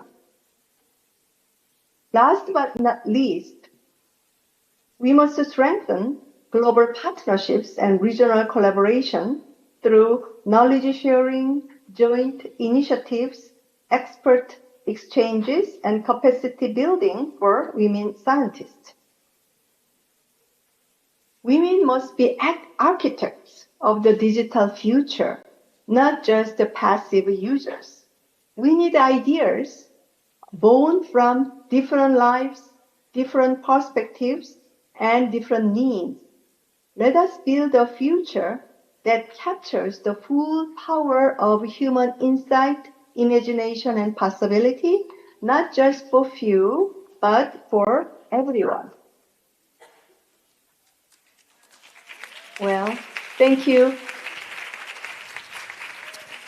Well, thank you so much to Professor Moon there, who says women must be the architects of the future. Don't we agree with that? Can we give that a round of applause one more time?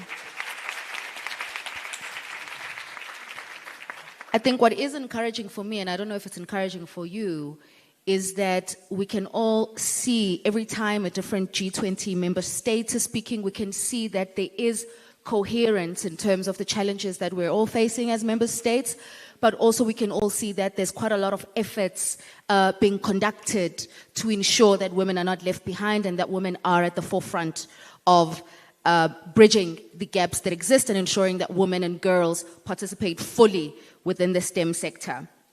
I'm going to kick off very quickly with my youngins here. I'm going to go straight to you guys first. And I'm going to ask you both if you guys could create a solution to a problem. for your community, what would that solution be? What problem would you be solving?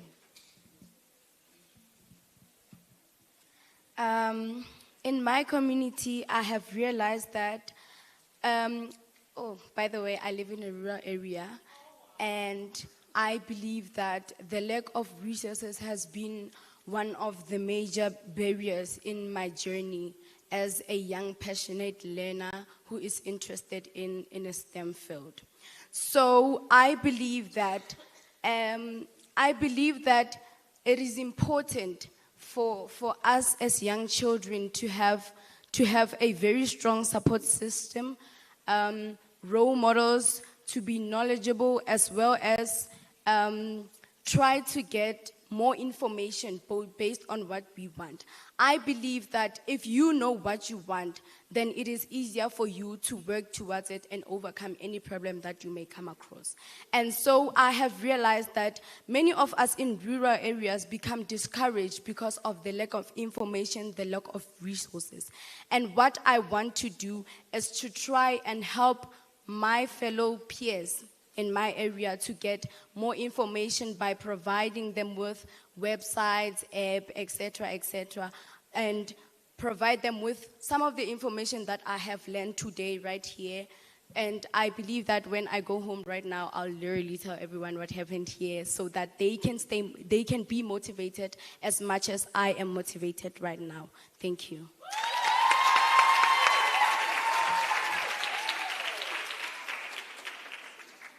Good afternoon, everyone. Thank you so much for the opportunity. So the problem that I identified in my community, but not only in my community, it is more of a country problem, is load shedding. I'm sure we're all aware load shedding happens really often, and it has become a problem in our schools. So our school is lucky enough to have a generator, but in smaller schools or in rural areas, they do not have that privilege. So I have thought hard about this, and I think we as women in STEM should become innovators and inventors. And we should start focusing on creating products like eco-power desks. So how these desks work is there is a piezoelectric pad underneath the writing surface, and the pressure that is put on this pad can convert this pressure into electricity. You can also put you can also put a slim solar panel strip into this desk that can capture light from windows and classroom light bulbs. So the impact of these desks are twofold. Our classrooms become partly self-sufficient in energy, and we as students learn the science not only in textbooks, but also by experiencing it firsthand. Instead of just studying energy, we see it in real life. With these eco-power desks, every note you take and every sum you solve literally helps light the future. Thank you.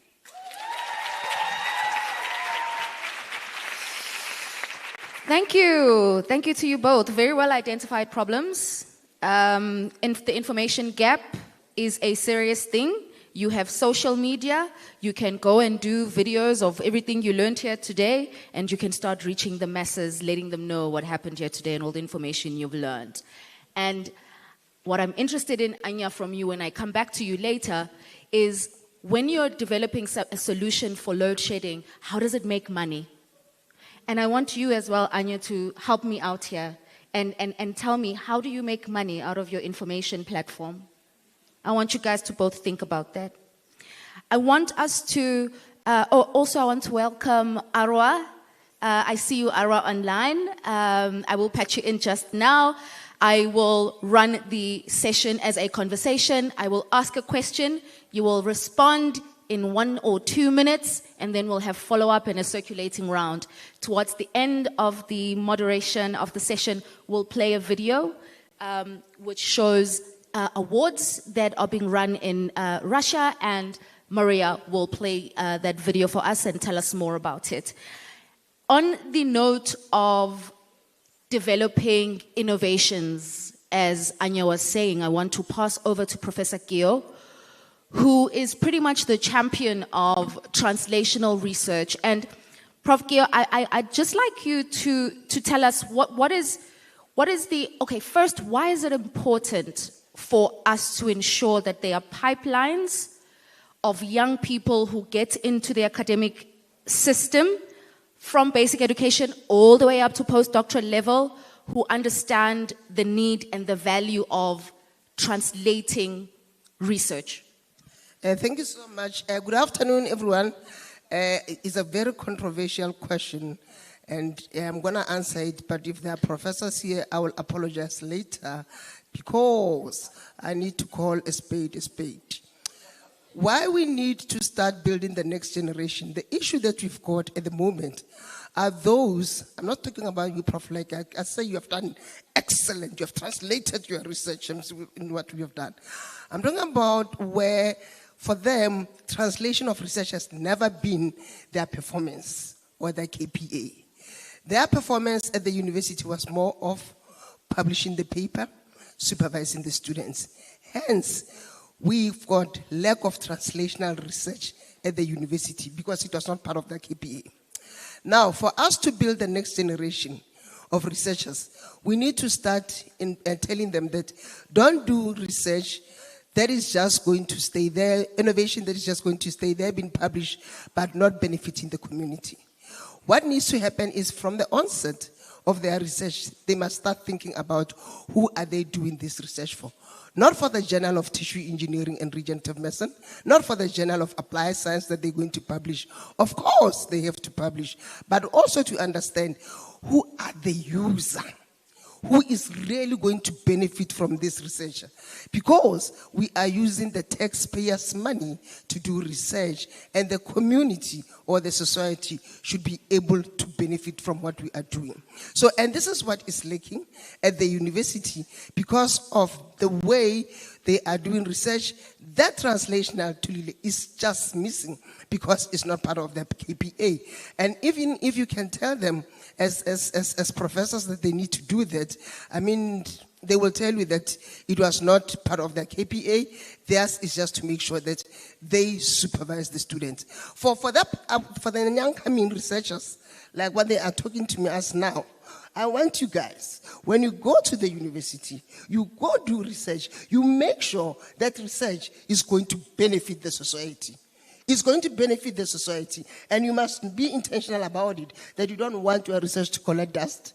Of course, it must benefit the society. That's how we have to start building up the next generation and to start having the workshops or event like this and really start telling them it's about time that we need to do a mind shift and be able to know this is how you're going to solve your problem.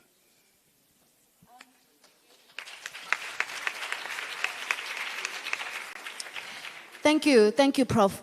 And I just need to get a feel from our girls. When we say translating research, do we understand what we're talking about? Give me a thumbs up if you do. Give me a thumbs down if you don't. Okay, lovely. Okay. So we don't understand what that means. Prof, could you explain to our young girls what it means to say we're translating research in a way that is relevant to some of the STEM principles that they are learning today in the classroom? Okay, thank you. I'm going to stand up because you're going to take too long if you stand. I want 5 minutes. I'm going to do it practically so that they can understand. You are working in the lab. You've got a problem that you want to develop this bottle, a beautiful bottle that you're going to put it like this, not like this. Is your innovative idea. You get my point? Now, you work in the lab, fast forward, biomaterials, fast forward. Now you have developed this bottle. Instead of having this bottle stay there in the lab, you translate it. What we mean by saying we translate it, you make sure that this bottle should be used by the community, by the society, by the people. Does it make sense now? This is what we mean translation research. When we say research must not stay in the lab, it means you're not going to do this and after that you don't do anything about it. You must make sure that it reaches the community. This is translational research. Thank you. Fantastic. What I like is that in that vicinity, I heard someone say, oh, I like that. I want to move to you, Miss Maria Matviva. Am I saying that correctly? Matveva, but it's all right. Matveva. Okay. Miss Maria Matveva. So you are the Director of Science and Head of the Department for International with the Scientific Community and Development of International Relations at the... WISO Foundation. Say again? At the WISO Foundation. WISO Foundation. And I understand that quite of your work focuses on public diplomacy, women's cooperation in science, education, and strengthening international scientific collaboration. And what I want you to explain to us is how your work what the work in advocacy that you do entails within the broader ecosystem of science, technology, and innovation, and to what extent it affects and advances girls and women. Thank you, Ms. Tuleli, for inviting me today. It's really a great honor to present our prize and our foundation. Well, I will be very short, but I will try to explain and to answer to your questions. WISO Foundation, WISO is translated from from Russian into English, as a challenge or appeal to something.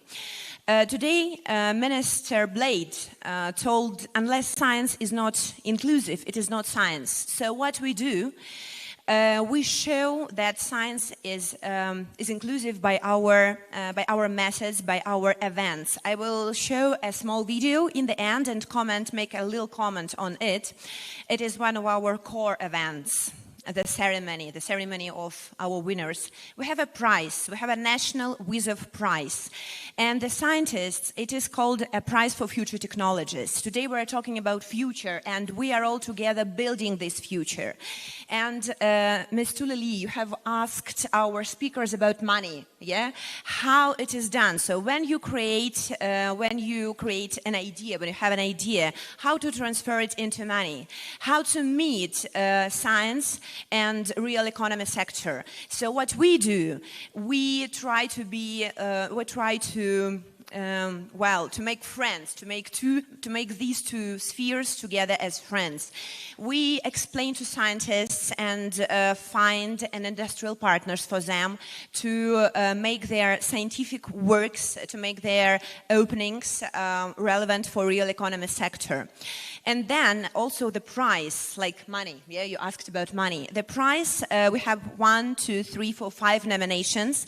And for each of the nomination, we give $10,000.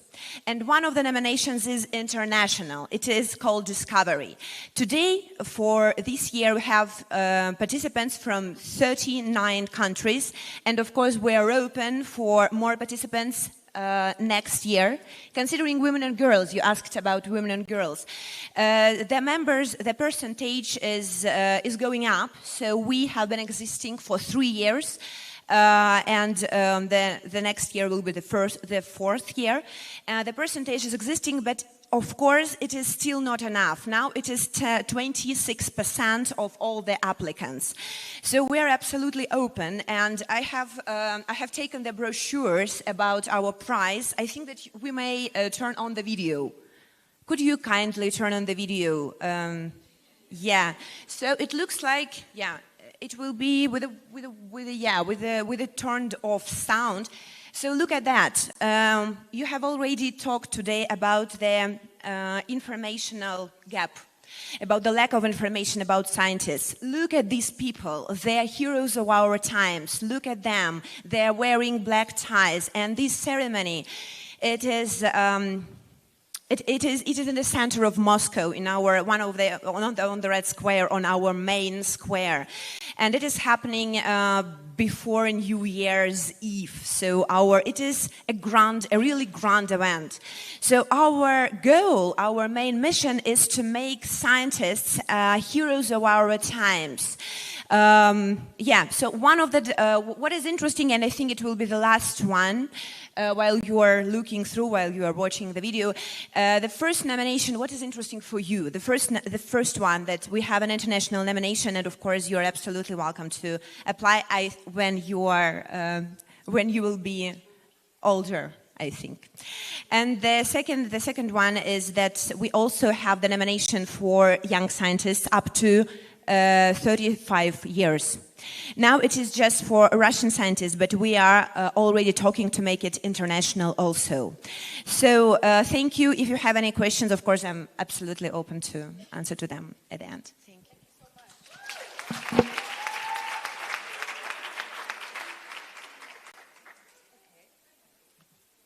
Right, thank you, Maria. I mean, that looks very prestigious, but also very male. So I can see how the concern is that we need to increase. Here, one student wants to ask something from you guys. Sorry? Here, she wants to ask something from you guys. Can you accommodate you want that? to moderate with me? Go no, for no, it. she wants to ask some questions from you Yes, guys. she can. Come moderate. I love co-moderators. Moderate with me. Yes, ask your question. No, you can just turn there's a mic there. And just as she's doing this, and I'm allowing it because as young people, it is our prerogative to break rules. But nobody else is going to do that. You can go for it, ma'am. Oh, ma'am, I just wanted to ask, I had two questions. The question earlier about the translating research. Yes. Ma'am, would you say it's basically like taking, you research and then it's like a business plan. Yes. And then you turn it into something. Yes. Oh. Precisely. Okay, ma'am, and also about the Russian science events, ma'am. Is it like a Nobel Prize? Come in closer a way? to your mic. I can't hear you anymore. Ma'am, I'm saying about the Russian science event. Is it like a Nobel Prize? Well, she did say there were different categories. It's open to, you guys are a little bit too young for it right now. But the one that is going to be available, there's one available that goes up to 35, and then there's different categories that they've got. I think you said they've got 5 categories, right?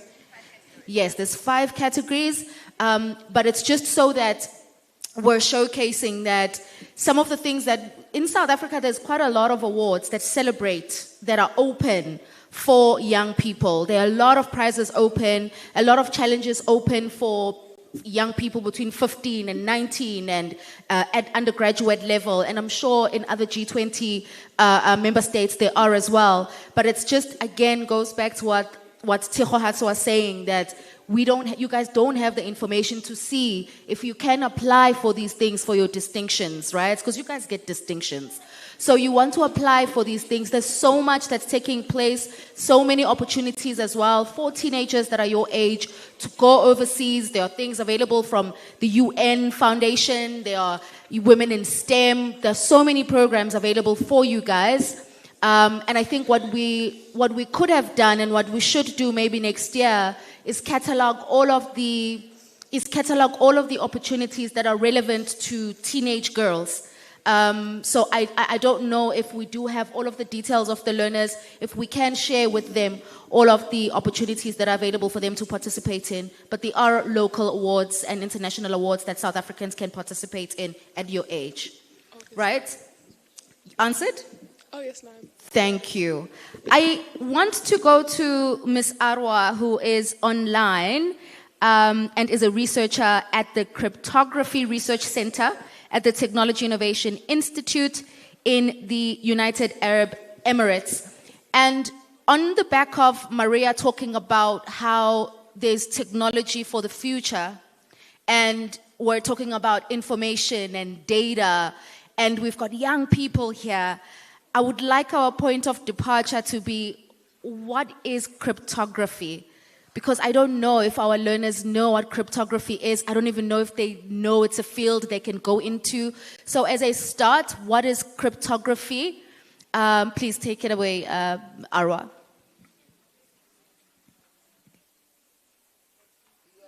I think you're muted.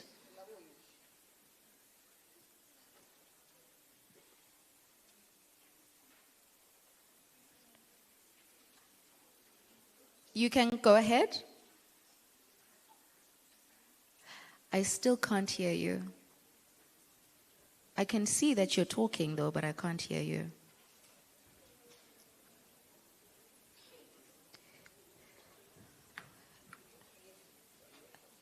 I think she can hear me, but I can't hear her. Arwa, do you want to maybe log out and log in with sound? Because it's possible that when you logged in, you didn't log in with sound. Sure. Okay, maybe let's do that. I want to go back to my learners, and I want to ask you guys about what are some of the things that excite you when you think about the future. What are some of the challenges that make you anxious? And how do you think that governments, schools, parents, the world, presidents, people who do you think can help you with the challenges, and who do you think can propel you moving forward to get to the things that really excite you about being a young girl in science?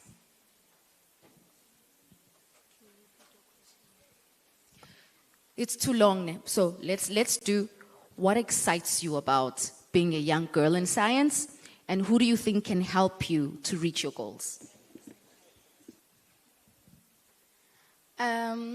What excites me the most about doing science is knowing that I will learn new things each and every day.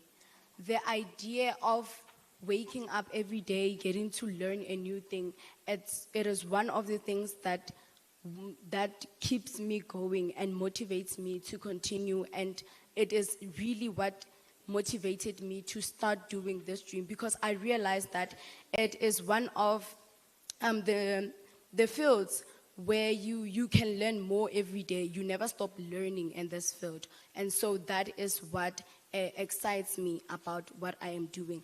And I believe that for me, educators are the ones that could help me get to where I want to be, because they are people that we are around each and every day, and I believe that educators know us more than any other person, because they are there with us throughout the journeys. They know most of our challenges, and they are the ones that inspire us, motivates us, and they are the ones that see us whether we are struggling or we are not. And that is why I believe they are the major contributors to who we are today.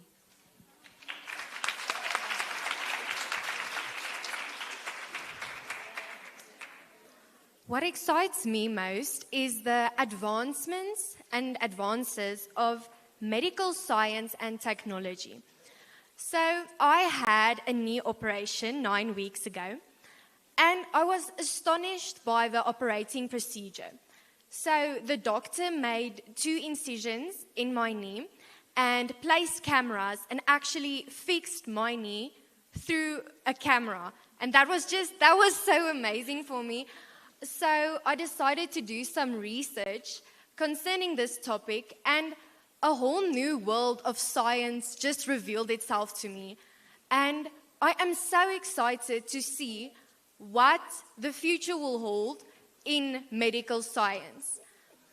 And I think we as learners should start going out to universities to get partnerships and to develop so that we can reach that goal, so that we can be part of the development of medical science.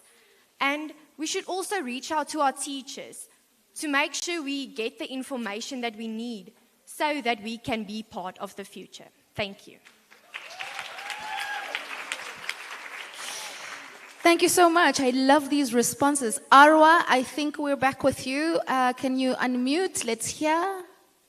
Can you hear me? Yes, we can hear you now. Go for it. Yay. Thank you so much, and sorry for that.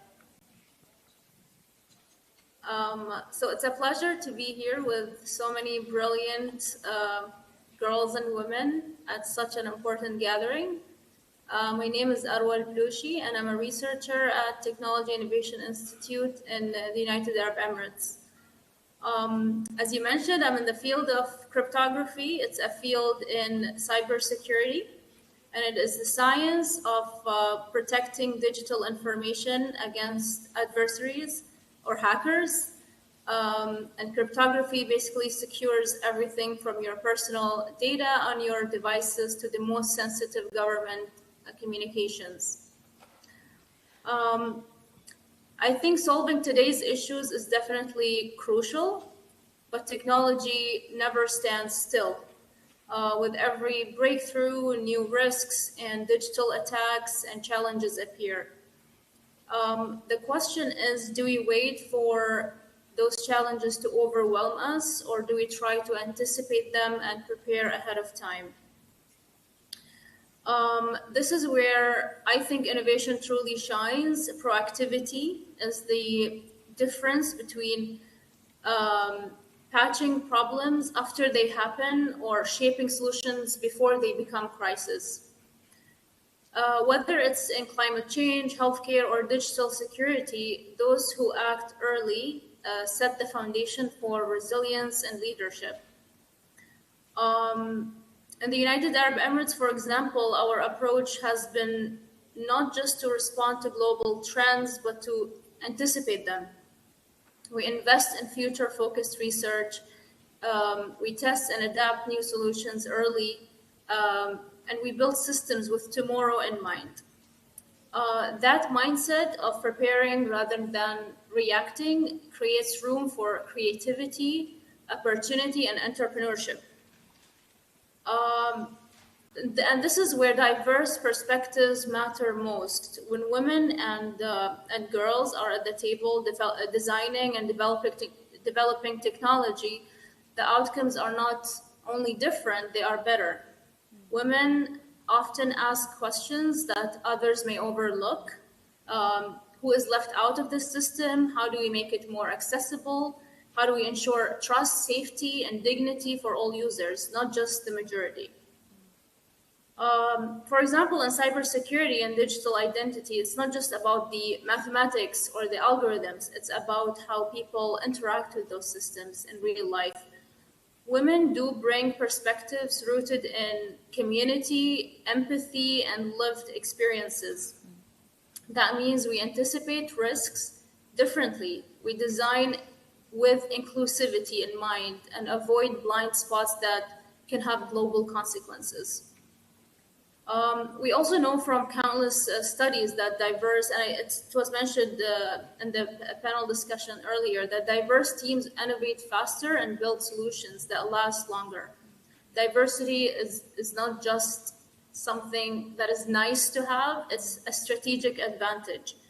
And in fields like STEM, where the stakes are really high and the technologies we create will shape entire societies, we cannot afford to miss out on half the talent pool, which is 50% of people are women. I like what you're bringing up, Arwa, because a lot of the time, when we're talking about bridging the divide, the gender divide, we like to make it a quantitative thing, but really it isn't a quantitative thing. It really is about being able to have diverse groups of people working on a particular problem to reach better outcomes, right?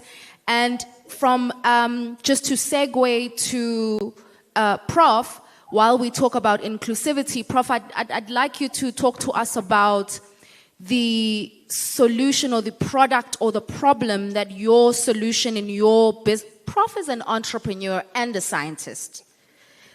So I want Prof to talk to us about the problem that you were addressing in your research and how that problem translated into community, but how that speaks to inclusivity as well. Thank you so much for that. As Tulile already mentioned, I'm a biomedical scientist, by the way. When you're telling me that the doctor were putting some acid that is laser that they were using, I'm a biomedical scientist. What I did, I took my PhD and turned it into a company, a spin-off company. What I was solving people suffering from osteoarthritis, and also people who always got fractures, like you, for instance, who go for knee surgery. What happened, where there was a problem, it was because of a lot of people that has to go for a knee replacement, they have to wait for long. And the problem was, we don't have lack of resources. So sometimes you can say, it's not the government's fault, it's not anybody's fault, it's just a problem that needs to be solved. So fast forward, I had developed a product from the plant, medicinal plant.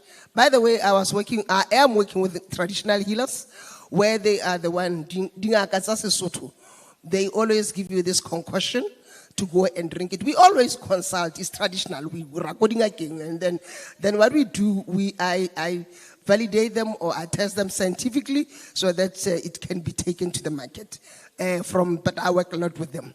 So I have developed the product, and that product's name is La Africa Switha, and it's from the plants.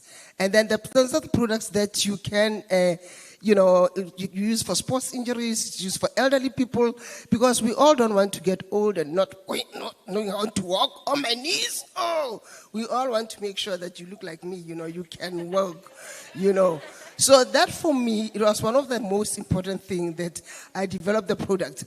So the name of my company is Global Health Biotech. I know you've got gadgets here. You can Google it, www.globalhealthbiotech.co.za.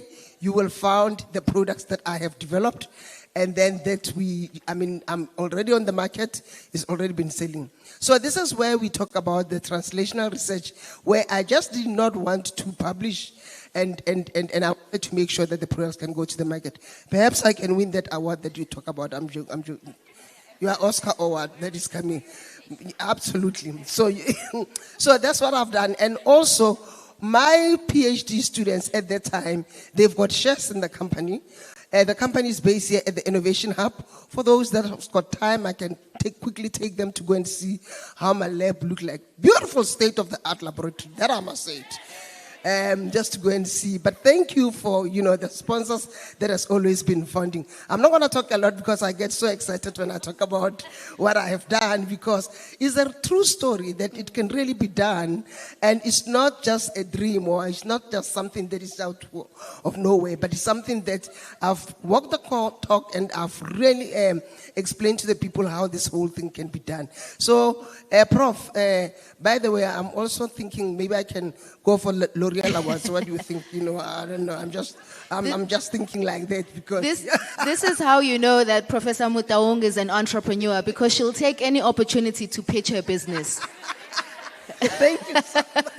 And this is exactly what entrepreneurs do, and this is the energy of entrepreneurs: is you take the space.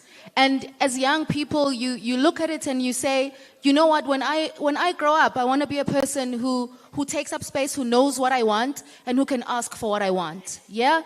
But what I want you guys to think about while you are still teenagers is how this is a solution that comes from a traditional healer, from a plant. It is something that is far from the person who developed it. So what I'm trying to say is that the problems that you should be solving are not far from you. The problems you should solve are with you. The problem you should solve is that you cannot find the right moisturizer to make sure that your hair doesn't scratch that you can afford. Then you go and you study science, and you study protein biochemistry. And protein biochemistry tells you that black people's hair is a protein, and it has a particular structure. And moisturizer, get into the screw. You know our hair has screws. It's not straight. So how must the moisturizer get in there? But it's just to make an example to you to say, don't think that the problems are far.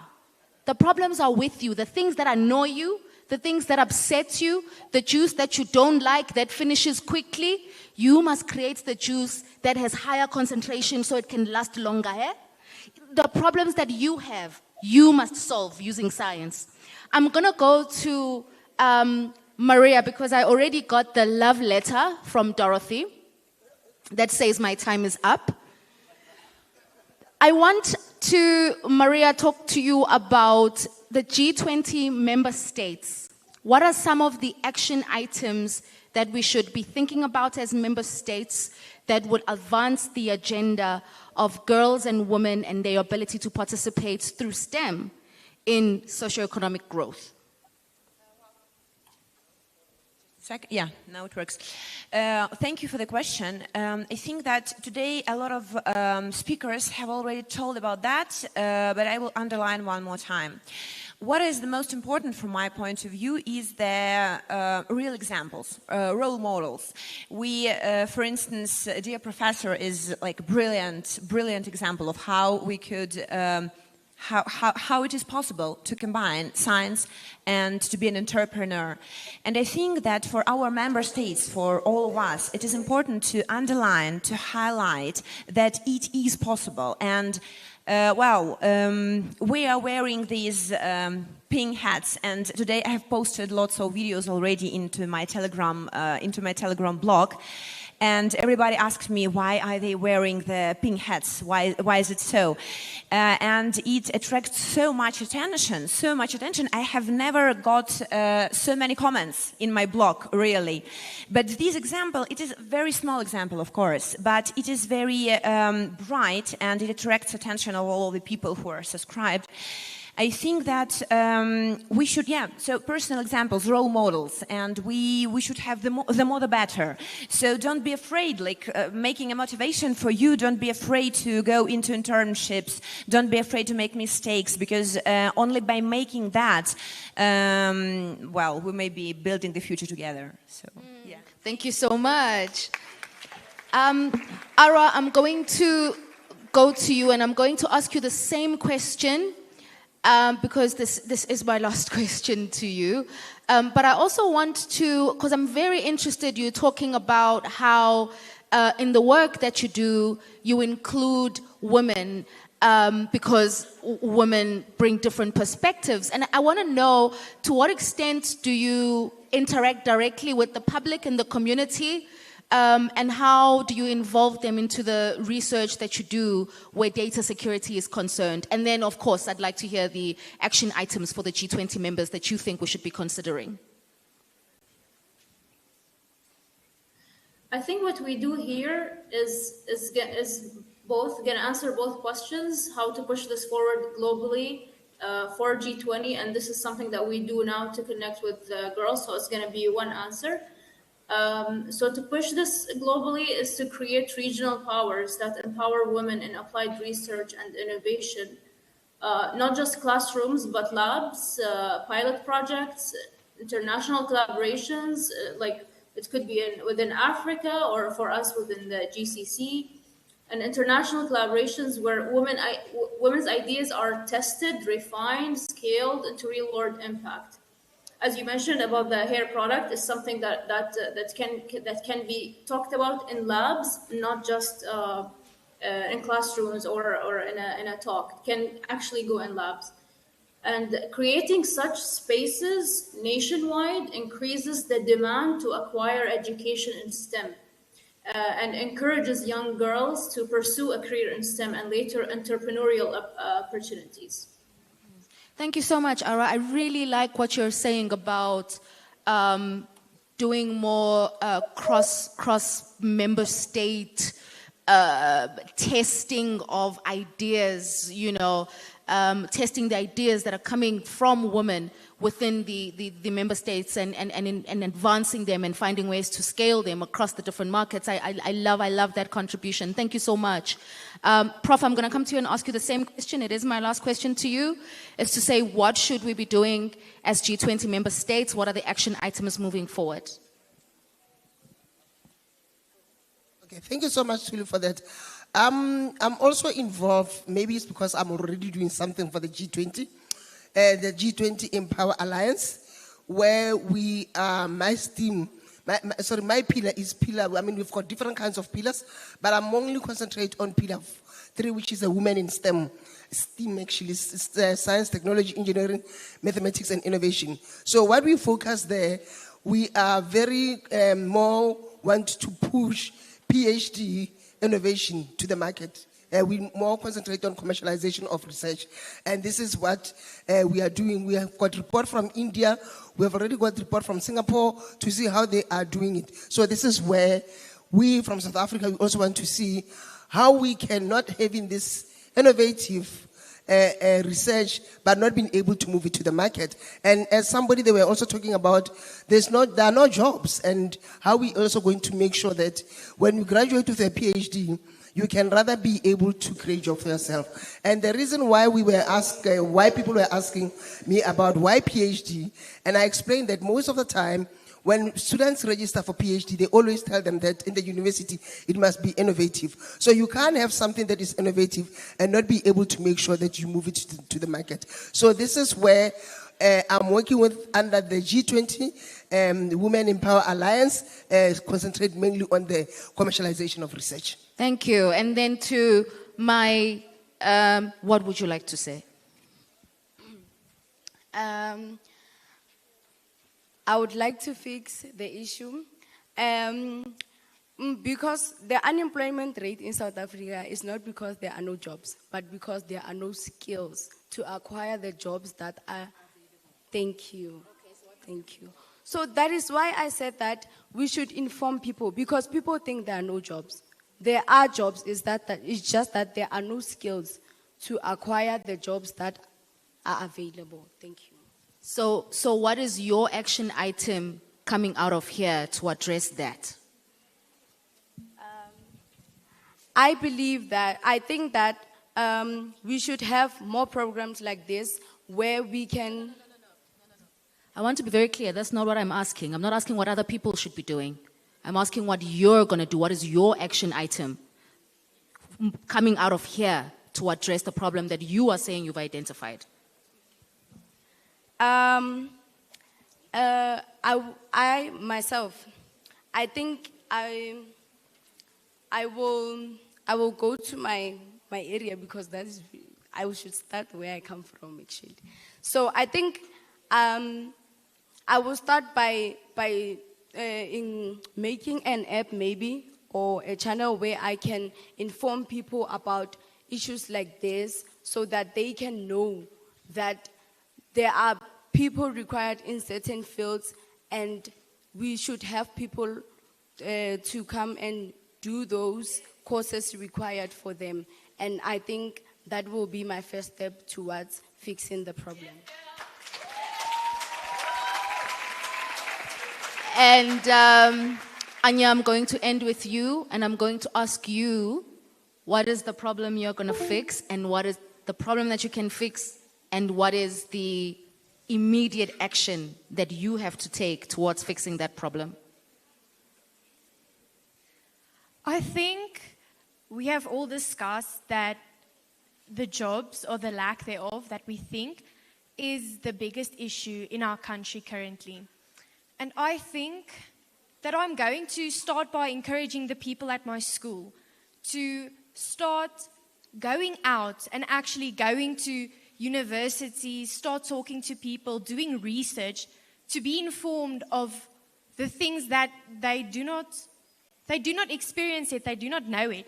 And I think we have to go out, we have to take action and start knowing more of the things that we do not experience in school. We have to start getting new mentors and being more innovative with our ideas, like making the products. We have to start taking action, and there we can secure our jobs. Thank you. Ladies and gentlemen, my name is Thulile Kanyile. My time is over. Thank you very much. Enjoy the rest of your weekend.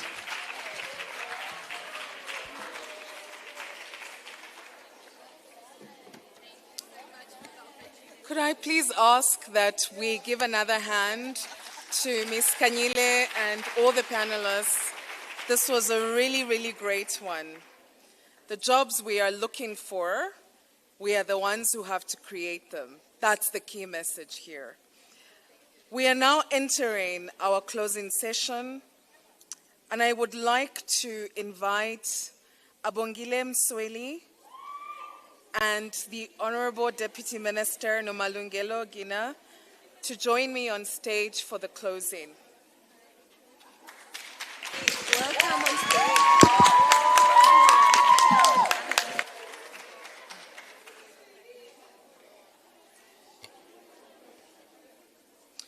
For me, the key message for today is the following.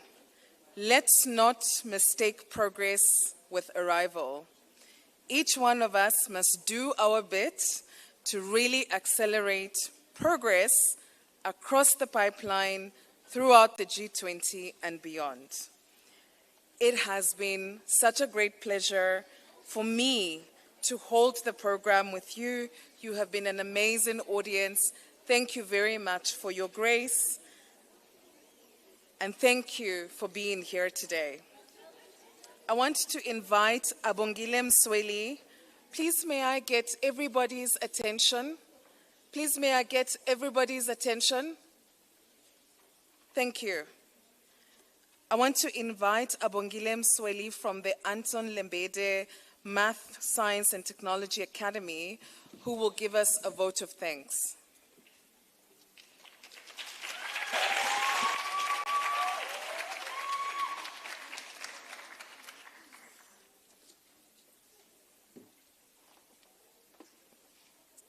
To empower women means to empower a nation.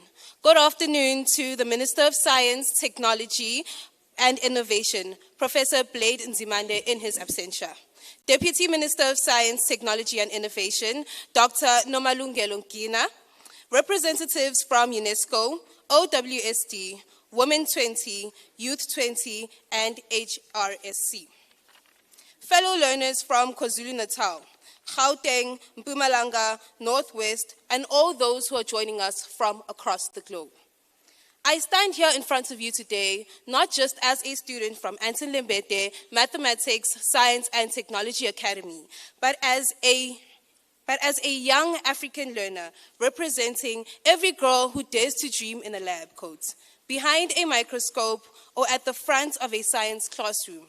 Today, you didn't just give us information, you gave us permission. Permission to take up space in science because we matter.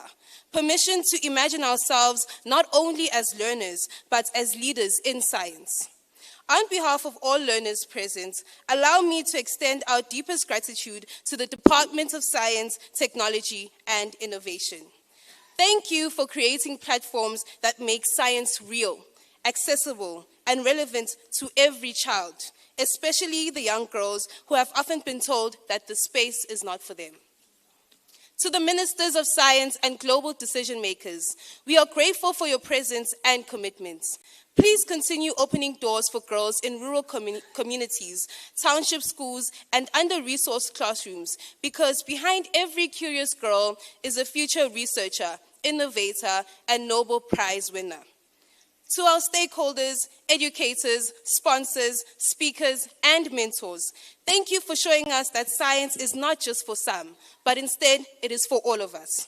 For the young girl in Mpumalanga watching the stars, for the learner in Gauteng creating a new app, or the girl in Northwest mixing soil samples, or the KwaZulu-Natal girl questioning the climate change patterns. We are here and we are ready. To the organizers, behind-the-scenes teams, and everyone who made this day possible, thank you for your dedication. What you've done here is not just a program. It's a launch pad for future scientists, researchers, engineers, and leaders. Support girls in science not because we are behind, but because we are capable. We do not need saving. We need access. We need role models who look like us. We need teachers who believe in us, and we need opportunities that match our potential. And like our Honorable Minister said, it is not inclusive if it ain't science. Some of the lessons we carry from today is that leadership is about opening the door and keeping it open. There is no full innovation without diversity. Our mission as young women in STEM is to not only set the seats at the table, but it is to ensure that many other young women are seated beside us. We should embrace collaboration over competition. And as future science leaders and innovators, it is our duty to empower other underrepresented groups across the globe to step into the field of science, technology, and innovation so that the percentage of women in research can increase. What we wish to see in the nearer future of South Africa are more mathematics, science, technology-focused schools implemented across the country. All public schools in the country should be allowed to have robotics, and it should be compulsory, and more especially in the foundation phase, to increase the number of science teachers, and more especially in rural areas. To my fellow girlies, let this not be the end, but the beginning. Don't let anyone tell you that science was too hard, too male, too far from where you are, because look where we are now. And to the boys, walk beside us, not ahead of us. True science is collaborative, and there's room for everyone at the table. In closing, dear CI, CSRI, and G20, thank you for seeing us. Thank you for believing in us, and thank you for reminding us that the future of science includes us. Let's rise, let's lead, and let's build a smarter, kinder, and more sustainable world together. Thank you.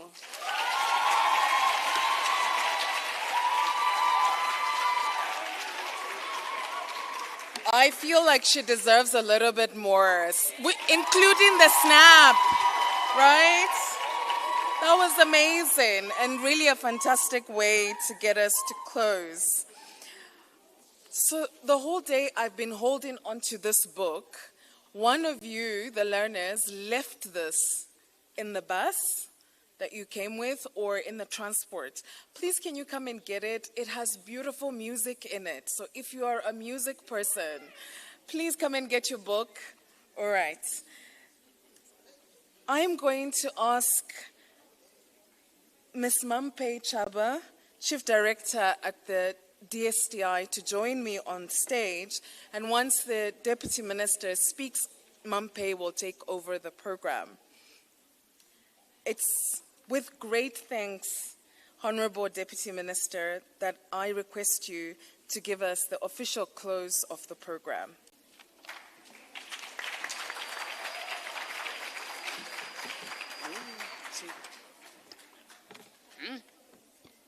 Thank you very much, Program Director. You know, this is just a real official close. What an exciting day.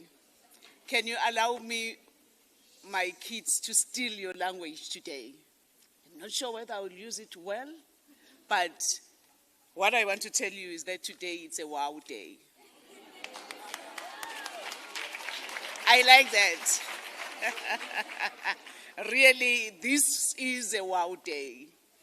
The potential, the capabilities that we have witnessed today, the boldness from our children today is just out of this world. I seated there, I just loved when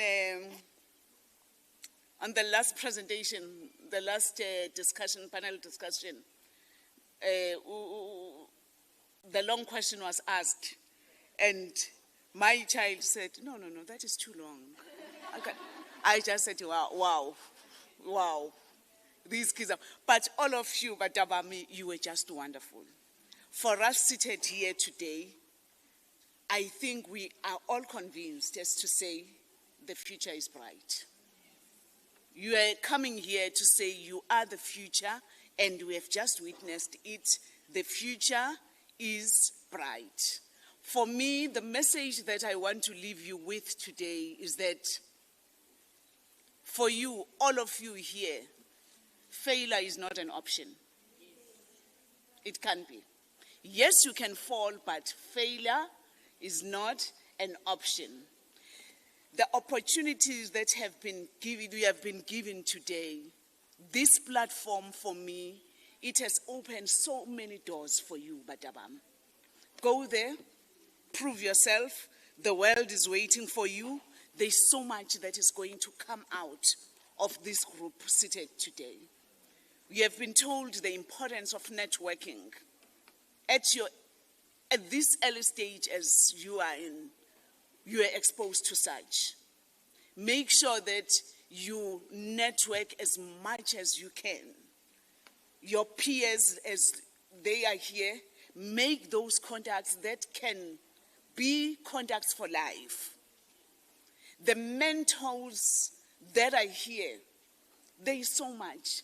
It's not a child's play that being a teenager, but you are given an opportunity to interact with so many countries. The doors have been opened for you to see through what is happening in other areas of the world. So really, for me, hold this opportunity that you have been given this time around and make sure that you make something out of it. But also, what I like to say, I think you all appreciate now the fact that when we talk to the issues of underrepresentation, looking at the stats as we have been given today, it must give you even more, you must be more energized as to say, we are going to be changing these stats that we hear. For me, let us agree today that it must be a thing of the past now where we'll be saying, we are given stats and we are told that Usbongile has been the first woman scientist to have discovered this, but through you, through this group, you are going to make sure that you get into those positions, you change the landscape that you are in, you open more doors, you take those leadership positions, you make those decisions where we are saying, what do we do to make sure that a lot of females get into these positions where we are seeing the statistics that we are so much underrepresented. So, really, if I'm excited like this, I think with you, it's more than excitement, but we have just got that oomph to say, what is it that you'll do and how are you going to change the world for the future? Standing here, let me thank the speakers, all of them today. Even if you did not come here to the stage today, I'm also thanking you as a participant. But to our speakers, really, I want to thank you and all the guests that were here in this event today. You have made the day very special. But let me thank the United Nations Educational, Scientific and Cultural Organization, that is UNESCO. You have made our day UNESCO. Also the Organization for Women in Science for the Developing World, and thank the International Center for Genetic Engineering and Biotechnology, Women 20 and Youth 20. And all of you who are here today, without you, this day wouldn't have been so much successful. But also, let me thank the organizers. You have done yourselves. I've just been talking to my prof here. You have just outdone yourself. I thank the HSRC for taking the lead in organizing this event. I also want to thank the NRF for program directing. You did well.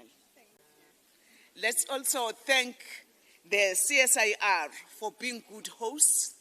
We have been comfortable here, where most of us do not even want to go home today. It's as if this can... How? Don't you agree with me there? Oh, you want to go now?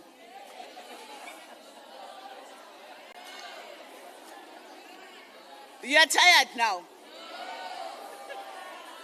Okay, maybe I should ask like this. Maybe it can be sort of a competition, those who still want to remain, so that we continue and open other doors, and those who want to leave can leave.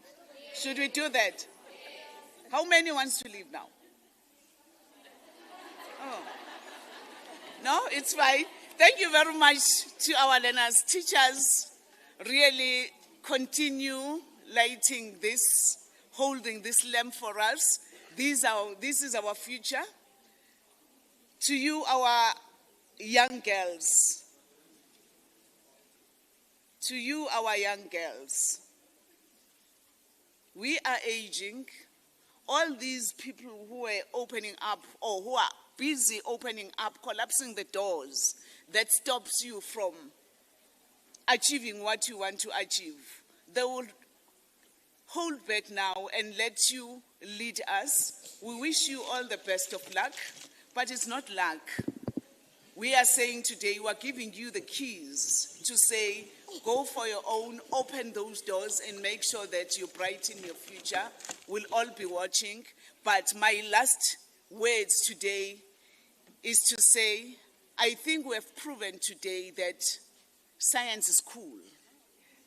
Who said science is boring? Whoever says that, today we have proven that science is cool.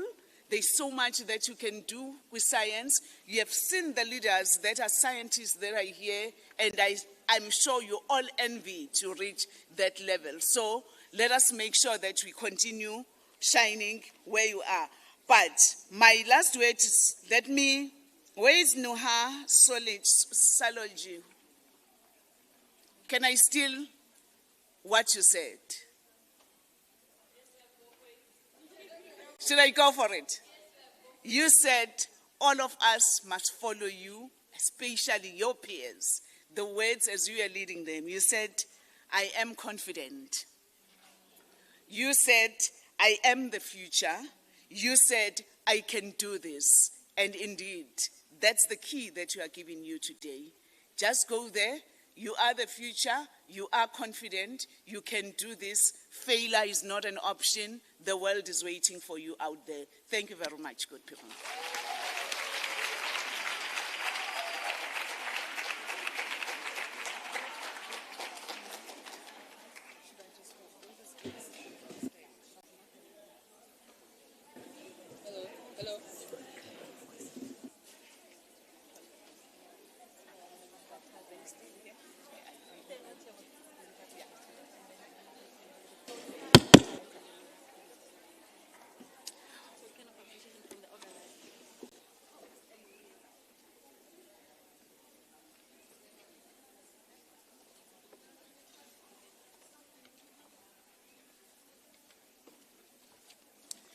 We have a last order of business, which is to present gifts to the senior speakers that were with us today. So I'm going to call their names. If you're not here, we will deliver. And we want to really appreciate the department, UNESCO, and all the partners that have contributed to the gift that we are going to be offering you. Dr. Andrea Latcha. She's not here. I will call the ones that I think are still in the room with us. Edith Schneiper.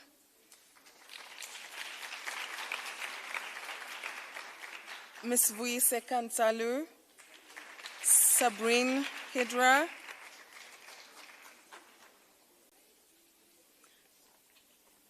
Dana Al-Suleiman. Jessica Dempsey, Prof. Elder.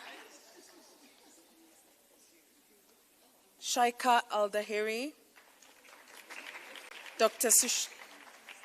Negi. Ms. Tandikizo Teti.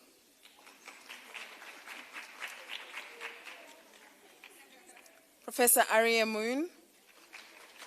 Arwa Al-Blushi, Professor Keo Motaung, Maria Matviva, Dr. Nicole Van Riede, and Ms. Tulile Kanyile.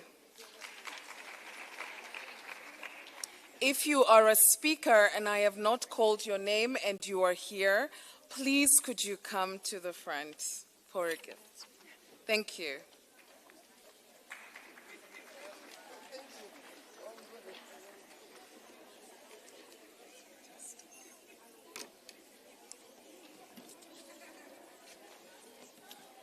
I've subscribed into your Instagram. A friend of mine, Maria Bakhtishev from Russia. Yeah, she's a friend. We have to make a selfie for you. Love her. I will give to get my yeah.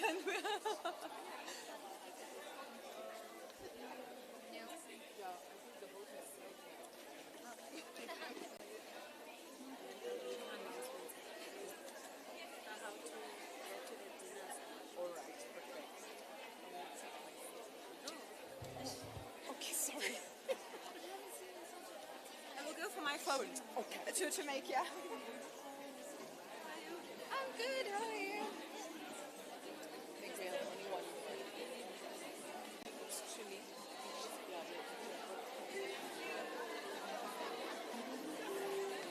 Thank you very much to all the speakers.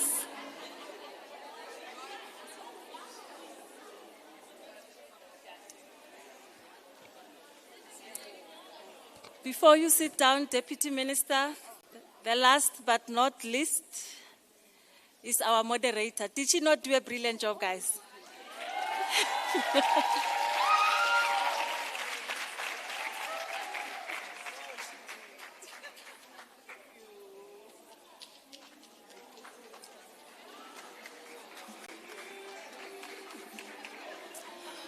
All right, as we come to the end of the program, can I just have 2 minutes of your time? I know you're tired, but I just would like to give you some guidance on how we will proceed from here.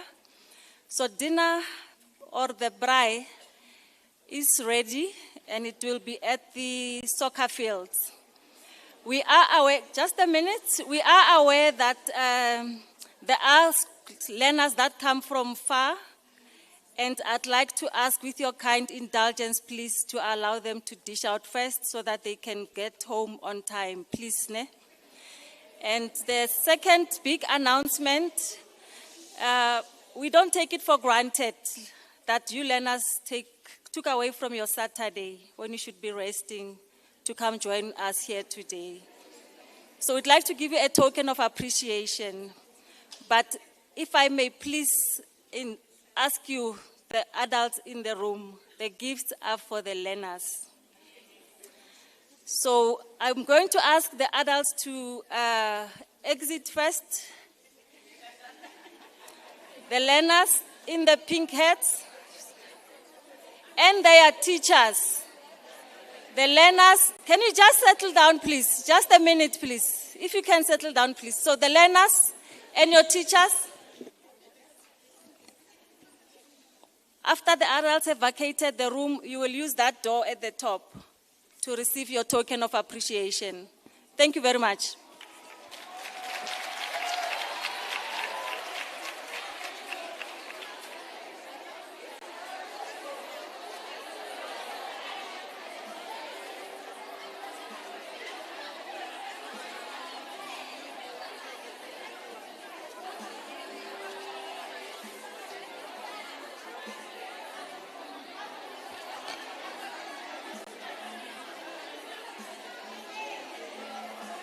Recording stopped.